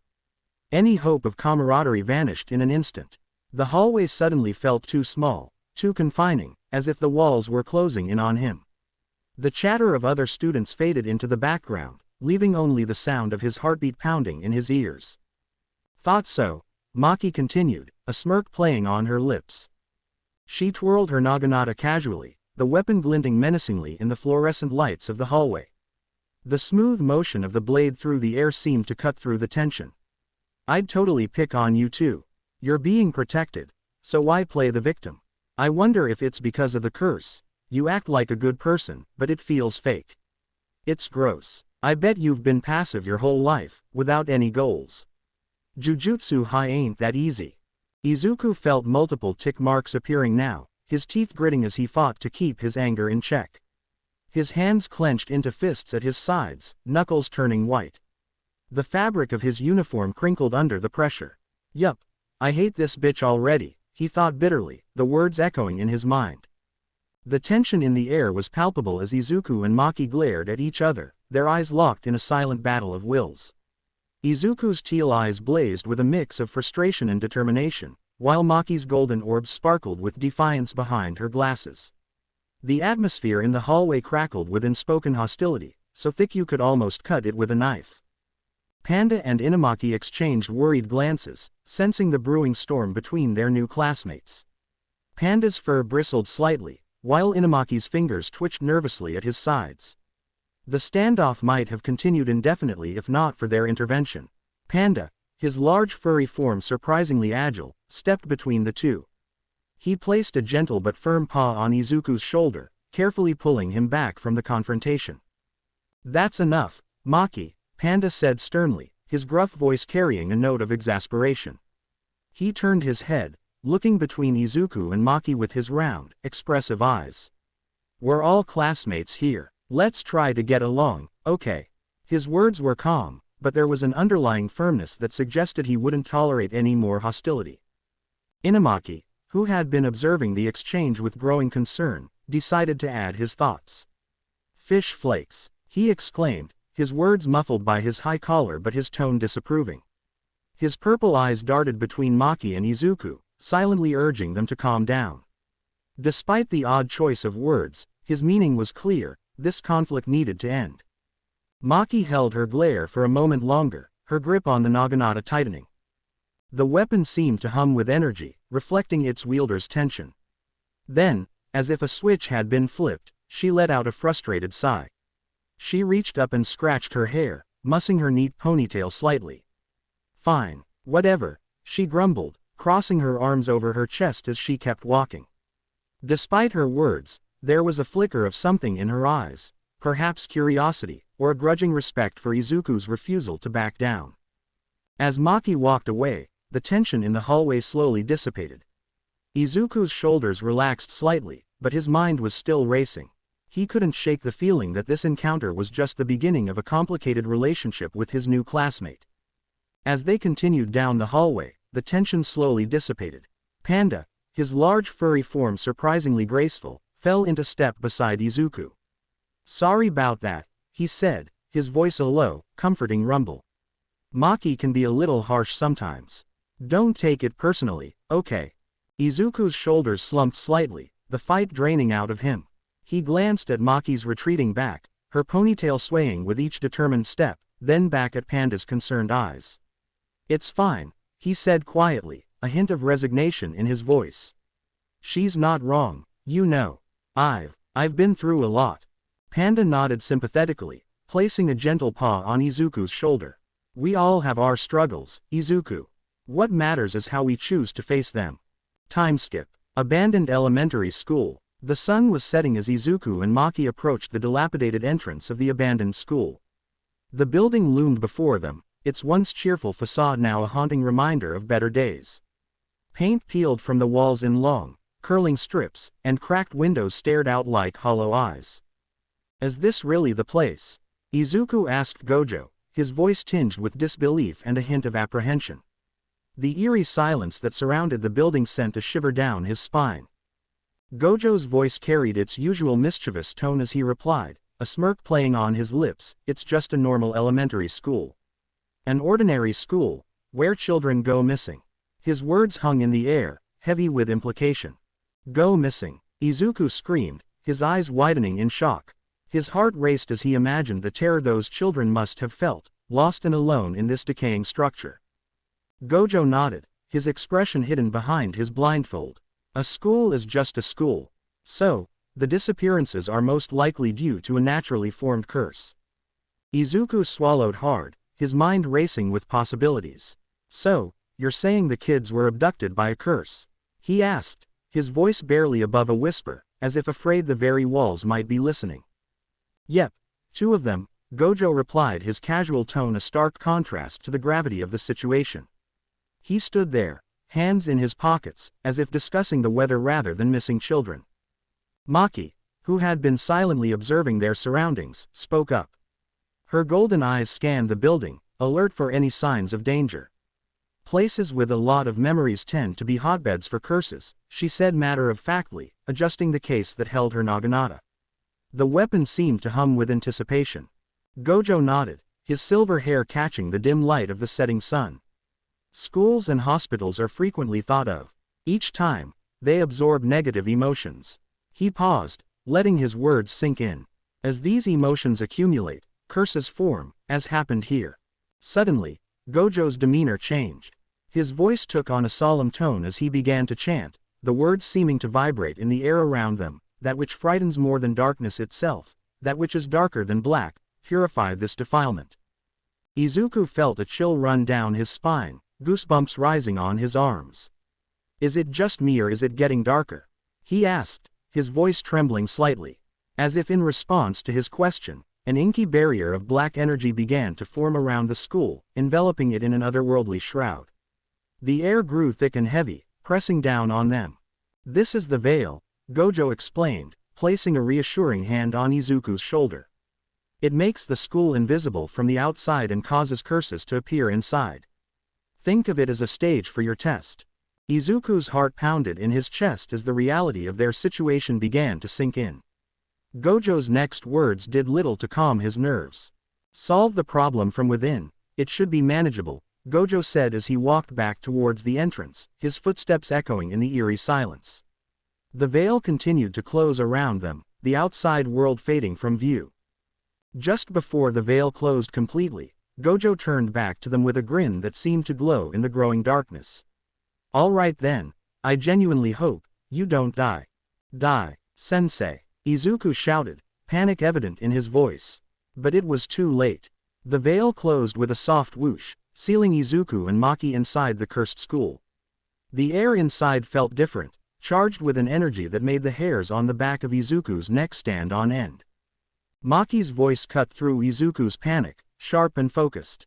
Newbie, don't look away, she said firmly, her hands moving swiftly to assemble her naginata from its case. The weapon gleamed in the dim light, a beacon of hope in the darkness that surrounded them. As Izuku and Maki cautiously stepped further into the abandoned school, their eyes adjusted to the dim light. The hallway stretched before them, littered with fallen debris and forgotten memories. Suddenly, they froze in their tracks. Before them stood three grotesque entities that could only be described as curses. The creatures had elongated, bird-like bodies that seemed to defy natural anatomy. Their torsos were marked with stitched seams as if they had been crudely sewn together by some mad puppeteer. Thin, elongated limbs dangled from their bodies, twitching and jerking in unnatural movements that made Izuku's stomach churn. What struck Izuku the most was their heads. Unlike any creature he had ever seen, these curses lacked traditional facial features. Instead, their heads were smooth, eyeless surfaces that somehow seemed to be watching them intently. The absence of eyes made them even more unnerving, as if they could perceive their surroundings through some otherworldly sense. Izuku felt a chill run down his spine as he observed the curses. Their bodies seemed to shimmer and shift in the dim light, making it difficult to focus on any one part of them. The air around them felt heavy and oppressive, charged with malevolent energy that seemed to suck the warmth from the room. What the hell are those things? Izuku whispered, his voice barely audible, fear constricting his throat. Maki gripped her naginata tighter, her knuckles turning white. Her face was a mask of concentration, but Izuku could see a flicker of concern in her golden eyes. Those are grade 2 curses, she replied, her voice low and tense. As if sensing their presence, the curses began to move towards them, their movements jerky and unpredictable. One of the curses used its elongated, skeletal hands to tear open its torso, revealing a jagged, red-tinged maw that seemed to grin at them. The sight was horrifying, and Izuku felt his stomach lurch. Come in, it croaked, its voice a rasping whisper that echoed in the hallway, seeming to come from everywhere at once. Go, me, in. The other curses joined in, their eyeless heads swiveling towards Izuku and Maki as they advanced, a cacophony of distorted voices filling the air. Izuku's heart raced, his palms sweaty as he gripped the hem of his shirt. The curses, grotesque forms seemed to warp and twist in the dim light, making them even more terrifying. He glanced at Maki, hoping for some guidance, some reassurance in the face of this nightmare. They're coming this way, Izuku exclaimed, his voice cracking with fear. What should we do? His mind raced with possible strategies, but fear clouded his thoughts. Maki, however, remained calm. Her golden eyes narrowed behind her glasses as she assessed the situation, her body tensing like a coiled spring. Without a word, she stepped forward, her naginata held firmly in both hands. The weapon gleamed in the faint light, a stark contrast to the darkness surrounding them. Don't yell, Maki said, her voice steady and firm. She turned her head slightly, meeting Izuku's panicked gaze. There was a fierce determination in her eyes that made Izuku stand a little straighter. Remember this, when it comes to curses. In a blur of motion, Maki spun around, her naginata whistling through the air. The blade sliced through the first curse, then the second, and finally the third in one fluid movement. Izuku watched in awe as her form flowed like water, each strike precise and powerful. It was as if she was performing a deadly dance, her movements graceful yet lethal. The curses let out inhuman shrieks as they dissolved into wisps of dark energy, dissipating into the air like smoke. In mere seconds, the entrance was empty, except for Izuku and Maki. The silence that followed was deafening, broken only by their heavy breathing. Maki turned to Izuku, her eyes blazing with determination. The weak ones always come in swarms. That applies to humans as well, Maki said, her voice laced with a hint of bitterness. She glanced at Izuku, searching his face for understanding, but quickly averted her gaze. Izuku's eyes widened, a mix of awe and admiration illuminating his features. "Wow, you took them out in one swing," he exclaimed, excitement bubbling over in his voice. "That was incredible, Maki-san." A faint smile tugged at the corners of Maki's lips in response to his enthusiasm. Resting her naginata casually on her shoulder, she seemed unfazed by the weight of the weapon. "Come on," she said, turning her back to him and striding toward the school building. "Let's go." Izuku hesitated, his earlier exhilaration fading into uncertainty. He looked at the imposing structure before them, its darkened windows resembling hollow eyes staring back at him. Where exactly?" he asked, a hint of anxiety threading through his voice. Maki paused and turned back to him, her expression a mix of determination and mild exasperation. "Inside the school, of course," she replied, gesturing toward the entrance with her free hand. "That's where we'll find the source of these curses." Izuku swallowed hard, his gaze flickering between Maki and the foreboding school. He clenched his fists, steeling his resolve. "Right," he said, nodding firmly as he took a deep breath, ready to follow her lead. Scene change. Izuku and Maki crept down the dimly lit hallway of the abandoned elementary school, their footsteps echoing softly against the worn linoleum floors. The air hung heavy with an unsettling stillness, broken only by the occasional creak of the old building settling. Flickering fluorescent lights cast eerie, dancing shadows on the walls, transforming innocent classroom decorations into menacing shapes. Izuku's heart thundered in his chest, each beat seeming to reverberate through the empty corridor. His eyes darted nervously from one corner to another, searching for any sign of supernatural activity. His palms were slick with sweat, and he found himself unconsciously inching closer to Maki as they walked. Aren't you scared, Zenin-san?" Izuku whispered, his voice quivering slightly. He glanced at his companion, marveling at her seemingly unshakable composure. Maki's eyes flashed with irritation, her lips pressing into a thin line. She turned to face Izuku, her gaze sharp and unyielding. "Don't call me by my last name," she snapped, her tone crisp and controlled. Despite the harshness of her words, there was an underlying note of weariness, as if she'd had this conversation many times before. Izuku flinched, his body tensing as he realized his mistake. "Oh, sorry, Maki-san," he stammered, his cheeks flushing a deep crimson. He rubbed the back of his neck nervously, his eyes darting around the dimly lit corridor. "It's just, there's this eerie feeling, like we're not alone. I can sense remnants of something." The abandoned school's atmosphere was thick with an unsettling silence, broken only by their footsteps echoing off the grimy walls. Dust motes danced in the weak beams of light filtering through cracked windows, giving the air a hazy, dreamlike quality. As they continued their cautious trek down the corridor, neither of them noticed the dark, shapeless mass that slithered silently along the ceiling. It moved with an unnatural fluidity, trailing them like a shadow given life, its presence masked by the oppressive gloom that seemed to cling to every surface. Maki's brow furrowed in concentration, her sharp eyes scanning their surroundings. The weight of her naginata in her hands was reassuring, but something felt off. Despite the veil, there aren't many curses around, she thought, her grip tightening on the weapon's shaft. The wood creaked softly under her fingers. "No, wait, there are. They just aren't attacking." Her gaze flicked towards Izuku, who was still frantically scanning their surroundings. His emerald eyes were wide with a mix of fear and determination, his body coiled like a spring ready to unleash at any moment. Sweat beaded on his forehead, glistening in the dim light. "Is it because of the newbie?"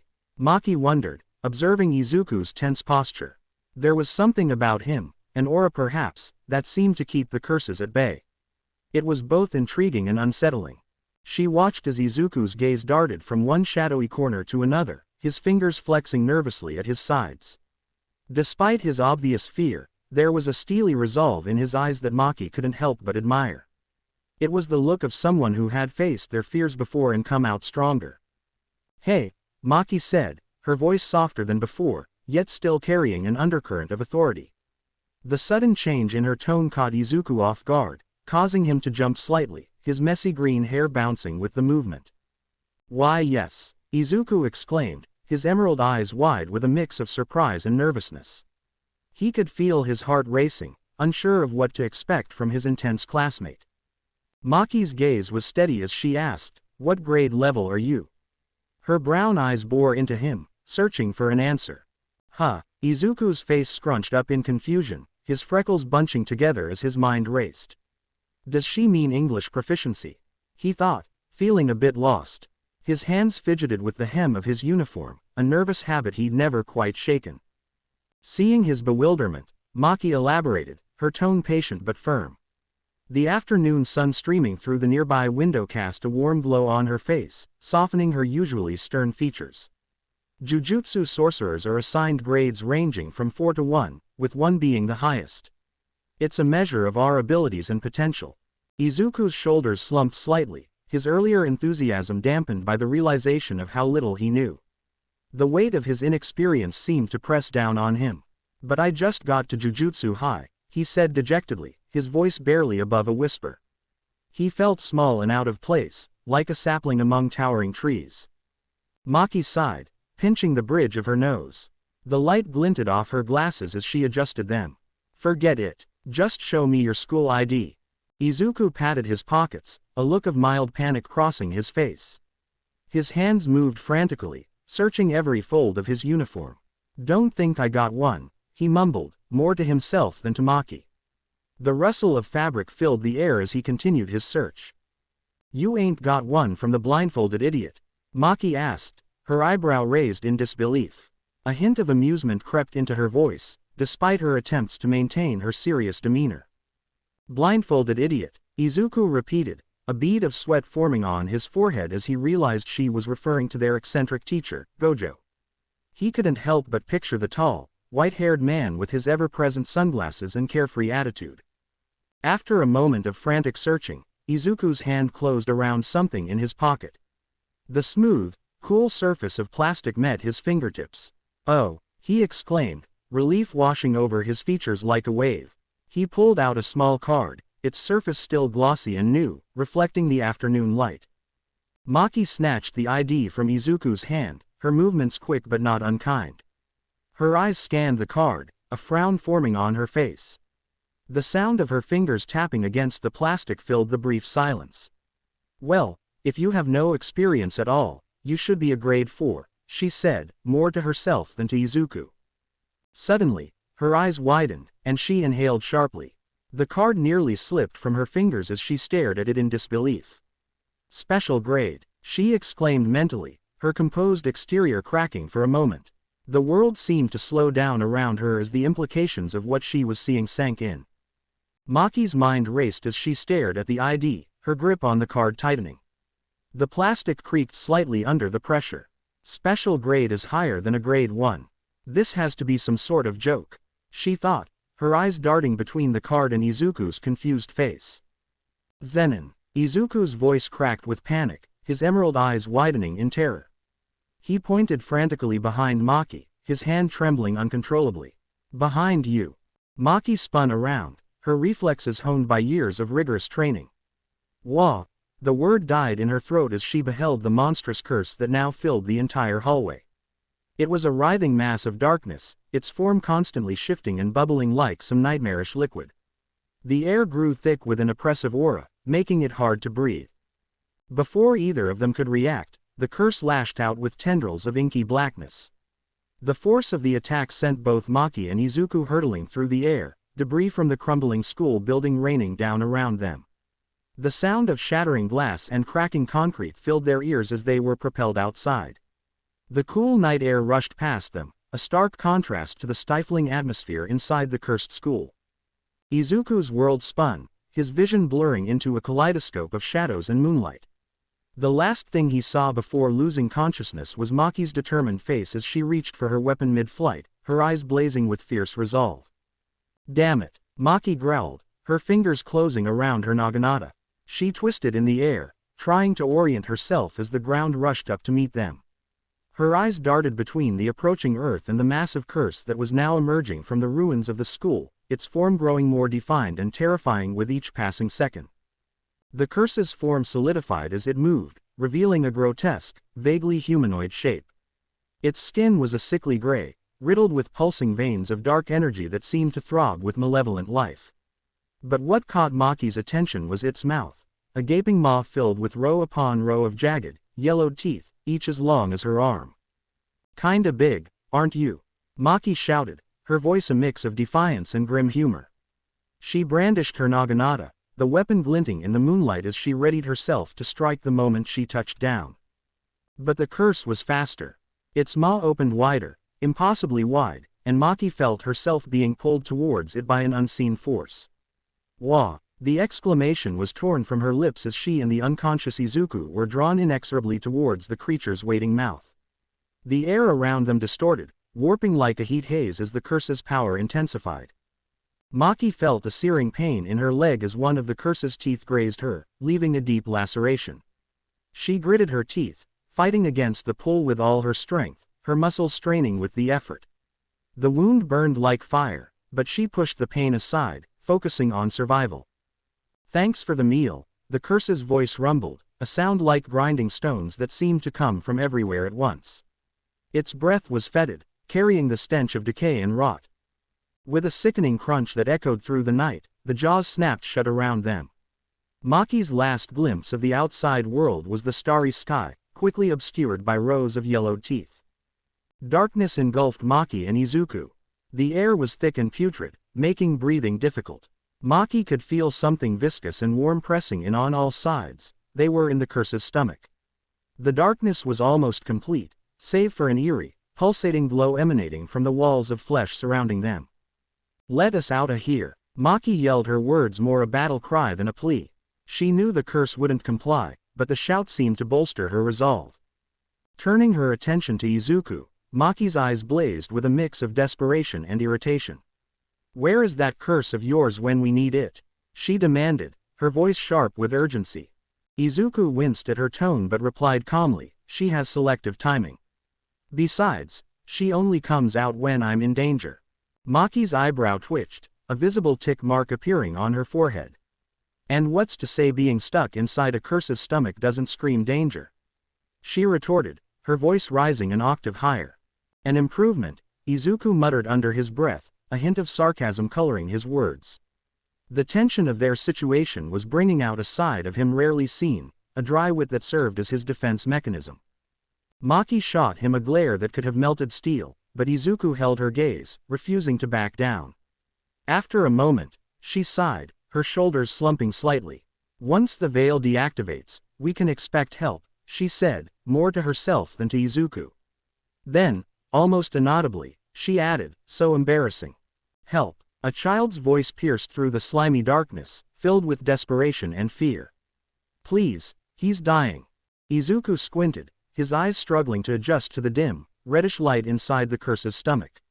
The air was thick and humid, making it difficult to breathe. As his vision cleared, he saw two children huddled together in a corner, their small forms trembling. One, a boy no older than 10, had grotesque swellings covering half his face. His left eye was swollen shut and blackened, like a bruise gone wrong. In his arms, he cradled another child who lay motionless, their chest barely rising and falling with shallow breaths. "Oh no," Izuku whispered, his heart sinking like a stone in his chest. Were these the kids attacked by the curse? The two we knew about? His mind raced, trying to process the situation. The squishy, pulsating walls of the curse's stomach seemed to close in around them, making the scene even more nightmarish. At least they're alive, he thought, clinging to a shred of hope like a lifeline in a stormy sea. Maki's voice cut through his thoughts, her tone grim and matter-of-fact. "Not good. Take a closer look, Izuku. The bigger kid's cursed too. It's only a matter of time before they both." She trailed off mid-sentence, her words hanging in the air like a guillotine. Izuku turned to look at her, and what he saw made his blood run cold. Maki's cheeks had drained of color, leaving her face looking pale and clammy as if a cold sweat had unexpectedly washed over her. Her usual confident demeanor was crumbling before his eyes, like a sandcastle against the tide. "Besides," Maki continued, her voice growing weaker with each word, "not everyone is resistant to curses like you. Just as Izuku opened his mouth to reply, he noticed Maki's eyes suddenly fluttering, her gaze losing focus as it rolled back into her head. Panic surged through him like an electric current as he saw her body start to sway dangerously, teetering on the brink of collapse. With a rush of adrenaline, Izuku instinctively lunged forward, his heart racing in his chest. As he closed the distance between them, he managed to grasp her just in time, his hands wrapping securely around her waist. He felt the warmth of her body against him as he anchored her, preventing her from falling to the ground. "Maki," Izuku called out, panic rising in his chest like a tidal wave. He gently lowered her to the squishy floor, his eyes darting over her body. That's when he saw it. The wound on her leg, angry and inflamed, with dark tendrils spreading from it like poisonous vines creeping up a wall. "Shit," Izuku muttered, his face paling. "That wound, it's been cursed. Is she going to die? Please, help us," the same kid pleaded, his voice trembling with fear and desperation. His eyes, wide and filled with unshed tears, darted between Maki's prone form and Izuku's face, silently begging for reassurance. Maki stirred, her eyelids fluttering like butterfly wings as she fought to regain consciousness. Her breathing was labored, each inhale a struggle against the pain coursing through her body. With a groan that seemed to come from the depths of her soul, she managed to open her eyes, but her gaze was unfocused, clouded by the effects of the curse. Summoning what little strength she had left, Maki reached out and grasped Izuku's white uniform tightly. Her fingers twisted into the fabric, knuckles turning white with the effort. When she spoke, her voice was hoarse and strained, barely above a whisper. "Izuku," she rasped, her eyes suddenly clearing as they locked onto his with an intensity that made him flinch. "Seriously, why'd you enroll at Jujutsu High?" Izuku opened his mouth to respond, but Maki cut him off, her voice gaining strength as desperation and frustration fueled her words like kindling to a fire. "To do what?" she demanded, her grip on his uniform tightening.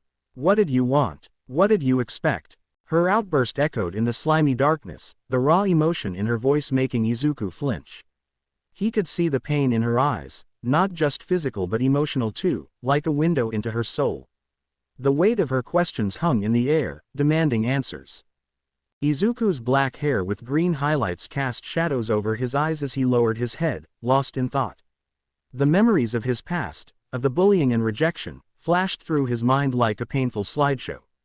"I tried to run away from my problems and disappear," he reflected, his inner voice tinged with regret and a hint of shame. Mini flashback. Gojo's piercing blue eyes softened as he looked at Izuku, his usual playful demeanor replaced by genuine concern. The sunlight glinted off his white hair, creating a halo-like effect around his head. "But, you'll be lonely," he said gently, his words hanging in the air between them, more of an observation than a question. The weight of those words had settled on Izuku's shoulders like a heavy cloak. Flashback ends. Izuku's brow furrowed as he recalled Gojo's words, his fingers absent-mindedly tracing the outline of Rika's ring. "He said I'd be lonely," he thought, his chest tightening at the memory. The familiar ache of isolation threatened to overwhelm him, but then. "I couldn't disagree at the time. But." Suddenly, a kaleidoscope of memories burst forth in his mind, each one a vibrant reminder of the connections he'd forged. Itsuka's warm smile, her green eyes crinkling at the corners as she laughed at one of his awkward jokes. The Kendo family's welcoming embrace, their dojo filled with the rhythmic sounds of training and the occasional burst of encouraging shouts. He remembered the first time he'd successfully executed a complex move, the pride in Itsuka's father's eyes as he patted Izuku on the back. The smell of tea and homemade snacks that Itsuka's mother always prepared after their training sessions. The feeling of belonging had slowly begun to replace the emptiness in his heart, filling it with warmth and purpose. "I found people who believed in me," Izuku realized, a small spark of hope igniting within him. It was like a tiny flame, fragile but persistent, pushing back the darkness that had surrounded him for so long. His teal eyes, once dim with despair, now blazed with newfound determination. He looked at Maki, her face pale and drawn with pain, but still fierce in her resolve. Izuku's voice rose with emotion, echoing in the eerie, pulsating space around them. "I don't want people to see me as an outcast because I'm quirkless," he shouted, his words reverberating off the slimy walls of the curse's stomach. His fists clenched at his sides, trembling slightly, not from fear but from the intensity of his feelings. The nails dug into his palms, grounding him in the moment. I want to be relied on by somebody. I want to believe that it's okay to keep living. His voice softened for a moment, vulnerable yet resolute like a whisper carried on a strong wind. To be someone's hero again and to become a top hero. Those are my goals. Maki's eyes widened slightly, surprised by the sudden outburst from the usually quiet Izuku.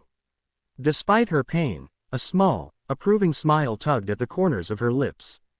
Her breathing was labored, but her gaze remained steady, locked onto Izuku's determined face. Then, start exercising. Maki managed to say, her voice weak but filled with conviction. She reached out, grasping Izuku's sleeve weakly, her fingers trembling with the effort. Curses. You need to start exercising them. And keep on exercising them. Her eyes locked onto Izuku's, conveying a silent understanding that went beyond words.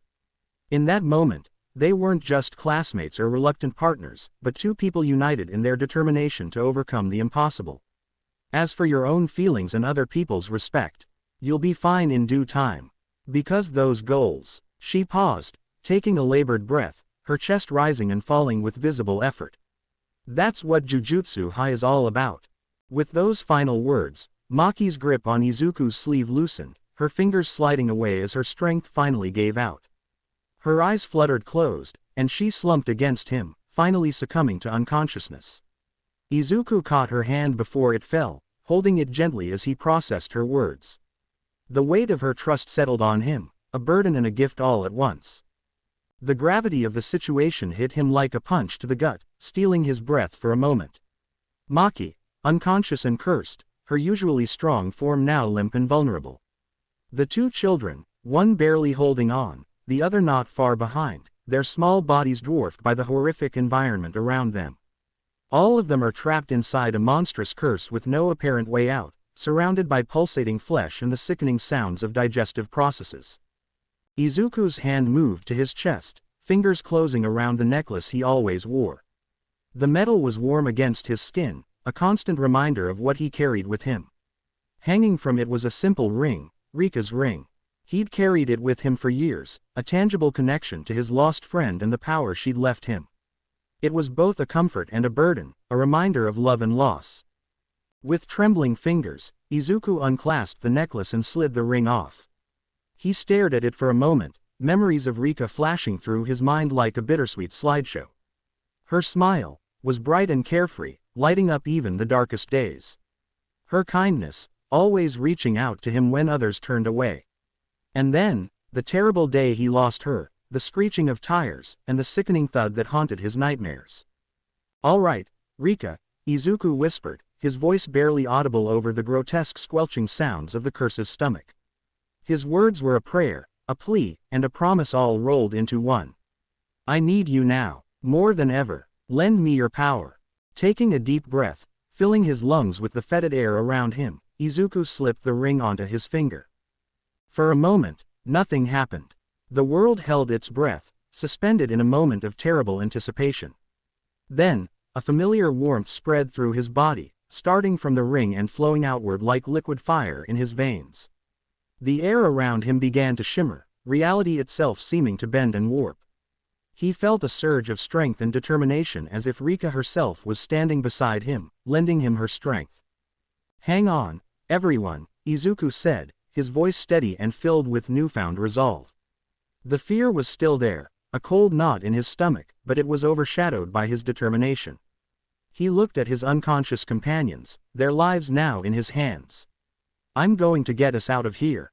The curse's stomach erupted in an explosion, sending a shower of viscera and dark energy in all directions. From the carnage emerged Rika, her form both terrifying and awe-inspiring. Her long, dark hair whipped around her like living tendrils, each strand seeming to have a mind of its own. Her eyes, once warm and kind, now glowed with an otherworldly light that promised both protection and destruction. Rika's emergence was accompanied by a bone-chilling screech that echoed through the air, a sound that was equal parts fury and triumph. The very atmosphere seemed to tremble in her presence, the air growing heavy and charged with an electric tension. The curse, faced with this unexpected and overwhelming force, recoiled in confusion and fear. Its grotesque form quivered, and when it spoke, its voice was a guttural croak filled with uncertainty. Ha, whooo or youu. It had never encountered anything like Rika before, and its usual confidence was shattered in the face of this new threat. Rika's response was swift and brutal, showcasing the raw power at her command. With a speed that defied human comprehension, she lashed out. Her clawed hand, now a weapon of terrible efficiency, connected with the curse's face. The impact was thunderous, sending shockwaves rippling through the air. The sound of the collision was like a crack of lightning, followed by the rumble of distant thunder. "Shoot up," Rika screeched, her voice echoing with a power that seemed to shake the very foundations of reality. The curse reeled back, overwhelmed not just by the physical blow, but by the sheer ferocity and strength that Rika exuded. Outside the veil that separated this nightmarish realm from the normal world, Gojo stood leaning casually against a sleek black car. His white hair ruffled gently in the breeze, a stark contrast to the chaos unfolding before him. His ever-present sunglasses hid his eyes, but there was a hint of a smirk playing on his lips as he observed the scene.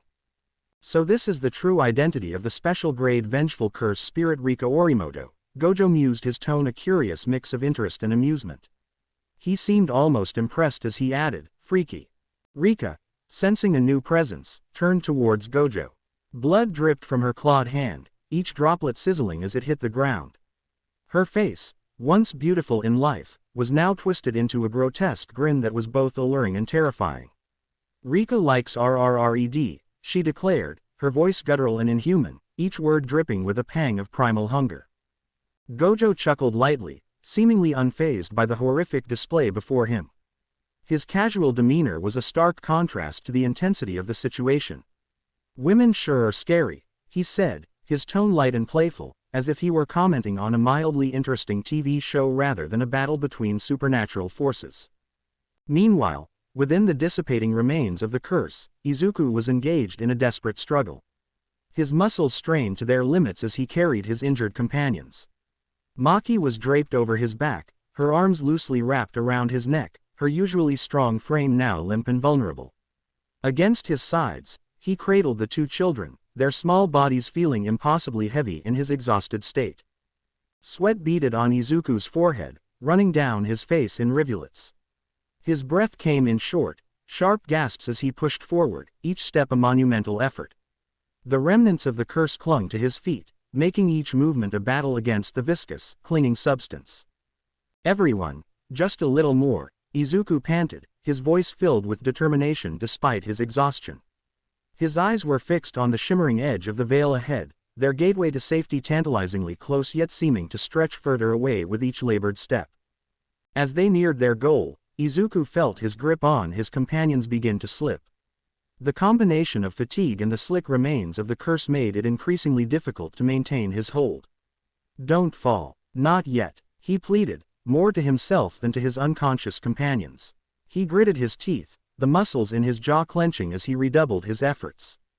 With each step, the veil grew closer, but so did the overwhelming tide of exhaustion. Izuku's vision began to blur, the edges of his sight growing dark.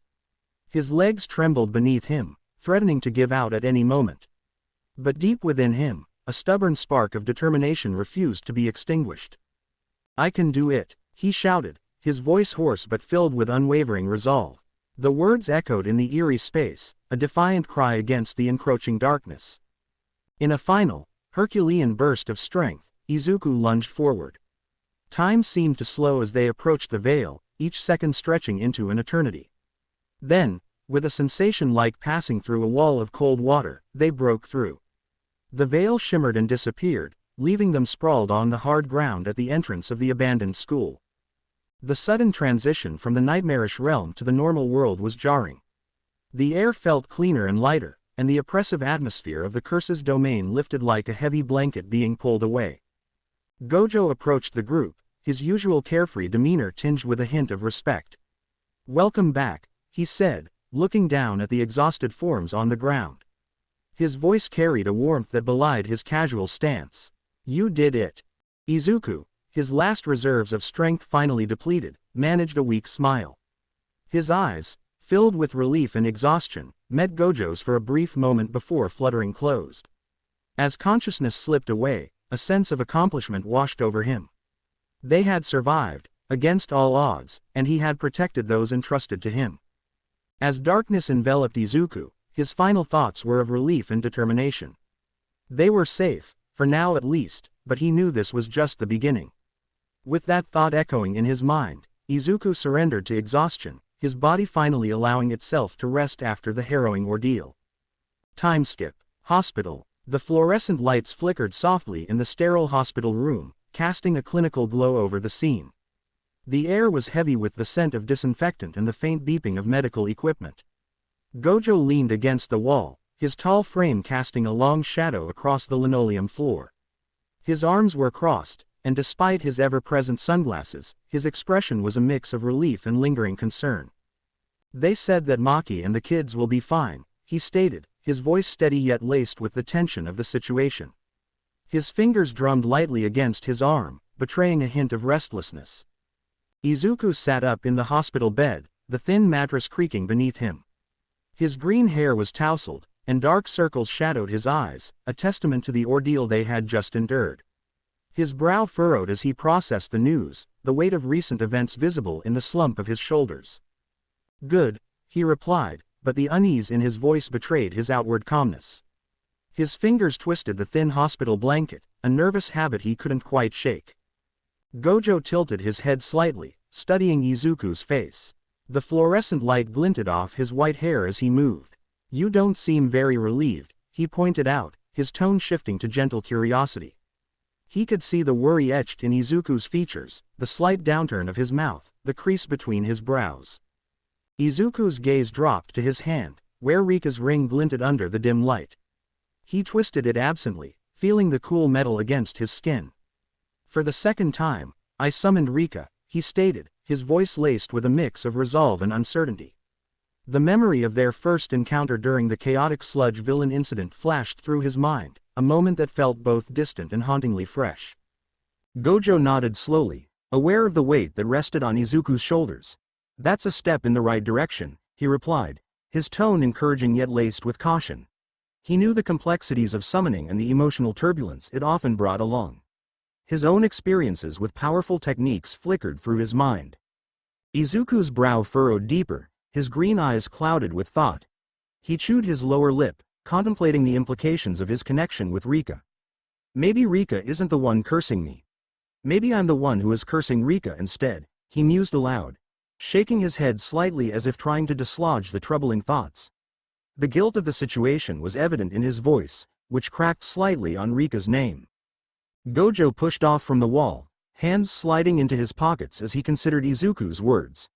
He moved to the window, gazing out at the city skyline barely visible in the fading daylight. "I have always believed that love can manifest the most distorted curses," he remarked, his gaze piercing yet understanding as he turned back to Izuku. The setting sun cast long shadows across his face, adding a somber tone to his words. "Sensei," Izuku exclaimed suddenly, his voice rising in urgency. He sat up straighter, wincing slightly at the movement. His hand clenched tightly around his ring finger, the metal of the ring digging into his skin. The determination burning in his eyes was unmistakable. It was a look Gojo had seen before in those who were ready to face their demons head-on. Izuku's chest heaved with a deep breath, steadying himself before he continued. The heart monitor beside his bed beeped a little faster, matching his rising emotions. "I am going to unravel Rika's curse at Jujutsu High," he declared, his voice steady as his resolve cemented. The words hung in the air between them, heavy with promise and determination. Gojo's eyebrows raised slightly above his sunglasses, a small smile tugging at the corners of his mouth. He recognized the fire in Izuku's eyes, the unwavering determination that could move mountains. It reminded him of his own younger days, of the challenges he had faced and overcome. "That's quite the declaration, Izuku," Gojo said, his voice a mix of pride and concern. He moved closer to the bed, his tall frame casting a shadow over Izuku. "Unraveling a curse, especially one as powerful as Rika's, won't be easy. It'll take everything you've got and then some." Izuku nodded, his jaw set in determination. His hands unclenched, smoothing out the blanket across his lap. "I know, sensei." But I have to try. For Rika's sake. And my own. His voice was quiet but firm, filled with a resolve that seemed to make him appear larger than his hospital bed. Gojo moved closer, placing a reassuring hand on Izuku's shoulder. The warmth of the touch seemed to ground Izuku, providing a moment of comfort in the clinical setting. Well then, we'd better make sure you're prepared. When you're discharged, we'll start your specialized training. You're going to need every tool in the Jujutsu arsenal if you want to tackle this. Izuku looked up at his teacher, gratitude shining in his eyes. The setting sun streaming through the window cast a warm glow across his face, highlighting the mix of determination and hope in his expression. Thank you, Sensei. I won't let you down. Morning. Iron Claw Dojo. The early morning sun streamed through the tall windows of the Iron Claw Dojo, casting a warm, golden glow on the polished wooden floors. Itsuka sat cross-legged on a training mat, her fingers poised over her phone screen, the light reflecting off the device. Gone was her usual side ponytail. Instead, her loose copper-colored hair framed her face, accentuating the worry etched across her features. She scrolled through her contacts, her heart sinking as she found Izuku's name. A wave of hesitation washed over her, and she stared at his number, her mind racing with thoughts. With a heavy sigh, she glanced at the calendar hanging on the wall, its pages marking yet another day of silence between them. It's been 3 months since he last called me, she thought, her brow furrowing deeper with concern. What could he possibly be doing? Closing her eyes, she tried to recall their last meeting. She could almost see his determined smile, hear his promise to stay in touch, and feel his excitement as he spoke about finding a new house. But now, all she had was silence, a void that felt increasingly heavy in her heart. Rising to her feet, Itsuka stretched her arms high above her head, the morning light glinting off her senior student armband. She walked over to the window and gazed out at the peaceful street below, where the world outside seemed blissfully unaware of her turmoil. Maybe I should call him, she murmured, her voice barely above a whisper, as if speaking too loudly might shatter the fragile calm. But what if he's just busy? What if I'm overreacting? With a renewed sense of determination, she picked up her phone once more, her finger hovering hesitantly over Izuku's number. The moment stretched out, filled with uncertainty, until she finally set the phone down again, her resolve wavering. I hope you're staying safe, Izuku, she said softly, her words echoing in the stillness of the empty dojo. And I hope you still remember us. As she turned away from the window, Itsuka felt a flicker of hope amidst her worry, a quiet belief that perhaps, one day soon, she would hear from him again. Scene change. A soft, ethereal glow enveloped the room, reminiscent of a whispering moonlight, crafting an atmosphere steeped in calm and serenity. The ornate hanging light, suspended gracefully from the ceiling, cast a warm, golden hue across the polished wooden floor, forming intricate patterns of light and shadow that danced in harmony. 4 traditional shoji screens adorned the walls, their elegant rice paper panels diffusing the gentle light, deepening the tranquil and refined ambiance. The interplay of light and shadow, dappled across the ground and playing upon the structures of the room, created a mesmerizing effect that seamlessly bridged the modern and the ancient Japanese aesthetic.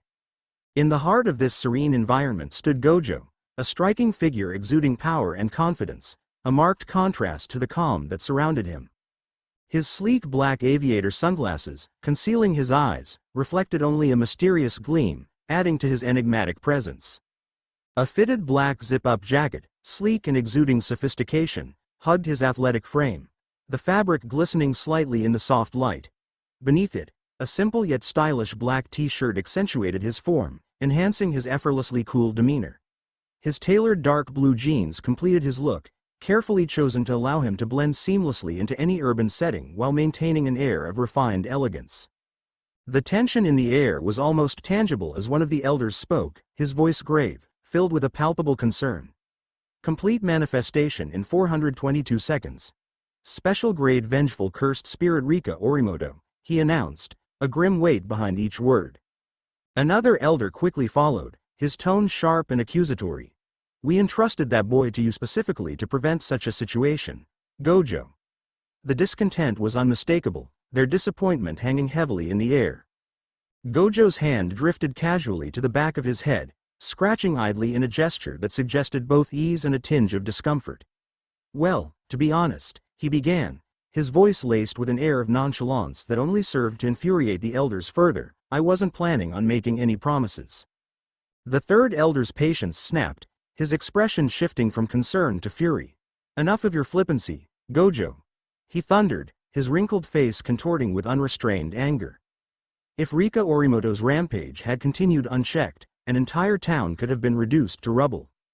The gravity of the situation was undeniable, and for the first time, the serene glow of the room felt overshadowed by the looming threat that lay just beyond the fragile boundary of their peace. "Whoa, easy there, Gramps," Gojo said, raising his hands in mock surrender, a playful grin dancing on his lips.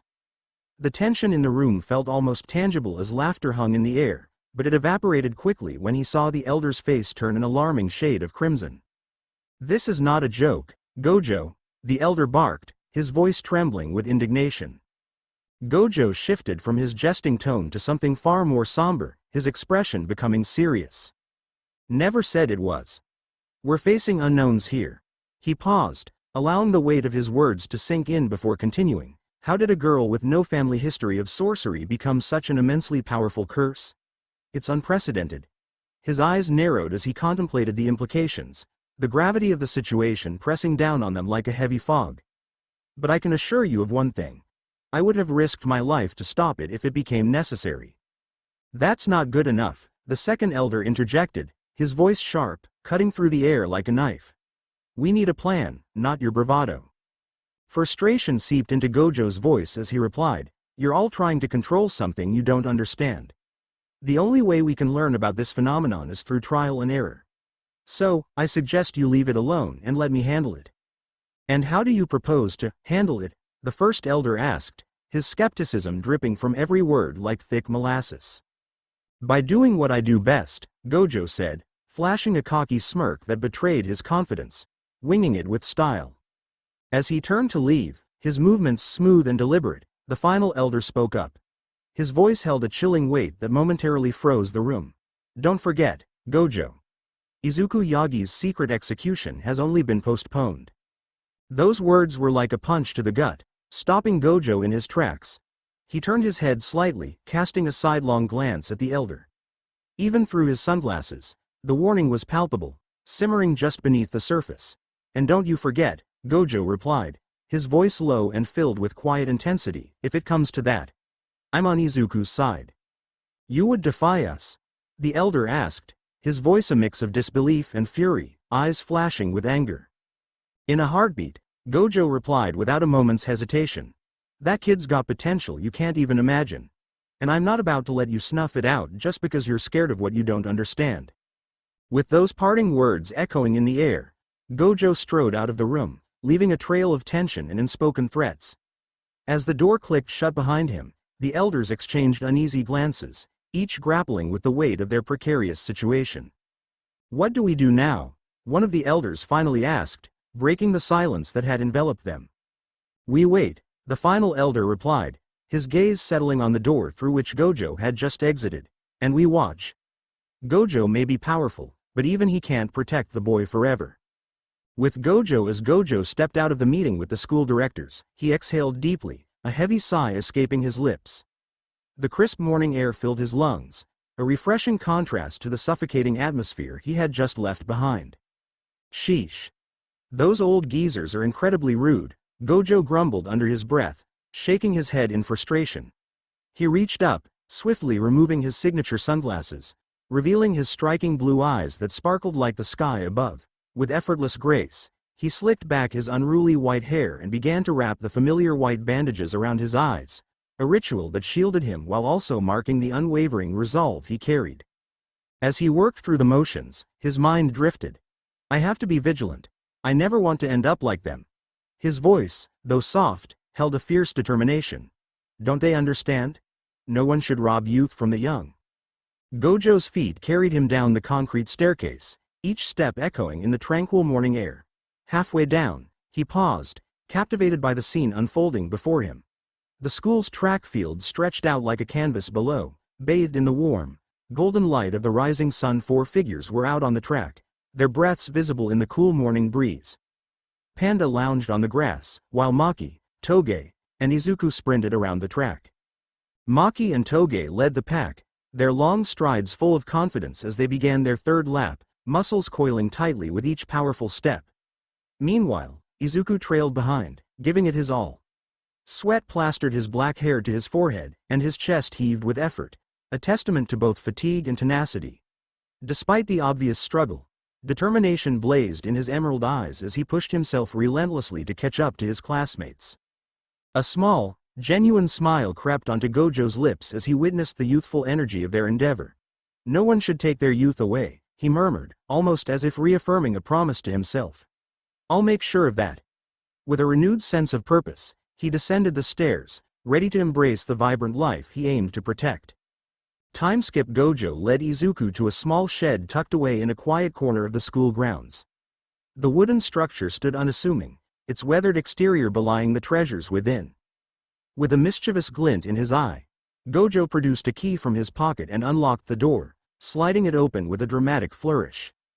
"After you, kiddo," he said, gesturing with a sweeping bow. Izuku stepped inside, his eyes widening as he took in the sight before him. "Whoa," he breathed, his voice barely above a whisper. The room was a veritable treasure trove of mystical artifacts. Swords of various styles and sizes lined the walls, their blades gleaming in the dim light. Staff of different woods and lengths stood in neat rows, their surfaces etched with intricate symbols that seemed to whisper ancient secrets. Scrolls, some yellowed with age and others pristine and new, were stacked on shelves that reached the ceiling, hinting at countless stories waiting to be uncovered. Gojo sauntered in after him, hands casually tucked in his pockets. "So, here's the deal," he said, his tone light but carrying an undercurrent of seriousness. "Exorcising Rika. Not gonna happen. She's too strong, too deeply intertwined with you. But unraveling the curse, that's our ticket out of this mess." Izuku tilted his head, confusion knitting his brow. "Unraveling?" he asked, the term rolling off his tongue like a foreign language. "Yep," Gojo nodded, a hint of a smile playing on his lips. "Think of it like untying a bunch of knots of cursed energy. Thousands of them, all tangled up. We're gonna undo them one by one." As he spoke, Gojo meandered over to a wall lined with katanas. He hummed thoughtfully, his fingers dancing along the hilts, testing their weight and balance with a practiced ease. "It's a special trick for cursed humans like you," he explained, his voice taking on a more instructive tone. Without warning, he plucked a katana from the wall and tossed it to Izuku. "Heads up." Izuku yelped, his hands fumbling as he tried to catch the weapon. He managed to grasp it, but not before nearly dropping it twice. "A katana?" he squeaked, staring at the blade in his hands.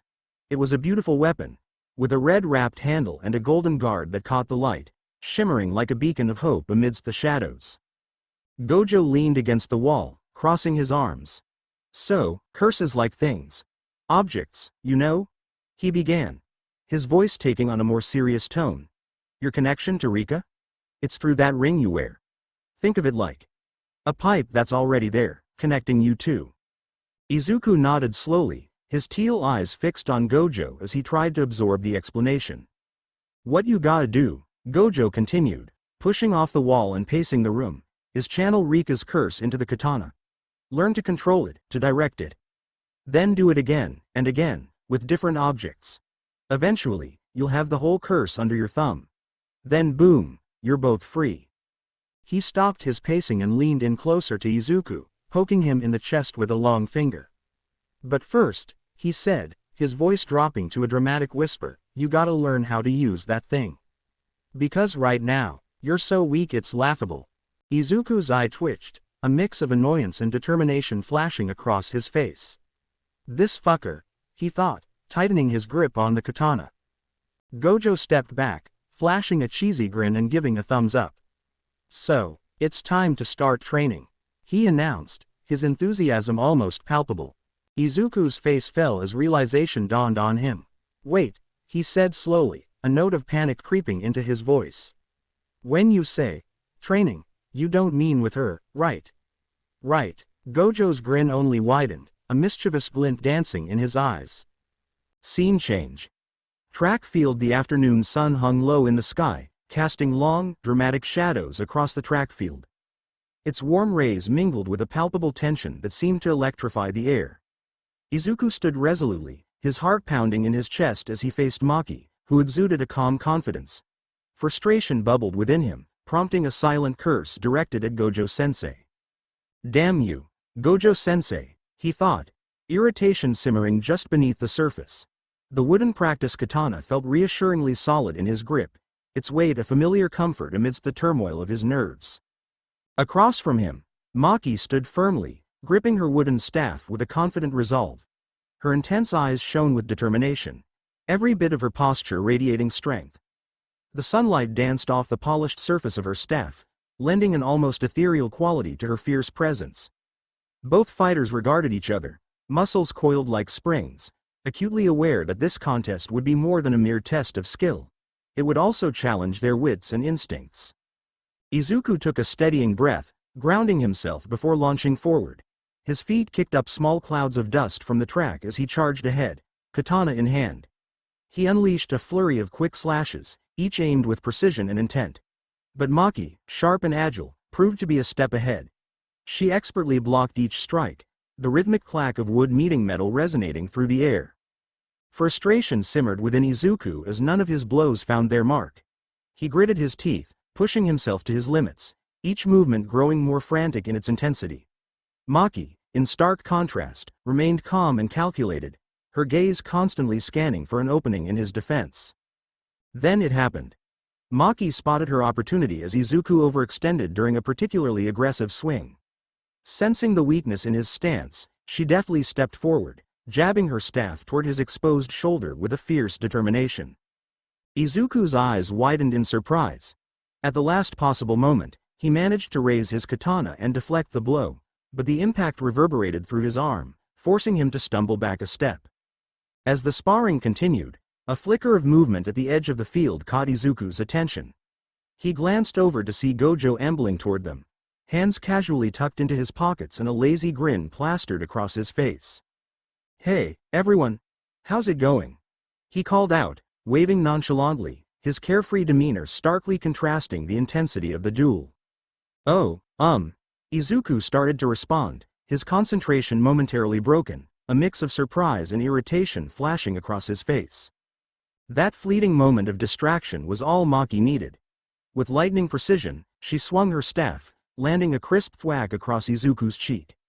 The sting of the impact jolted him back to the present, reminding him of the stakes in this battle of skill and strategy.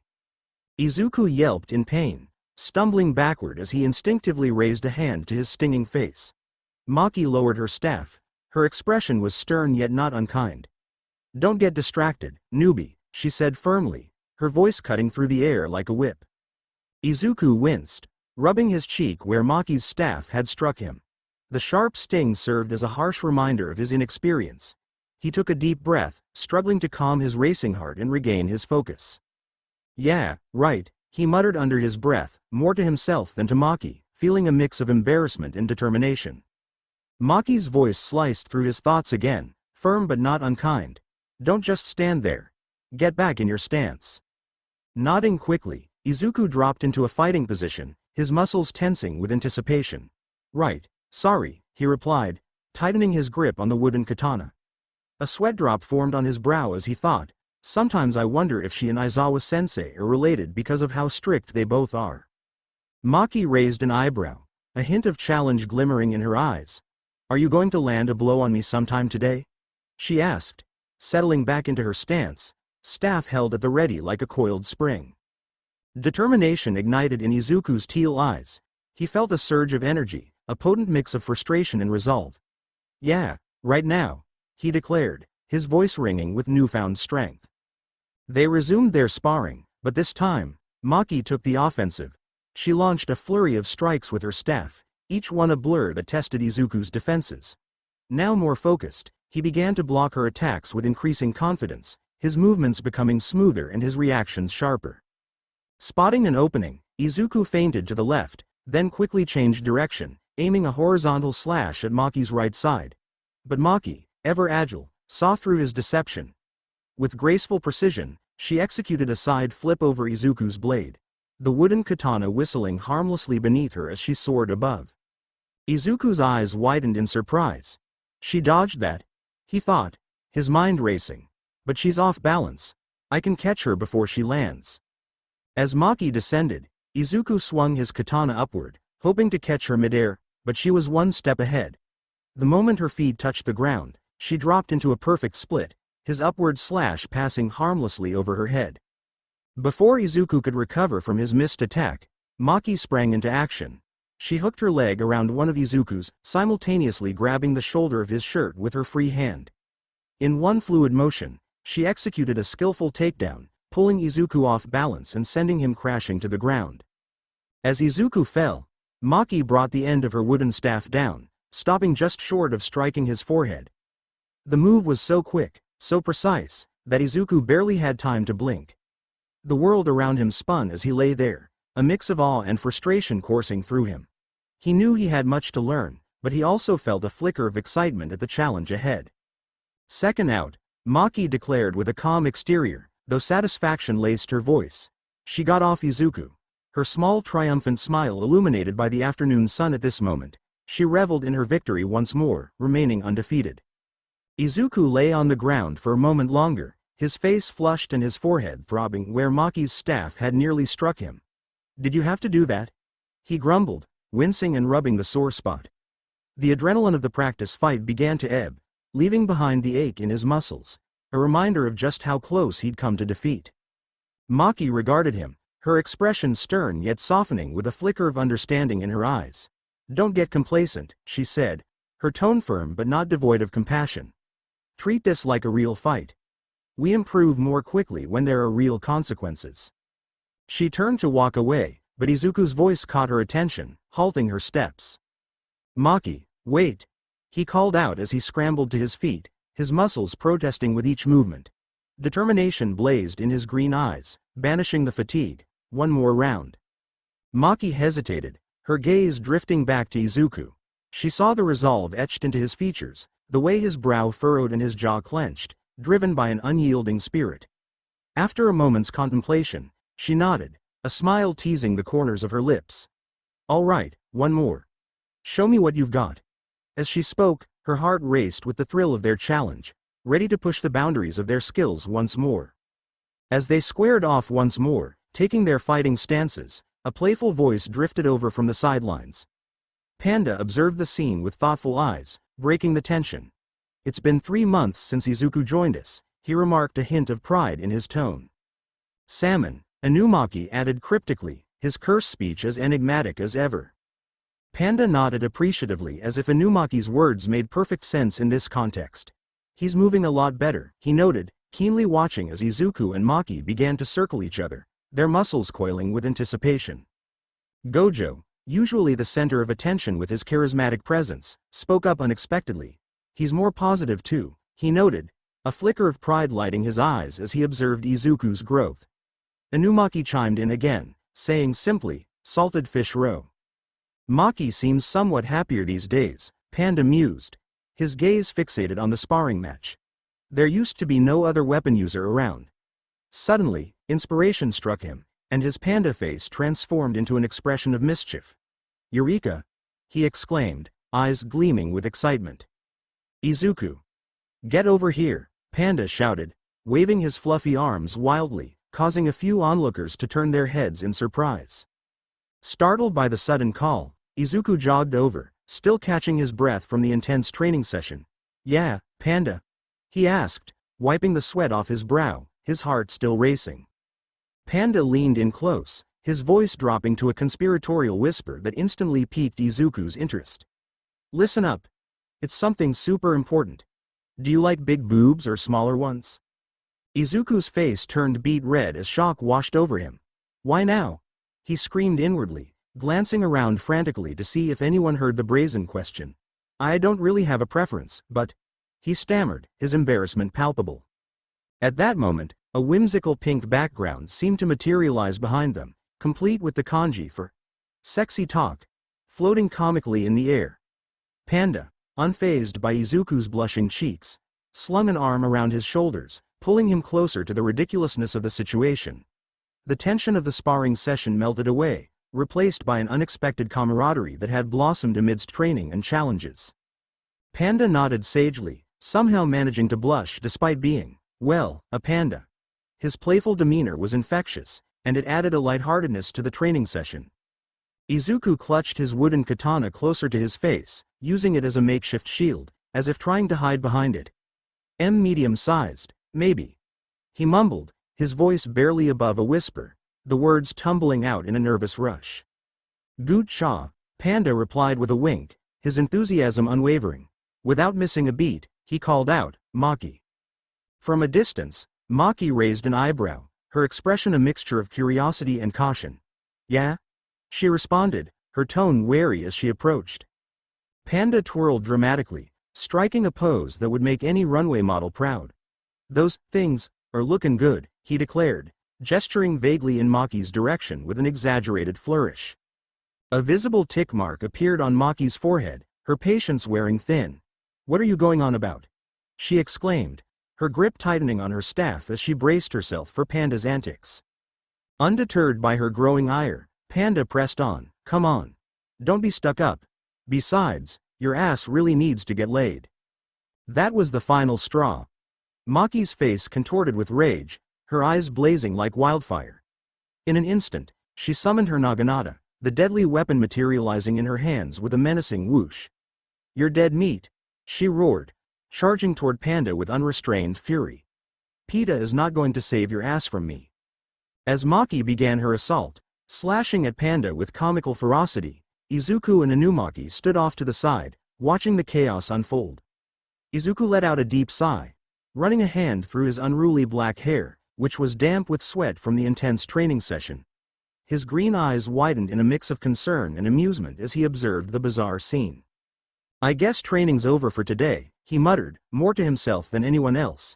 He glanced at Inumaki, who stood beside him, calmly munching on a rice ball as if this were an everyday occurrence.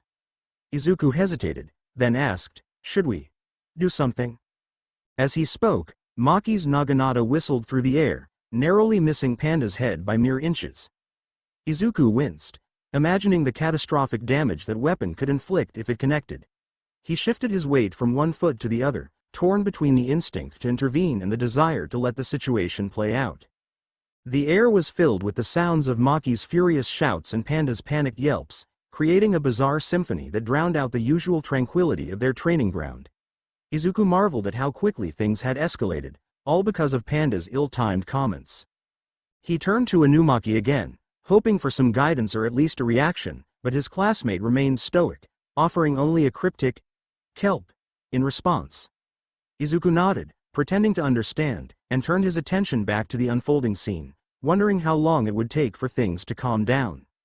I still can't get a read on Inumaki, Izuku thought, shaking his head slightly, both amused and perplexed by the whirlwind of chaos that had erupted around them. As Maki continued her playful chase of Panda around the training ground, the air was filled with laughter and shouts. Suddenly, Gojo's voice sliced through the commotion with a lighthearted command. All right.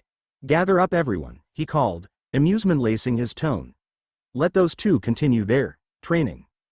Izuku and Inumaki exchanged glances before making their way over to Gojo, leaving Maki and Panda to their antics. Gojo's eyes, concealed behind his signature white bandages, sparkled with mischief as he turned his attention to them. Toge, Gojo began, directing his gaze at Inumaki, a curse has been specifically assigned to you. It's something you're particularly suited for, so I need you to take care of it. Inumaki nodded, finishing the last bite of his rice ball. Salmon, he replied, his usual cryptic response that held a deeper meaning for those who understood. Gojo then shifted his focus to Izuku, his grin widening. Izuku, I want you to accompany Toge. Your job is to support him. Izuku's brow furrowed in confusion. Support? He echoed, uncertainty creeping into his voice as he tried to grasp Gojo's intentions. Gojo's smile softened, taking on a more instructive tone. Watch and learn, Izuku, he explained. Every sorcerer is unique, and there are just as many different exorcist techniques out there. Toge's cursed speech is a prime example of this. I want you to observe him in action and learn what you can.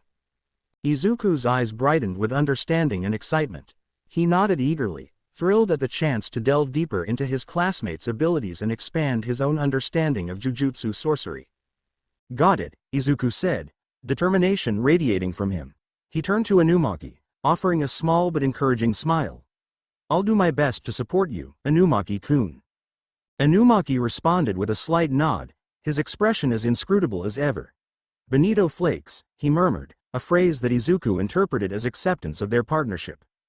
As they prepared to embark on their mission, the sounds of Maki's relentless pursuit of Panda faded into the background. Izuku felt a whirlwind of emotions, nervousness mixed with anticipation, building in his chest. This would be his first time working closely with Inumaki, and he was eager to witness the power of cursed speech firsthand. "We should get going," Gojo said, clapping his hands together to draw attention. "The curse won't exorcise itself, after all." With a final nod from both Izuku and Inumaki, they set off, leaving the lively training grounds behind and stepping into the unknown, ready to face the challenge ahead. Time skip. Happiness Shopping Center. The entrance of the shopping center loomed ominously before them, draped in shadows that danced and shifted in the subdued light. Weeds, nature's relentless reclaimers, had begun their slow but determined conquest, pushing through cracks in the pavement and crawling up the time-worn walls. Shards of glass, remnants from windows long shattered, caught the sparse sunlight that dared to infiltrate the gloom, glinting like muted jewels against the drab backdrop. Inumaki's tousled hair rustled softly in the faint breeze as he surveyed their surroundings with a watchful gaze. His typical stoic expression was tinged with a hint of concern as he absorbed the dilapidated scene unfolding before him. Beside him, Izuku stood tall, his vibrant green hair creating a striking contrast against the gray and brown tones that enveloped their environment. His emerald eyes flitted anxiously from one shadowy corner to another, alert and primed for any sign of lurking danger. The air hung heavy around them, thick with the dust and unsettling silence that pressed down upon them like an invisible weight. The occasional rustle of wind-blown debris punctuated the stillness, accompanied by the crunch of shattered tiles beneath their feet. It felt as though the very atmosphere was holding its breath, suspended in time, waiting for something to shatter the spell of abandonment that had wrought this once bustling shopping hub. As they approached the entrance to Happiness Shopping Center, a tall, slender figure emerged from the shadows. The man bore mid-length black hair and wore rectangular glasses that framed his small, dark eyes, giving him an air of deliberate detachment. Sunken cheeks lent him a perpetually bored expression that felt entirely at odds with the eerie surroundings. Kiyotaka Ijichi, the assistant manager from Jujutsu High, cleared his throat and tapped on his tablet, the blue light casting a cold glow across his face in the dim ambiance. "Happiness Shopping Center," he stated, his voice flat and matter-of-fact, "is now essentially abandoned. There are plans to demolish the entire area to make way for a new, large shopping mall." He swiped across the tablet screen, revealing additional information. An inspection has unearthed a group of low-level curses. Grade 2 Sorcerer Inumaki, your task is to exorcise those curses. Ijichi glanced up from his tablet, anticipating to see Inumaki standing at attention, but was struck by the jarring reality of space where the cursed speech user should have been. "What?"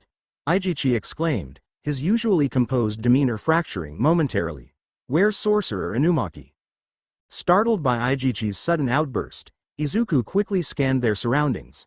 His eyes widened in shock as they landed on a familiar figure a short distance away, where Inumaki was unexpectedly fixated on something that caught his interest. "Is he shopping?" Izuku's mind raced, disbelief coloring his inner thoughts as he struggled to comprehend the bizarre situation unfolding before him. Sure enough, Inumaki was standing at a small kiosk that somehow managed to remain operational despite the mall's desolate state. The friendly cashier greeted him with a warm smile, saying, "Thanks for coming."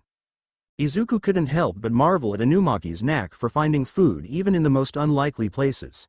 He observed his classmate as he carefully browsed through the offerings at the kiosk, selecting an assortment of snacks, most of which appeared to be seafood-based. The sight was strangely comforting, a pocket of normalcy amid the eerie ambiance of the abandoned shopping center. Ijichi-san, Izuku said hesitantly, pointing towards the kiosk. "I think I found him." Ijichi followed the direction of Izuku's gesture, his eyebrows rising in surprise as he took in the scene. He let out a long-suffering sigh, pinching the bridge of his nose in exasperation. "Of course," he muttered, shaking his head. "We're here to exorcise curses, and he's busy buying snacks." As they observed, Inumaki concluded his transaction and returned to the group, a small paper bag carefully cradled in his hands.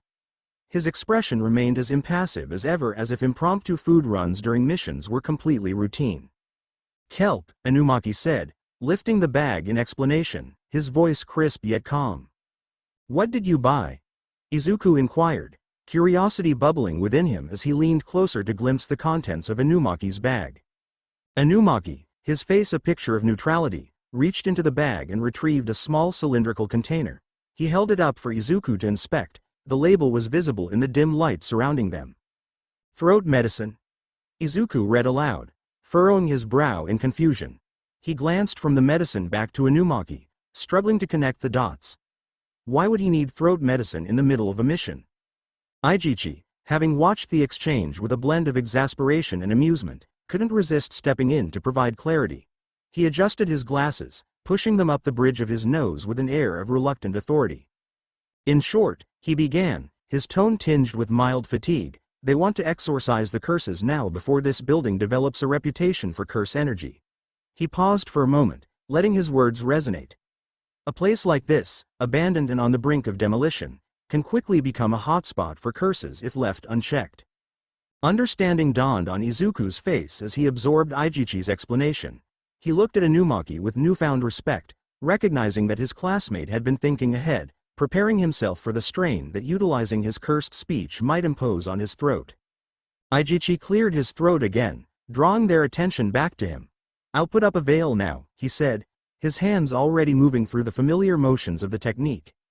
As he chanted incantations under his breath, a shimmering barrier began to materialize around the perimeter of the shopping center. Turning back to Izuku and Inumaki, Ijichi's expression softened slightly, a glimmer of encouragement lighting up his eyes. "Good luck, gentlemen," he offered, nodding at each of them in turn. The atmosphere felt charged with a mix of determination and camaraderie as they prepared to face the challenges ahead. As Izuku and Inumaki walked through the abandoned shopping center, their footsteps echoing in the eerie silence, Izuku's mind wandered back to Gojo's words. The dim light filtering through broken windows cast long shadows, adding to the unsettling atmosphere. Flashback to their arrival at Happiness Shopping Center. Izuku stood at the entrance, his fingers tightly gripping the hilt of his katana. A sheen of sweat coated his palms, and his heart raced in his chest, pounding like a drum. "My first fieldwork. Wait, no, my second," he thought, desperately trying to calm his nerves. The reality of the moment settled in, and he couldn't shake the feeling of anxiety creeping up on him. "Either way, I'm so nervous." Just then, a hand tapped his shoulder, causing Izuku to jump in surprise. He spun around to find Inumaki standing there, his expression as stoic as ever, but something about the shadowy light cast an ominous air around him. "Salmon," Inumaki said, his wide, pupil-less eyes locking onto Izuku's with an intensity that sent shivers down his spine. The fog swirling around them only heightened the tension, wrapping the scene in an eerie atmosphere. Izuku let out a startled yelp, stumbling backward as he tried to regain his composure. "Oh, sorry," he blurted, catching his breath. "You startled me." Before Inumaki could respond, a familiar voice cut through the thick tension like a knife. "Hey, Izuku." Turning to face his teacher, Izuku found Gojo standing there, his usual carefree demeanor replaced by a serious expression that sent a chill through the air. "Sorry, I can't go with you guys," Gojo said, his tone more grave than usual. "It's a mission that's easy enough for Toge to handle alone, so try to relax." He paused, his eyes narrowing as he leaned closer. "But there's one thing you should be concerned about. Don't let Rika out. There's no guarantee she'll calm down like last time. Only use as much of Rika's power as you can through the sword." Izuku nodded, the weight of responsibility settling heavily on his shoulders like a heavy cloak. He felt the gravity of the situation sink in, but Gojo wasn't finished. Suddenly, his serious expression morphed into an embarrassed blush, and he added, "If she manifests again, you and I will be disposed of." Izuku's face fell into a deadpan expression, his mind racing. "Wha?" he exclaimed, unable to contain his shock. Internally, he shouted, "Why put all this pressure on me now?" The stakes had never felt higher, and as he stood there, the fog swirling around him, he realized he was about to step into a world of uncertainty and danger. Flashback ends. As the memory faded like the last flicker of light at dusk, Izuku found himself back in the present, navigating the shadowy corridors of an abandoned mall alongside Inumaki. He inhaled deeply, trying to center himself on the mission rather than the anxiety-laden warning from Gojo that echoed ominously in his mind. Curses. He said, a group of low-level ones, right? Izuku inquired, his voice trembling slightly as a bead of sweat trickled down his temple, a testament to the rising tension. Inumaki nodded, his expression as stoic as ever. Spiced cod roe, he replied cryptically, his voice devoid of any tremor. Suddenly, an eerie, distorted voice reverberated through the hollow chambers of the mall, sending an involuntary shiver cascading down Izuku's spine. Mutter, mutter. It resonated like a dark echo, wrapping around him with a chill. Izuku's eyes widened in alarm.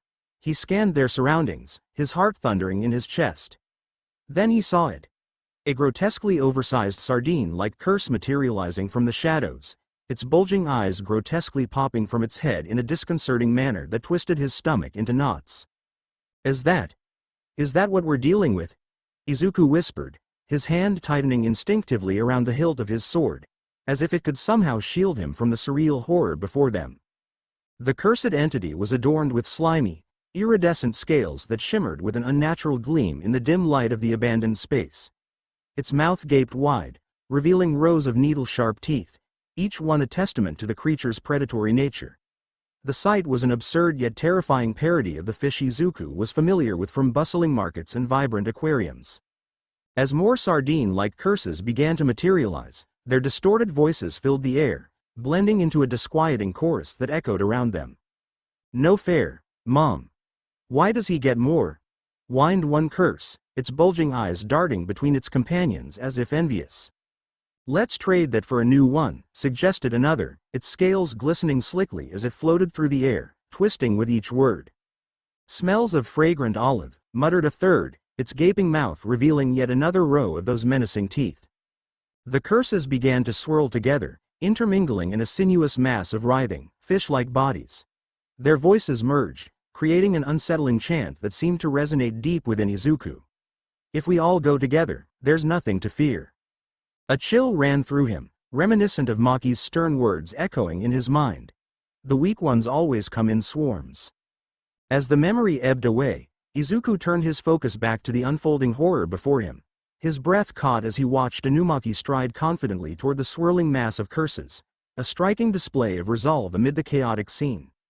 The air thickened with tension, and Izuku held his breath, unsure of what to expect next. Inumaki halted a few feet away from the spiraling amalgamation of fish-like creatures, calm and deliberate.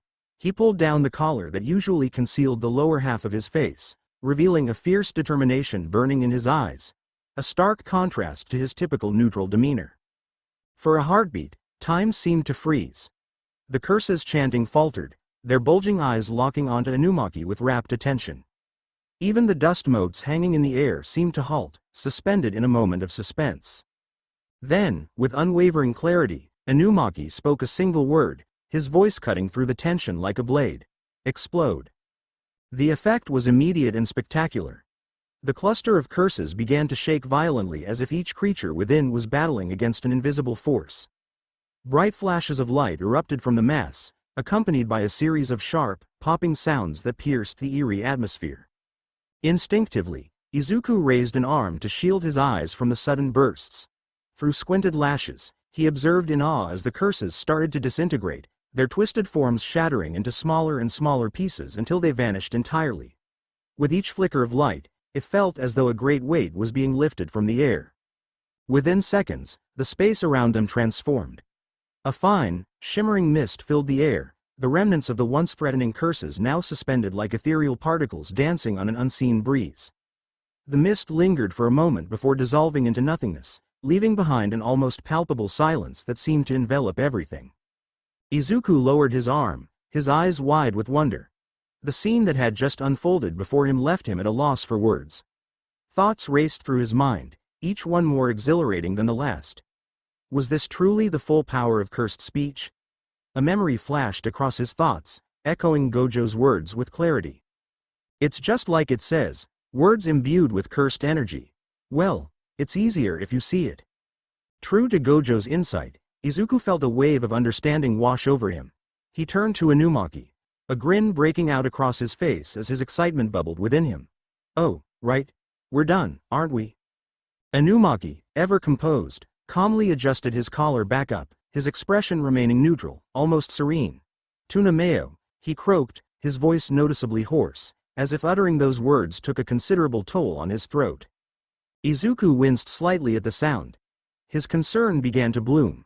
His voice sounds so raspy, he thought, his mind quickly connecting the dots. Oh, so that's what the throat medicine is for. It must strain his vocal cords to use that technique. Hidden within the shadows of the abandoned mall, a figure observed Izuku and Inumaki with keen interest. A sly grin unfurled across their lips as they took in the young sorcerer's impressive feat. As they stood there, catching their breath, a nagging feeling tugged at Izuku's instincts. He swept his gaze around, brow furrowing in confusion. "That's odd," he murmured, more to himself than to Inumaki. "The veil still hasn't come down. Shouldn't Ijichi-san have lowered it by now?" A sense of unease began to creep into his thoughts. What could be causing this delay? The air around them buzzed with unspent tension, and Izuku felt the thrill of uncertainty wash over him, urging him to stay alert for whatever might come next. Inumaki responded with "fish flakes," his voice laced with an undertone of apprehension that Izuku had not perceived previously. All at once, the atmosphere around them grew dense. A burdensome presence filled the deserted shopping center's clearing, triggering a prickling sensation on the nape of Izuku's neck. He experienced a shiver darting down his spine, his instincts sending loud warnings of imminent danger. Unexpectedly, a curse materialized behind them. Izuku and Inumaki whirled around, their bodies stiffening in preparation for a confrontation. The sight that met their eyes caused Izuku's breath to hitch in his throat. The curse that loomed over them was a sight beyond anything Izuku could have ever conceived. Its gargantuan head was characterized by a lengthy, elephantine trunk that oscillated menacingly. However, it was the creature's eyes that truly unsettled him, protruding in spiral. They appeared to rotate with frenzied energy, evoking a sense of madness and insatiable hunger. The entity presented itself as a terrifying amalgamation of textures.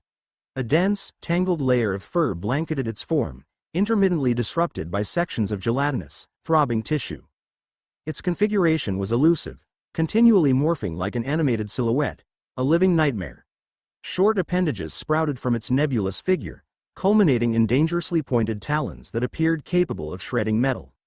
Most disturbing was the profound, shadowy abyss that gaped beneath the aberration. It hovered above this chasm, seemingly suspended within the liminal space between our reality and an infinitely more horrifying realm. The perimeter of the abyss writhed and stretched as if it yearned to consume everything around it. Izuku's heart hammered an urgent rhythm against his ribcage, his grip tightening around his sword's handle as perspiration began to bead. His gaze met with Inumaki's, a mirror reflecting a mutual dread. They were not confronting a minor menace. This creature was far more formidable than anything they had anticipated. The atmosphere was electrified as a blinding column of concentrated light plummeted down, cleaving the space between Izuku and Inumaki. The ground beneath them fractured and fissured, the resonating sound reverberating throughout the desolate shopping complex. Inumaki, without a moment's hesitation, pushed Izuku to safety, his swift response shielding them from immediate danger. The light beam amplified its energy, gouging a gaping chasm in the floor between them. Rubble descended in a shower, and a cloud of dust erupted, momentarily clouding their vision. Inumaki. Izuku's voice echoed, fraught with anxiety and trepidation. He struggled to discern his companion's form within the dispersing dust. Inumaki's eyes, usually calm, now gleamed with resolve as he lowered his collar. His voice, typically serene, resonated with an authoritative clarity that pierced the turmoil. "Get twisted." The curse's massive form shuddered at Inumaki's command, its body rippling like a disturbed pond. The air crackled with tension as the students watched, hope flickering in their eyes. But their elation quickly turned to horror as only two of the curse's fingers twisted grotesquely. Inumaki's eyes widened in shock, the realization hitting him like a physical blow. His cursed speech, usually so potent, had barely scratched the surface of this formidable entity. The strain of using his technique against such a powerful opponent took its toll immediately. Inumaki doubled over, his body racked with violent coughs that echoed through the abandoned mall. Crimson droplets splattered on the ground, a stark contrast to the dull gray of the debris-strewn floor.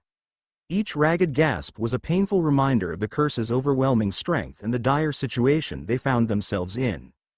Izuku watched in terror as another beam of light, bright and menacing, shot toward his incapacitated friend. Time seemed to slow, the world narrowing to a pinpoint as adrenaline surged through his veins. Without conscious thought, Izuku's body moved on its own. He sprang into action, his feet skidding across the debris-littered floor. His heart pounded in his ears, drowning out everything but the urgent need to save his friend. "Hang on, Inumaki!" Izuku's voice rang out, raw with desperation. He reached out, his fingers grasping Inumaki's arm with surprising strength.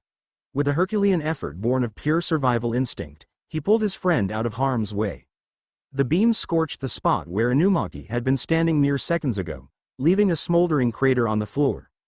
The heat from the near miss singed Izuku's hair, the acrid smell of burnt keratin filling his nostrils, a stark reminder of how close they had come to disaster. Panting heavily, sweat beading on his brow, Izuku wrapped one of Inumaki's arms around his shoulders. He could feel his friend's labored breathing, each inhaling a painful wheeze that sent a pang of worry through Izuku's heart. "We need to get out of here," Izuku muttered, his green eyes darting around frantically for an escape route. The oppressive presence of the curse seemed to close in around them, making the air thick and heavy. Through the settling dust and debris, a glimmer of hope appeared. Izuku spotted a staircase nearby, its metal railing glinting faintly in the dim light. It was their best chance at putting some distance between them and the monstrous entity that pursued them. With renewed determination etched on his face, Izuku half-carried, half-dragged Inumaki towards their potential salvation. The curse remained motionless in the center of the mall, its spiral eyes spinning hypnotically. The air grew heavy with its malevolent presence, an invisible force that seemed to push against them with each step. It was as if they were wading through molasses, every movement requiring immense effort.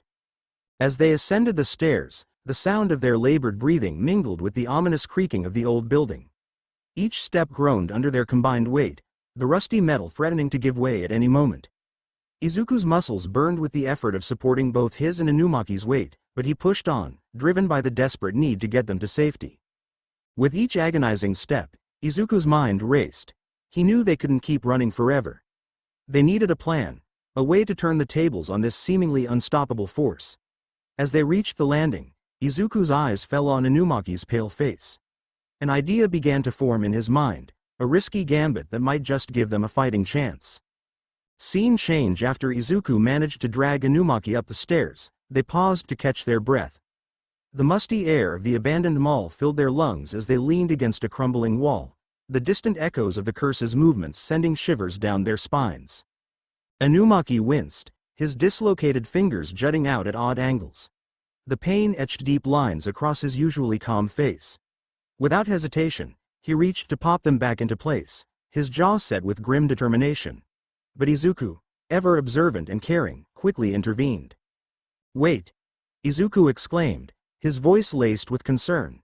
His green eyes widened as he gently caught Inumaki's wrist. "Let me help you with that. It'll be easier and less painful if I do it."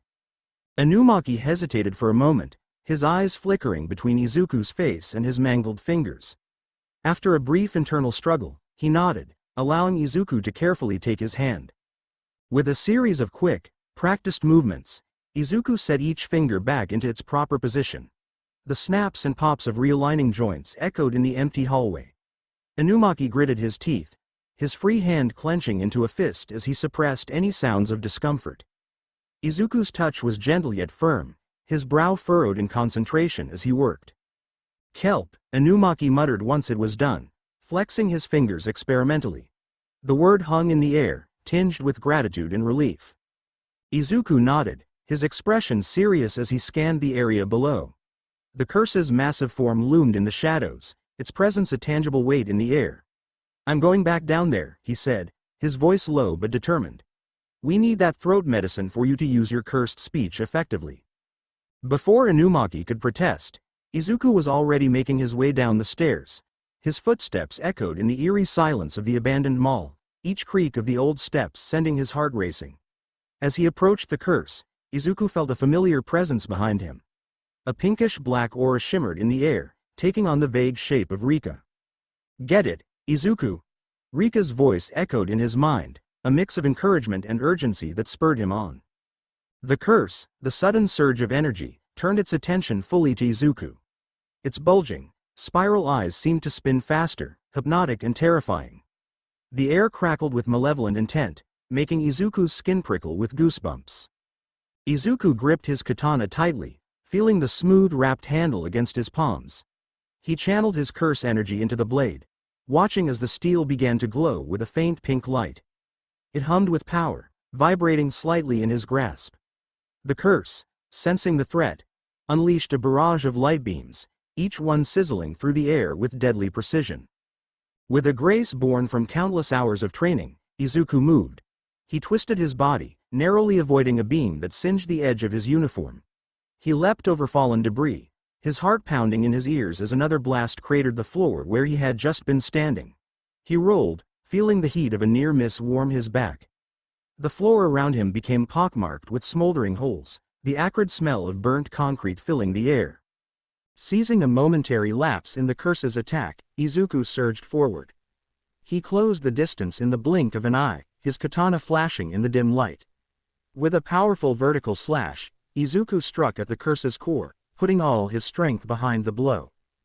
The blade met resistance, and for a split second, Izuku thought he had landed a decisive blow.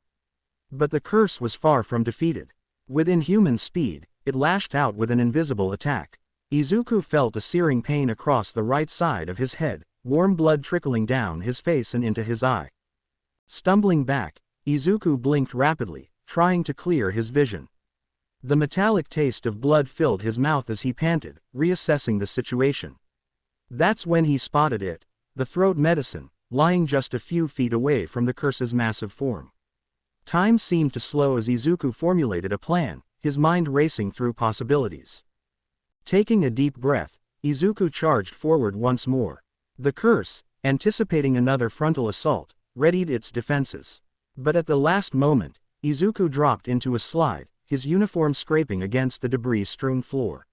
He shot between the curse's legs, his hand outstretched, fingers grasping at the air. His fingers closed around the bottle of throat medicine just as he cleared the curse's massive body. Without missing a beat, Izuku sprang to his feet, spinning to face the stairs. His muscles burned with exertion, but adrenaline kept him moving. "Inamaki," he shouted, spotting his friend at the top of the staircase. With all his might, Izuku hurled the medicine upwards, watching it arc through the air. Inamaki, having anticipated Izuku's plan, was already in motion. He leapt into the air, his body arcing gracefully as he snatched the bottle mid-flight. In one fluid motion, he uncapped the medicine and downed its contents, his Adam's apple bobbing as he swallowed. Landing with cat-like grace, Inamaki turned to face the curse. His eyes blazed with determination as he pulled down his collar, revealing the markings that denoted his cursed speech. The curse, sensing the impending danger, began to gather its energy for one final, devastating attack. The air crackled with power, a low hum building to a deafening pitch. But Inamaki was faster. His voice, clear and powerful, rang out through the mall, cutting through the ominous buildup of the curse's attack. "Get crushed." The effect was instantaneous and overwhelming. Unlike before, when only a small part of the curse had been affected, this time the entire entity shuddered violently. Its massive form began to collapse in on itself as if being compacted by an invisible force. The air crackled with energy, and the very foundations of the mall seemed to tremble. The curse let out an otherworldly shriek that sent chills down Izuku's spine. Its body twisted and compressed, the sound reverberating through the mall like a demonic echo. Dust and debris rained down from the ceiling, creating a hazy veil in the air. Izuku watched in awe and terror as the once terrifying entity was reduced to a fraction of its former size, its spiral eyes spinning wildly in desperation. With a final, echoing crack that sounded like the snapping of 1,000 bones, the curse imploded. The air rushed to fill the void left behind, creating a gust that whipped Izuku's hair around his face. Where the massive curse had once stood, now only a small, dense sphere of cursed energy remained, pulsing with malevolent power. As the oppressive aura that had filled the mall dissipated, Izuku felt his shoulders sag with relief. The sudden absence of danger left him feeling lightheaded, his heart still pounding in his chest.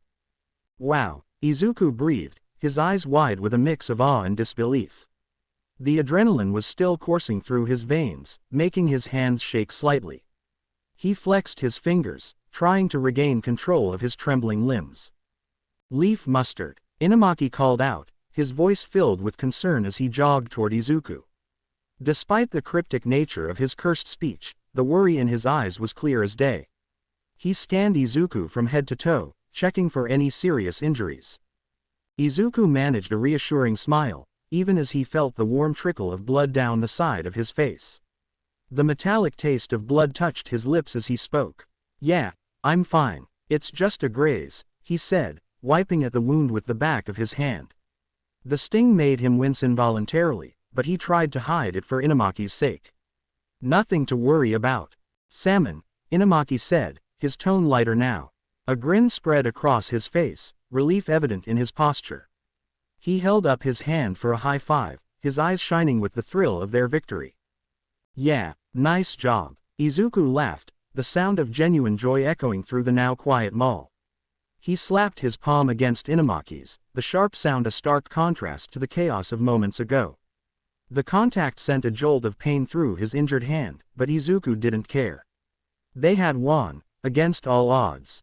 As the two boys celebrated their victory, basking in the afterglow of their success, they were unaware of the figure watching them from the shadows. Hidden behind a partially collapsed pillar, a man observed the scene with keen interest, his eyes fixed on Izuku. The man cut an imposing figure, tall and slim with a muscular build that spoke of years of rigorous training. His long black hair was partially tied up in a neat man bun, the rest flowing down his back like a silken curtain. Thin, calculating black eyes peered out from beneath bangs that occasionally covered his left eye, giving him an air of mystery and danger. His attire was as striking as his appearance, a gold-colored kasaya garment draped elegantly over black yukata robes, the fabric whispering softly with each subtle movement. His feet were clad in pristine white tabi socks and zori sandals, a traditional touch that seemed at odds with the modern setting. Large circular earrings dangled from his ears, catching what little light filtered into the mall and reflecting it in mesmerizing patterns. "I was hoping I'd get to see the famous Rika," the man murmured to himself, his voice barely above a whisper yet filled with intrigue. "A special grade, no less. Can't wait to meet you." His long, nimble fingers toyed with something in his hand. Izuku's student ID, the plastic worn and scratched from the recent battle. A small, enigmatic smile played at the corners of his mouth as he added, "And I suppose I should return this. It might make for an interesting introduction." The scene shifted abruptly, time seeming to pass in the blink of an eye. The abandoned mall, with its debris-strewn floors and battle-scarred walls, faded away like mist in the morning sun. In its place materialized the familiar hallways of Jujutsu High School, a stark contrast to the chaos of the previous setting. Sunlight streamed through the large windows, casting long shadows across the polished floor and illuminating motes of dust that danced in the air. In one of these sunlit corridors, Izuku stood before Gojo, his head bowed low in a gesture of deep apology. The normally composed assistant looked visibly shaken, his shoulders slumped under the weight of perceived failure.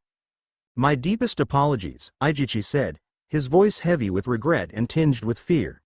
"Someone cast another veil on top of mine, a technique far beyond my capabilities to detect or counter. Additionally, there was an unidentified semi-grade 1 curse present, something that should have been impossible given our initial assessments." He took a shaky breath before continuing, "I take full responsibility for this oversight and any danger it placed our students in." Gojo's usually carefree demeanor was replaced with a serious expression, his hidden eyes seeming to pierce through the very air. He shook his head, his shock of white hair swaying with the motion like a snow-capped mountain in the wind. "No, Izuku," he said, his voice firm but not unkind. "The enemy we're dealing with is far too strong, far beyond what we initially anticipated. This isn't your fault." He paused, his concealed gaze seeming to look through Izuku and into some distant, troubling future. "But do you have any idea who might be behind this? Any suspicions at all?" Izuku's face paled slightly, the color draining from his cheeks as if the very name he was about to utter carried a curse of its own. He answered, his voice barely above a whisper, as if afraid that speaking too loudly might summon the very person they feared. "Suguru Geto." The name hung in the air like a dark cloud, heavy with the promise of storms to come. Izuku continued, each word seeming to pain him. Of the 4 special grades, he's considered the worst of all curse users. He was expelled from Jujutsu High for reasons I don't fully understand, and since then. Izuku swallowed hard, forcing himself to finish, and since then, he's killed over 100 civilians. His power and cruelty know no bounds. To be continued. I hope you guys enjoyed this video and make sure to like and subscribe to the channel. Now we will see you in the next video.